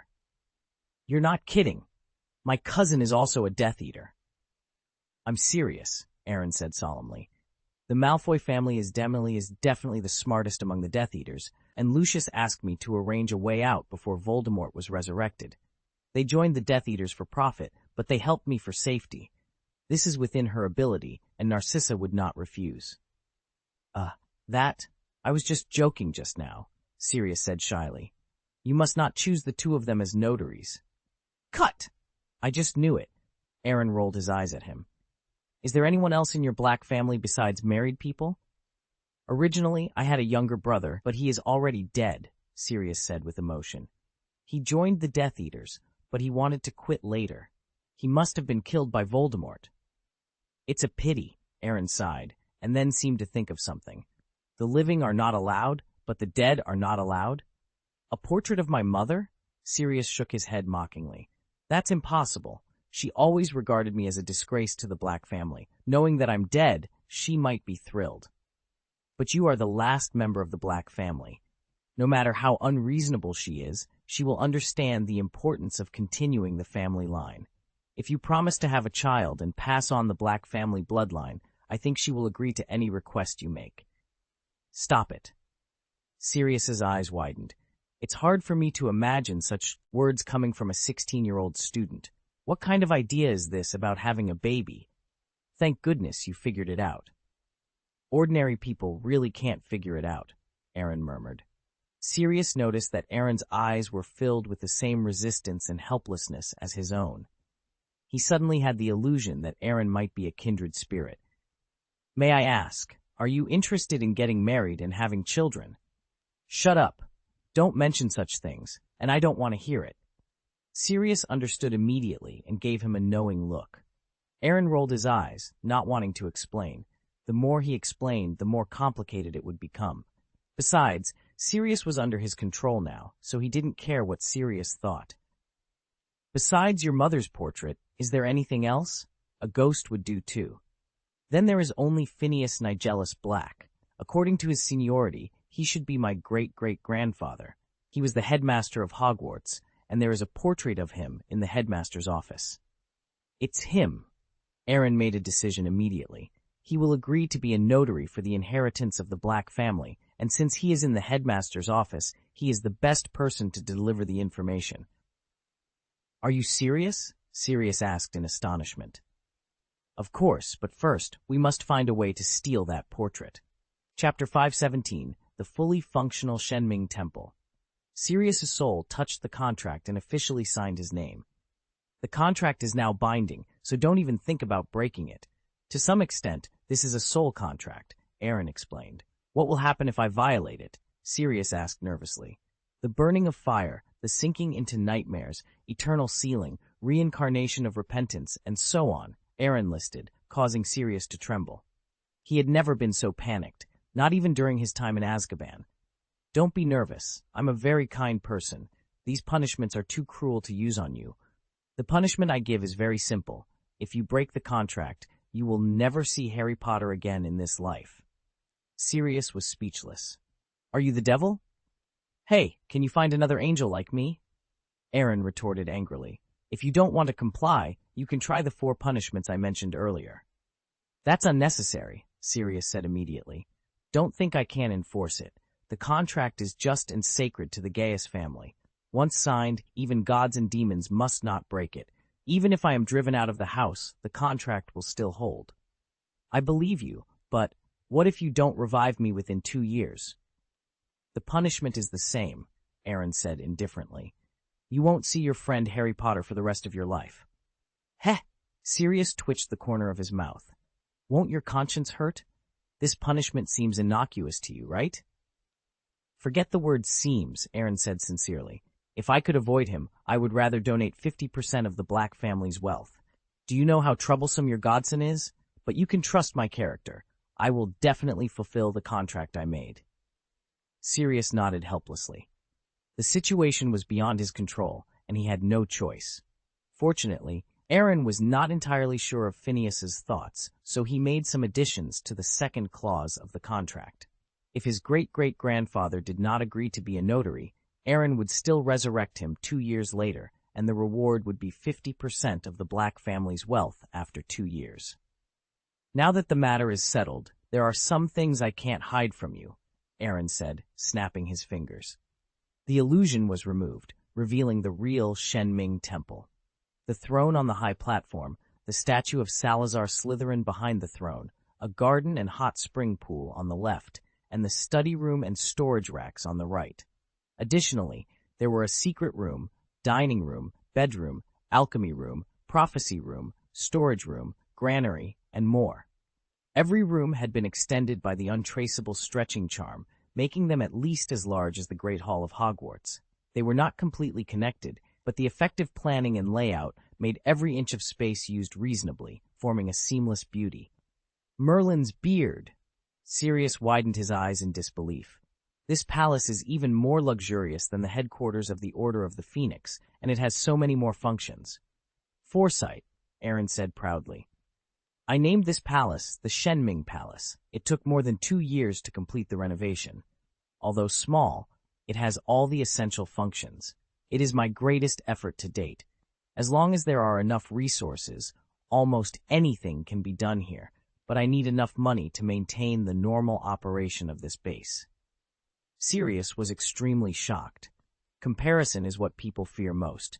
He had built a secret base at 16, but what had he been doing at 16? Bullying Snape with James and the others? What's even more frightening is that the renovation of this base took only 2 or 3 years, which means Aaron had the idea of building a base a few years ago and put it into action. Nema. He started working hard as a teenager, making others feel inadequate. It's amazing, truly amazing, Sirius said with some admiration. But how did you think of building something like this? A palace. Logically speaking, with your family background, it would be easy to lie low and stay safe, Sirius remarked. There are many reasons, but the main one is to prevent problems before they happen, Aaron replied with emotion. It turns out I was right. My current family background is practically non-existent. From the day I offended Voldemort, I felt a sense of urgency. I could hide at home, where the outside world wouldn't affect me, but I don't want to.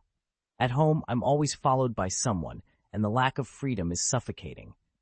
Plus, I have to attend a bunch of cram schools. Believe me, it's exhausting. I needed a safe haven outside, so I spent a lot of time and energy building this secret palace. It's safe enough, and no one can control me here. Sirius immediately felt a sense of empathy. His situation was different from Aaron's, but there were similarities in their rebellious spirits. He had felt his family put too much pressure on him, so he had run away and lived with the Potters. Honestly, I totally understand how you feel, Sirius said. You understand nothing, Aaron replied, not hiding his exasperation. Don't talk about things you don't know. Unless you are me, you won't understand. Sirius fell silent. For the next 2 years, stay here and don't wander around, Aaron instructed. Understood, Sirius said, feeling aggrieved. But can you at least tell me where this place is? In which country would there be a statue of Salazar Slytherin? Hogwarts will have it, Aaron said lightly. Hogwarts? Sirius frowned. You mean you built this palace at Hogwarts, under Dumbledore's nose? That's right. This is deep underground, originally the Chamber of Secrets built by Salazar Slytherin. Damn it, Sirius turned pale with shock. Aren't you worried that Dumbledore will find out? Don't worry, Aaron said solemnly. After the 2nd grade, I spent a long time digging a tunnel from my dormitory to the Chamber of Secrets. I blocked the original entrance and the pipes connecting to the chamber. Even if Dumbledore investigates, he would think the chamber collapsed. If he wanted to investigate deeply, it would take at least 1.5 years to dig through. And this place is not just a simple secret base. As Aaron finished speaking, a yellow lightning bolt suddenly flashed above the secret room.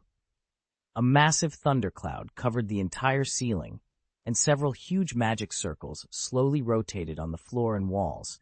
Each one made Sirius' scalp tingle, and he wished he could run away. What are these? Sirius asked, pale. Ultimate elemental magic and lightning attribute forbidden magic. They can easily destroy the entire Hogwarts school under normal circumstances. Are you crazy? Sirius exclaimed. I'm very calm, Aaron said calmly. This place is deep underground, so it won't affect Hogwarts. If an enemy invades and breaks through the main entrance, I will activate these magics. This place will become a sea of destructive elements. Even Dumbledore and Voldemort would find it difficult to fight head-on. Sirius gasped, looking around in disbelief. This wasn't just a secret room. It was a fortress. Are you sure? Sirius gritted his teeth. The geographical location alone is safe enough. No one will find it. I believe in being prepared, Aaron said lightly. There's a saying, it's better to be broken than to be whole. If someone dares to break in, they must pay the price. Besides, I can only leave safely if the intruders are desperate to defend themselves. Sirius forced a smile. He understood why Dumbledore had tied Aaron to his cause despite everything. This was no ordinary situation. Cruelty. But one thing is clear. Through this palace, it is evident that Aaron's ability to think things through is very comprehensive. As long as he was on the side of the Order of the Phoenix, Dumbledore's plan was secure enough. By the way, there is someone else you need to meet, Aaron said. The thought body then removed the illusion from itself and stood beside Aaron. Good afternoon, Mr. Black. Why are you here? Sirius stammered. I've been here all time. To be exact, I've been here much longer than him. This secret room was mainly remodeled by me. But aren't you his brother? You didn't go to Hogwarts either, Sirius exclaimed. Aaron and the thought body exchanged smiles. We are relieved to hear you say that, Aaron said. What do you mean? Sirius asked, extremely puzzled. I'm his avatar, the thought body explained. I divided a part of my own magic power to create an avatar that is exactly the same as the main body. That's what we saw in the Department of Mysteries, Sirius began. Yes, it was me. Surprised? The thought body teased, then sighed. I originally wanted to put pressure on Voldemort, but the Order of the Phoenix disrupted my plan. Gaius, Sirius said, looking at Aaron with some trepidation. If he is your clone, how strong are you now? Stronger than you, Aaron said easily, pinching a small gap between his index finger and thumb. I know what you're thinking, but you really think too much. I am a magister, but there is still a big gap between being a great magister. The clone exists by relying on the magic power provided by me. Once the magic power is exhausted, it will disappear. I need to provide him with magic power from time to maintain normal activities. His power cannot be superimposed on mine. I see, Sirius said, breathing a sigh of relief. He hoped that Aaron was strong enough to facilitate Dumbledore's arrangement, but he didn't want Aaron to be too strong, as that might cause him to deviate from Dumbledore's plan. Even if Aaron was an ally against Voldemort, too much power could lead to complications. Sirius didn't suspect Aaron either. Firstly, it wasn't necessary. Aaron had even signed the deed of sale, so he had no reason to hide anything from him. Secondly, the idea of power being superimposed was too unbelievable. If Aaron could do that, he would be a veritable great magister. The notion of a 16-year-old great magister was absurd. Dragging such a talented individual into the conflict would be a double-edged sword. Seeing this, Aaron and the Thought Body both had a smile in their eyes. While Aaron might not be able to outmaneuver Dumbledore, dealing with Sirius was much easier. How hard could it be to handle someone who had been in prison for over 10 years and was out of touch with the world? The heart of defense is indispensable. Rather than saying that the Thought Body is his trump card, it is more accurate to say that the strength of the great magister is his true asset. As for Sirius, Aaron could only control him for 2 years at most, after which he would no longer be trustworthy. During this period, the existence of the Thought Body must not be concealed, so Aaron had to find a way to reduce its impact. At this time, sincerity was the greatest strategy. After such an open and honest exchange, Sirius would only admire Aaron's ability and would actively avoid the most correct answer. I have to make some things clear in advance. My avatar can occasionally accompany you to relieve boredom and help you pass on some things you care about, like Harry Potter, but you can't disturb him when he is studying or working. Don't worry, I know how to measure, Sirius assured. You can participate when we discuss things, but you have to avoid it when it's time to avoid it. Understood, Sirius replied. The avoidance I mentioned means being sealed, Aaron emphasized. Don't think I'm being unreasonable, otherwise we won't feel at ease. Sirius hesitated, then nodded silently. Isn't it just a seal? I'll just take a nap. His attitude satisfied both Aaron and the Thought Body. They then opened a morgue. In the Shenming Temple, Sirius's body was respectfully placed. Keeping it in the hall would have been too emotionally taxing. The next day, Hogwarts received the latest issue of the Daily Prophet. The headlines were striking.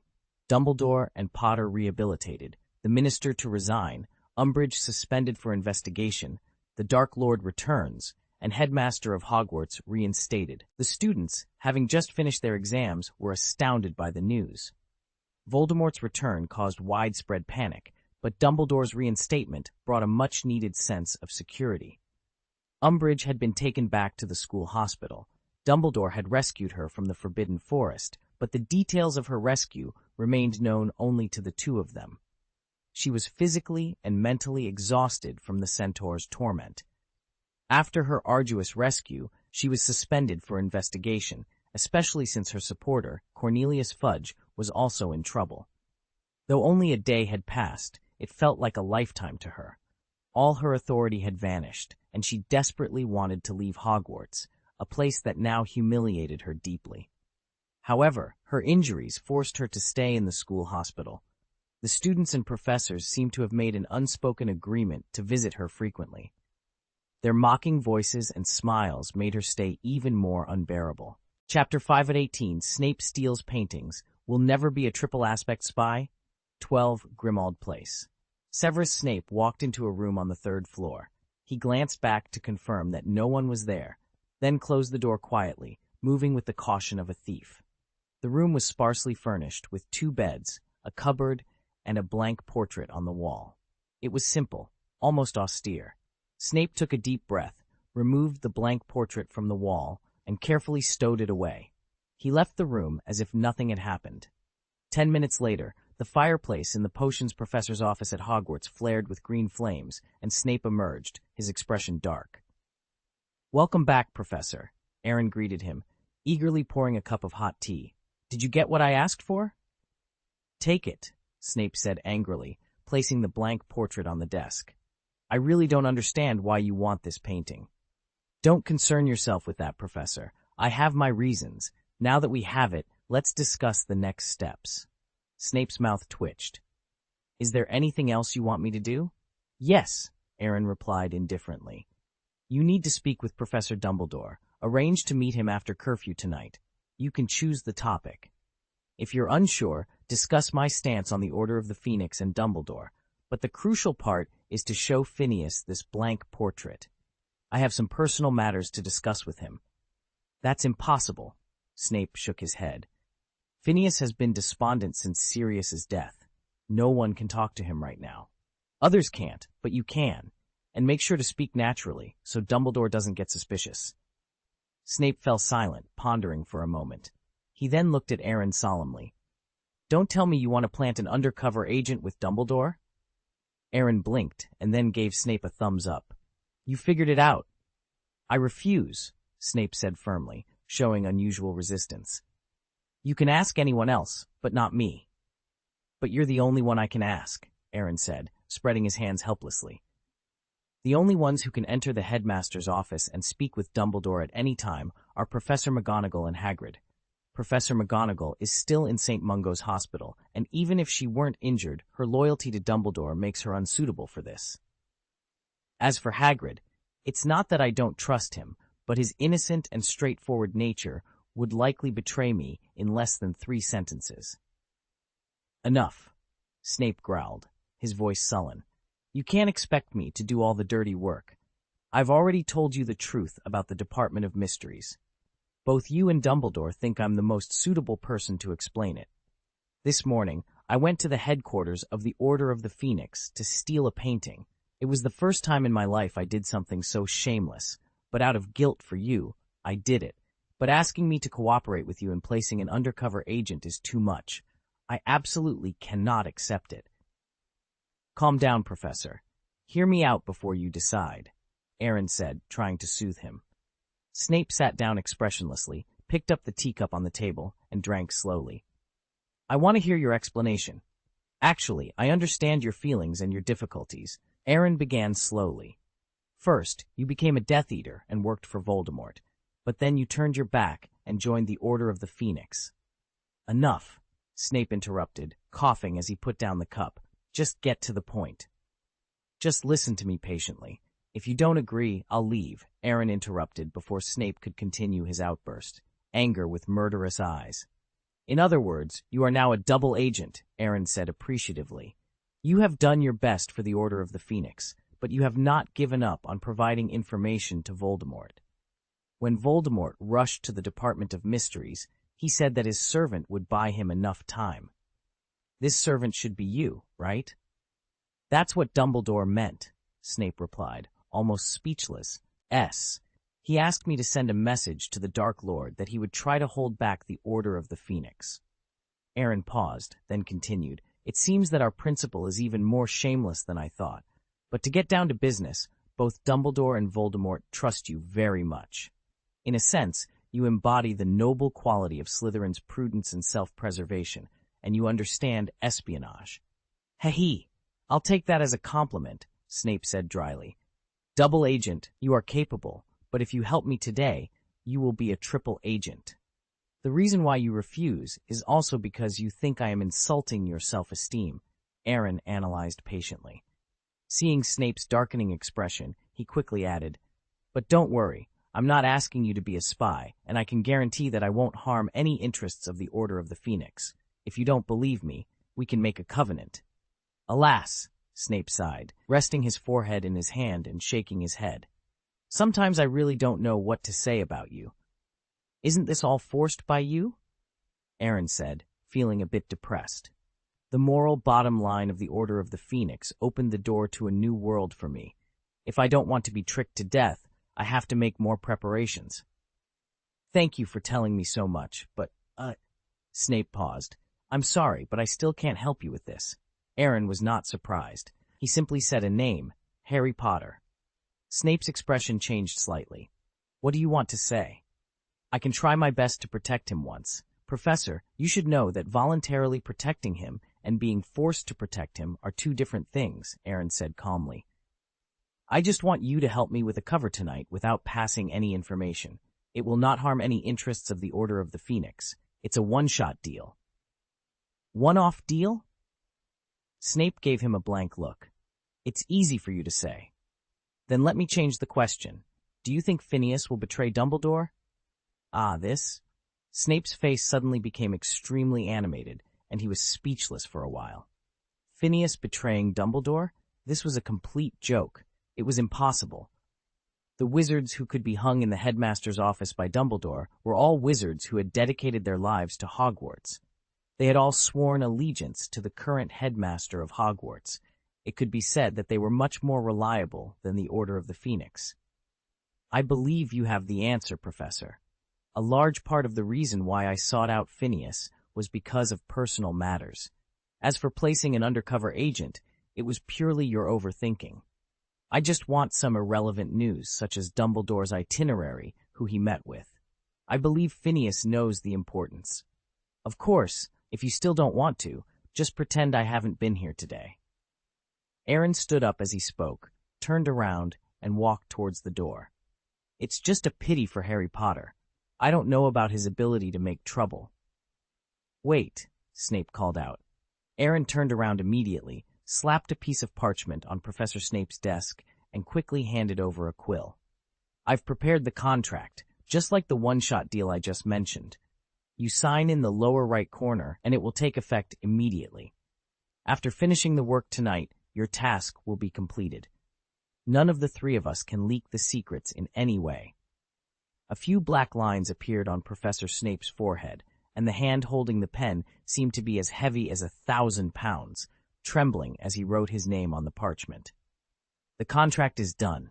Believe me, Professor, you will be very grateful for your decision, Aaron said with a confident smile. Snape gritted his teeth and pointed to the door. Get out! But the tea isn't even finished yet, Aaron protested. Get out of here, Snape repeated, his voice cold and final. In the Hall of the Dead, Aaron placed a blank portrait in the morgue, facing Sirius's coffin, which was concealed by an illusion. As night fell, an old man appeared in the portrait. Welcome, Principal Phineas Nigellus Black, Aaron said politely. Where is this place?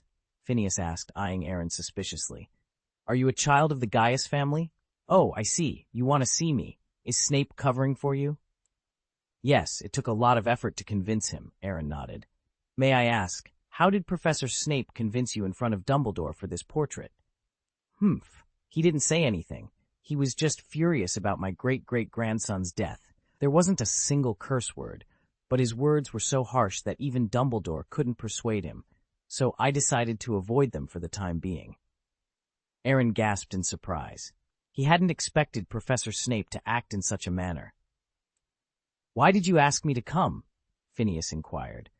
Didn't the Gaius family never get involved in the affairs of the magical world? Senior, the world has changed, and people's hearts have grown cold, Aaron said with grief and indignation, as if he had been greatly wronged. You are in the principal's office. You should understand what happened to me. Dumbledore has gone too far.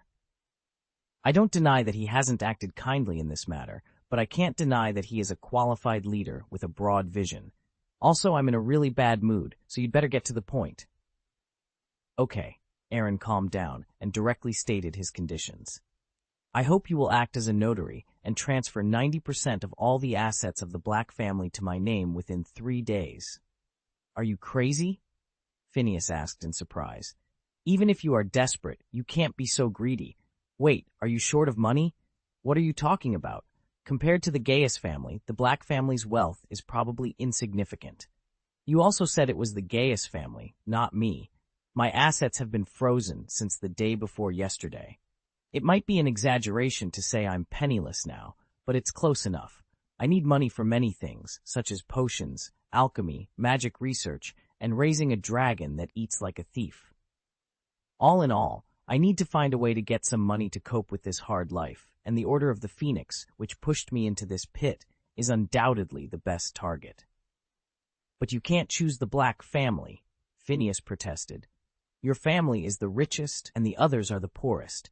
You can't expect me to ask the Weasleys for money.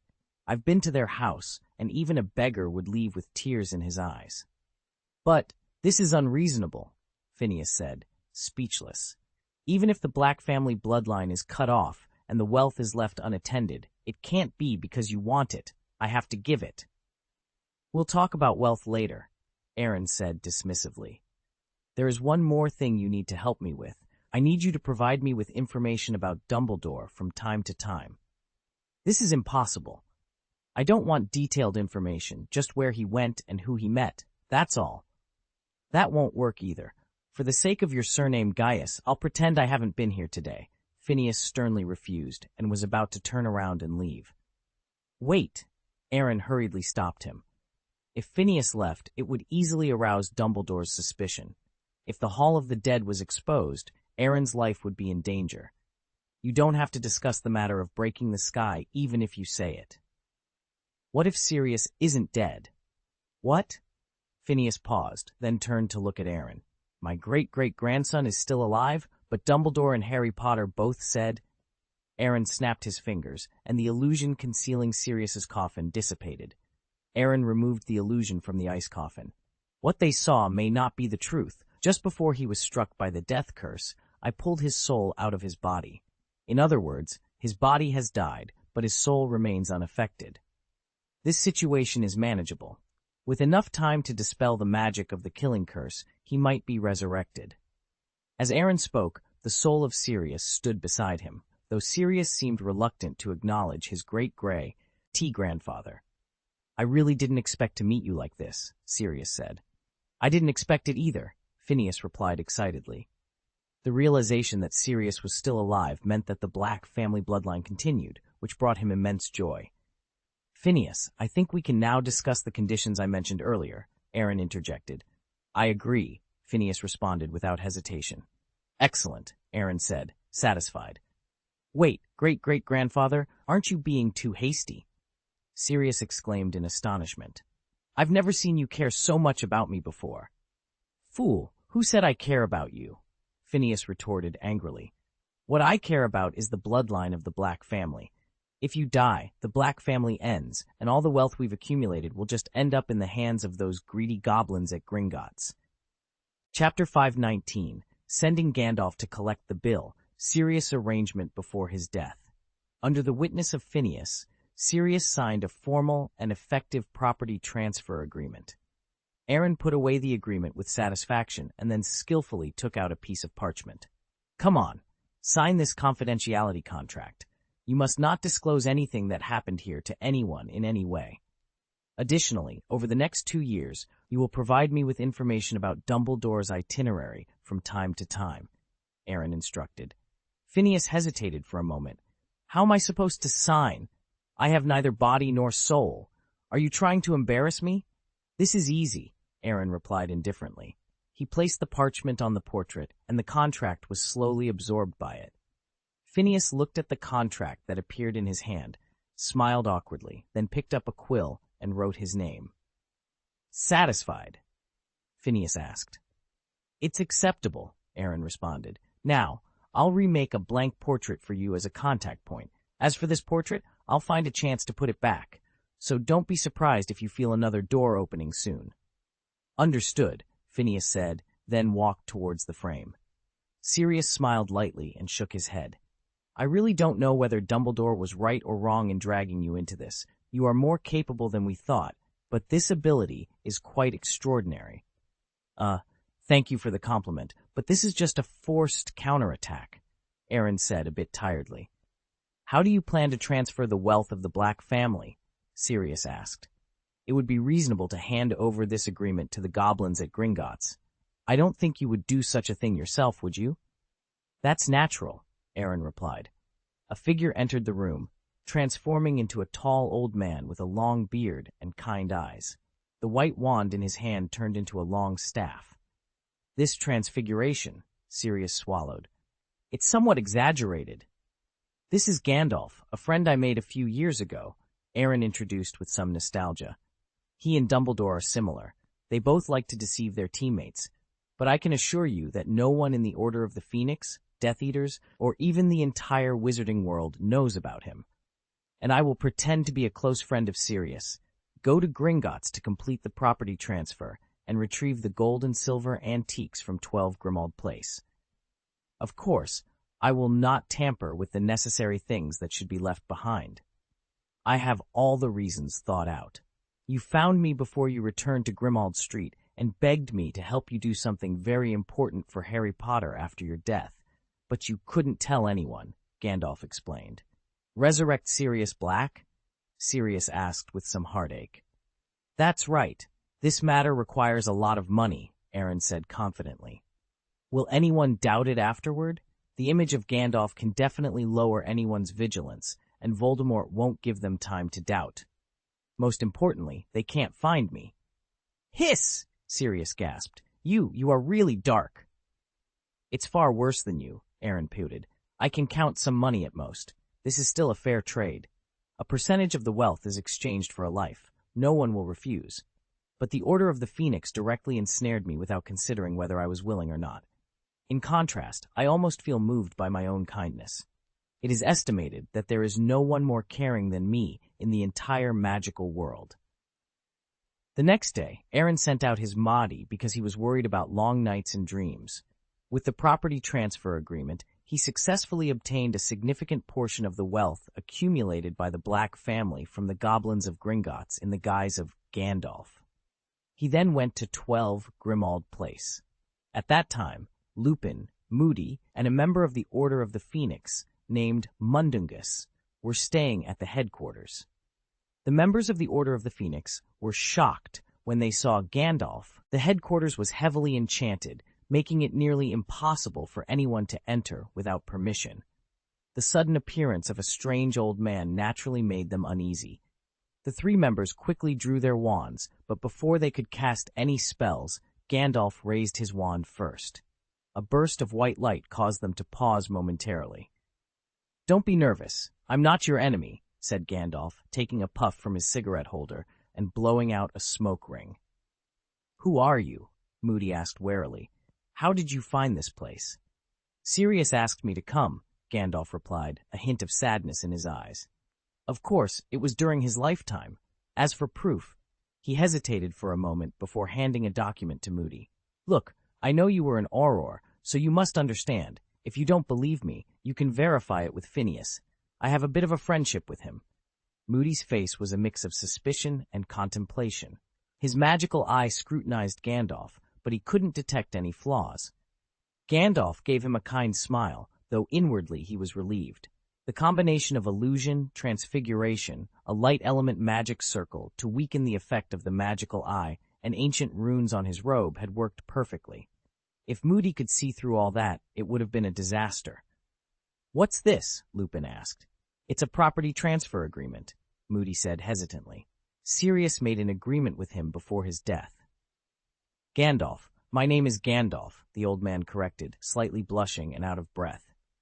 "If he unfortunately dies, I have the right to dispose of 90% of the Black family's property, as well as all valuable items at 12 Grimmauld Place, except the mansion." "What?" Lupin began, but Mundungus interrupted. "You mean all the gold, silver, and magical tools in the headquarters belong to him?" "No, I can't accept that. If I sell these things, I know we could make a lot of money." Gandalf's mouth twitched slightly. He hadn't expected the Order of the Phoenix to have such a character. Fortunately, he had come early, otherwise the money might have slipped through his fingers. Both Moody and Lupin frowned, looking at Mundungus with some contempt, but they remained silent. Despite his flaws, Mundungus had his uses. "It's the truth, whether you like it or not," Gandalf said calmly. "Sirius Black asked me to do something for Harry Potter within 2 years of his death. However, this task is difficult and requires substantial financial support." "Is it true, Alastor?" Lupin asked. "This agreement is real and has Phineas as a guarantor. Most importantly, Black specifically emphasized that Mr. Gandalf is as trustworthy as Dumbledore," Moody said in a low voice, then looked seriously at Gandalf. "What did he ask you to do?" "No comment, but you'll know within 2 years. I can only say that Sirius made a wise investment," Gandalf replied, pointing to Lupin. "You and Harry Potter will be very grateful to me when the time comes." "How do we know you're not making this up?" Mundungus grumbled. He had been planning to steal and sell some items, and now this stranger was taking that opportunity away. I'm just following the agreement, Gandalf said, exhaling smoke. I understand you don't fully trust a stranger, so I'll let you handle the collection of the property. I only want the gold and silver treasures that can be exchanged for money at Gringotts. As for other daily necessities, pots and pans, you can keep those. But my time is limited. I can only give you 1 hour. I'll go right away, Mundungus said immediately. He knew he couldn't contest the agreement, but he hoped to slip a few items into his own pockets while packing. Sorry, I don't believe you, Gandalf said, shaking his head. He took out a gray cloth bag and handed it to Lupine. This is a storage bag with a traceless stretching spell. Could you do me a favor? When he approached me, he made it very clear that Moonface would definitely believe and understand Padfoot. Lupine was hesitant at first, but when he heard the nicknames Moonface and Padfoot, all doubts were swept away. If Sirius could tell this Gandalf these 2 nicknames, it was enough to show that he could be absolutely trusted. In other words, this was the last task Sirius arranged for him during his lifetime, and as a close friend, he must do his best to complete it. Sir, wait a moment. I'll finish it soon, Lupin said, then turned and left. Mundungus watched the gold and silver utensils being packed into the cloth bag by Lupin, and his heart was bleeding from pain. I'll help him. Gandalf looked at him meaningfully, and Mundungus felt guilty because of his suspicious eyes. He immediately added, I just want to have a look and help you estimate the price. After all, I won't be able to see it anymore. Okay, but before that, can you show me Harry Potter's room? Gandalf asked. Okay, no problem, Mundungus said, patting his chest. Just walking a few steps will give you a chance to make a fortune, and you won't lose money. Wait, Moody said, looking at Gandalf warily. Why do you want to go to Harry Potter's room? It's just curiosity, Gandalf replied, pretending to be inscrutable. A person's room can reflect their character. I want to know what Harry Potter is like, someone who can make the last of the Black family have the cheek to beg me to help him. The corner of Moody's mouth twitched slightly. Is that true? If you don't believe me, you can come and have a look with me.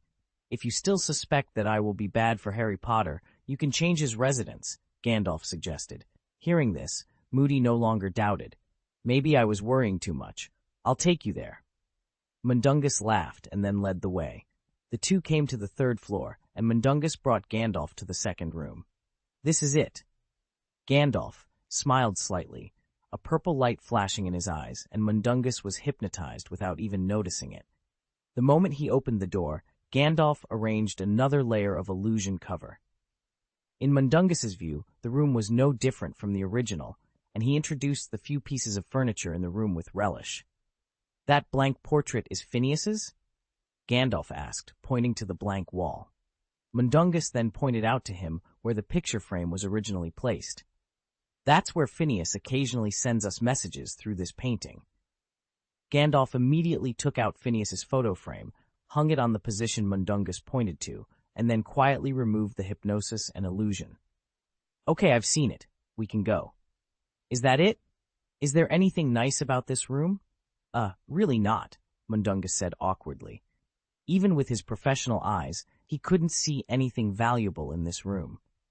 Gandalf came to the living room on the 2nd floor with his staff, sat on the sofa very consciously, and put himself in Moody's sight. Mundungus blinked at Moody, then quickly rushed up the stairs to help Lupine sort out the belongings in the house, keeping 2 not-too-precious collections for himself, by the way. Let me give you a piece of advice, Gandalf said, taking a drag from his cigarette. The one who sent me upstairs just now is not very reliable. What did you say? Moody asked. Your career is very dangerous, and if you are not careful, you may be doomed. He can do some trivial things, such as logistics, intelligence, and news delivery, but big things cannot be entrusted to him. Otherwise, the consequences will be unpredictable. Moody paused, then nodded silently. Minutes and seconds passed, and in less than an hour, Lupine and Mundungus walked over with storage bags. All the valuable gold and silver utensils we could find, Lupine said. Mundungus grumbled, There are some items here, and some are guarded by house elves. We don't want to snatch them. His frustration was evident. All they had managed to gather were ordinary items, while some of the more valuable, commemorative pieces were with Creature. It's okay, Gandalf said, standing up slowly after king the storage bag. It's better to be kind to the house elves. This is another piece of advice. The strength of house elves is no less than that of wizards, and their talents can accomplish things even wizards can't. With that, Gandalf turned to leave. Don't see me off, and don't follow me. As long as I don't want to be found, you won't find me. The three watched him leave, and as the door closed, Lupin and Mundungus turned to look at Moody. Maybe I shouldn't ask. Lupin began, but what advice did Gandalf give? Moody hesitated. Should I say it? Will it affect our unity? Chapter 520, An Unforgettable Holiday, The Power of Speed. On the last day of school, almost all the students gathered for the final dinner.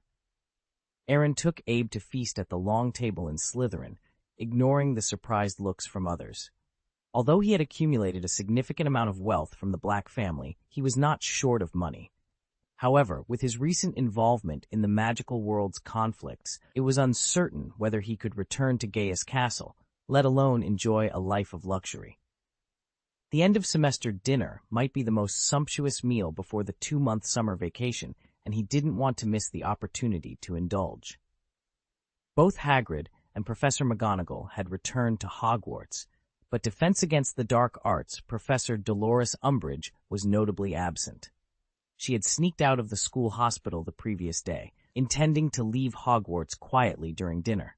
However, Peeves spotted her and chased her out of the school gate with a cane.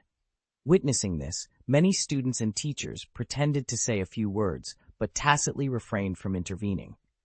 After all, Umbridge, who had been insufferable for a year, failed to save the last bit of her dignity. After eating and drinking, Aaron picked up Abe, who had gained a few pounds, and walked slowly to the Slytherin common room. Back in the dormitory, he began packing his luggage, ensuring all useful items were stowed in his suitcase. Abe also sorted out the food in his pocket and the large amount of gold Aaron had given him. It was clear that this summer vacation would not be as easy as before. Aaron made a special trip to the Shenming Temple. As soon as he opened the door, the soul of Sirius floated over. It's going to be a holiday. How is Harry doing? He's going back to that dreadful Muggle family again, and life is bound to be difficult, Sirius said with concern. It's none of your business whether it's good or not, Aaron replied. Why has nothing to do with me? Sirius retorted angrily. I'm his godfather. Because you can't control it now, Aaron teased, then turned to the missing body. This time is a hurdle for us. If we can't go home, it means we have to rely on our own efforts and face potential dangers. But if we can go home, it means it's even more troublesome, and it might even make the family temporarily set aside the ancestral teachings, the missing body said thoughtfully. Actually, I'm very happy for you to exchange with me. That's unnecessary. Your task is to raise the level of magic circle and alchemy during the summer vacation, Aaron instructed. I knew it, the missing body said, exasperated. You're too harsh on the Avatar, Sirius interjected. I've watched him these days. Most of his time is spent learning various magic knowledge, preparing potions, making enchanted bullets, and occasionally observing the future with a crystal ball. Why do you think I can stand up to so many Death Eaters in the Department of Mysteries? Aaron asked meaningfully. Behind every successful man, there is always a partner who silently pays. The Avatar still has a high degree of freedom. My request to him is to improve himself as much as possible. I don't care about the rest. Are you kidding? Sirius said, incredulous. This can't be voluntary. The donkey pulling the mill isn't as busy as him. That's really voluntary. The Avatar can only exist by relying on the main body. If the main body dies or is seriously injured, the Avatar will automatically dissipate, Aaron explained. Sirius's mouth twitched. No wonder. Don't wonder. I'm also under tremendous pressure, Aaron said angrily. Our memory and personality are the same. In other words, we have the same things to do. I'm just as busy as he is. So self-disciplined, Sirius remarked. It can't be helped. That's the family education I received since I was a child, Aaron said, spreading his hands. Aaron carefully placed his hands on the storage shelf, putting away most of the props, including a bottle of well-prepared Philia, city elixir. Hey, you have too much here, Sirius exclaimed. People who wander the rivers and lakes should always be prepared. If you had the same psychological resilience as me, you wouldn't be killed by your own sister, Aaron replied. Before Sirius could finish speaking, a ball of silver light struck his soul, imprisoning him in a glass ball. He's really noisy. If he doesn't bother me, I will, the thought body said with some annoyance. Can you move him somewhere else? How about the screaming shack? I'm afraid not. Since the contract has been signed, his safety must be guaranteed. This situation will last for 2 years, and time will pass quickly, Aaron explained. Standing and talking doesn't hurt your back, the thought body retorted bitterly. Do you want me to send you the memory of this time? I only want knowledge that is useful to me, Aaron said. Why not let him out for an hour every day and keep him in the glass bottle for the rest of the time? That's a good idea, the thought body agreed. How is his recovery? Aaron inquired. Every day, I extract a trace of the magic from the killing curse and then stuff his soul into the body for experiments. It's working out pretty well. He can barely move his fingers now, but he doesn't know it yet, the thought body reported. Don't let him know for now, Aaron mused. If he resurrects too early, it won't do us any good. I understand, the thought body said, as if remembering something. I need to prepare supplies when I go back this time. The more, the better. Aaron nodded solemnly. The magical world was full of undercurrents now. Storing more food would provide more confidence. Besides, he wasn't short of money, and expanding the granary of Shenming Hall dozens of times wouldn't be a problem. The next day, Aaron boarded the Hogwarts Express with his suitcase. Occupying a carriage by himself, he looked at the scenery outside the window and felt relaxed for the first time in a long while. In fact, thinking about it carefully, based on the grievances between him and Voldemort, it was only a matter of time before they met.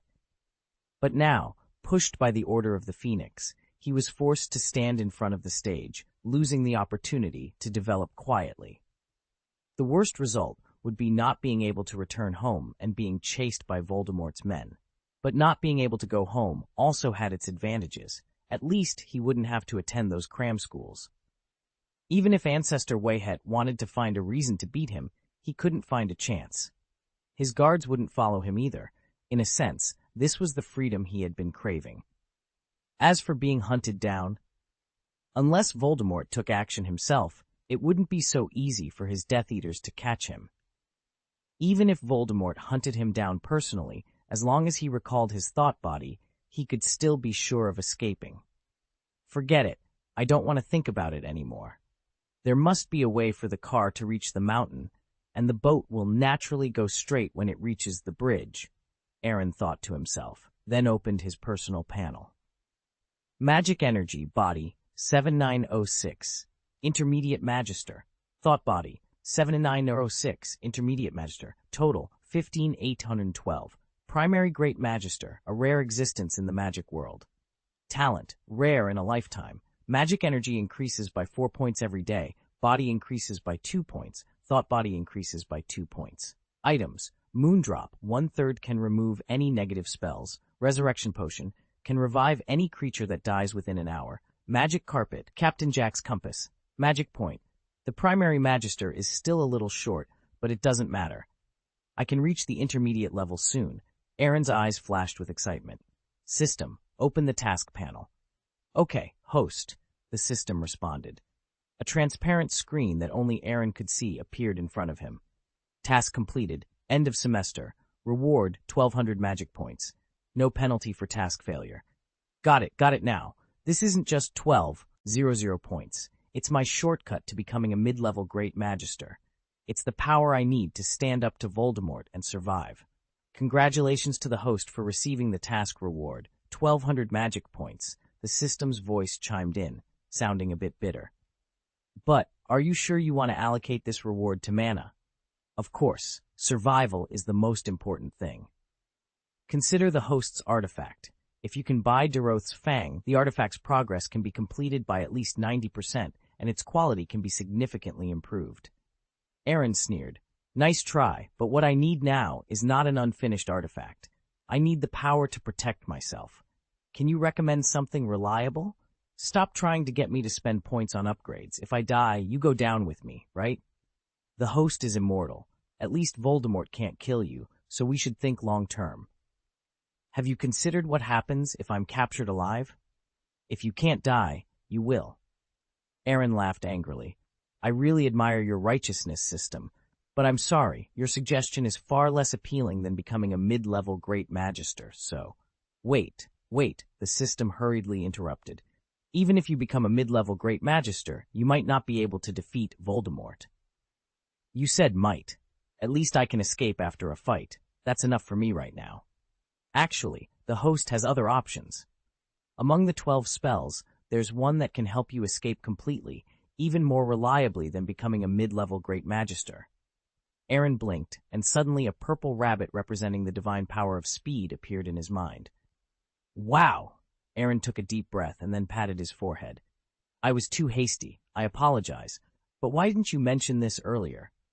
The system wasn't sure if the host would choose to buy Dorouth's Fang in a moment of impulsiveness. Aaron rolled his eyes, feeling even more exasperated. Forget it, he thought. Just treat it as if you encountered a rather careless system.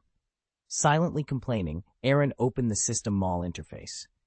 Magic category at Sleepy Mist, 600 magic points induces sleep. At Purify, 300 magic points, detoxification, healing, clears abnormal states.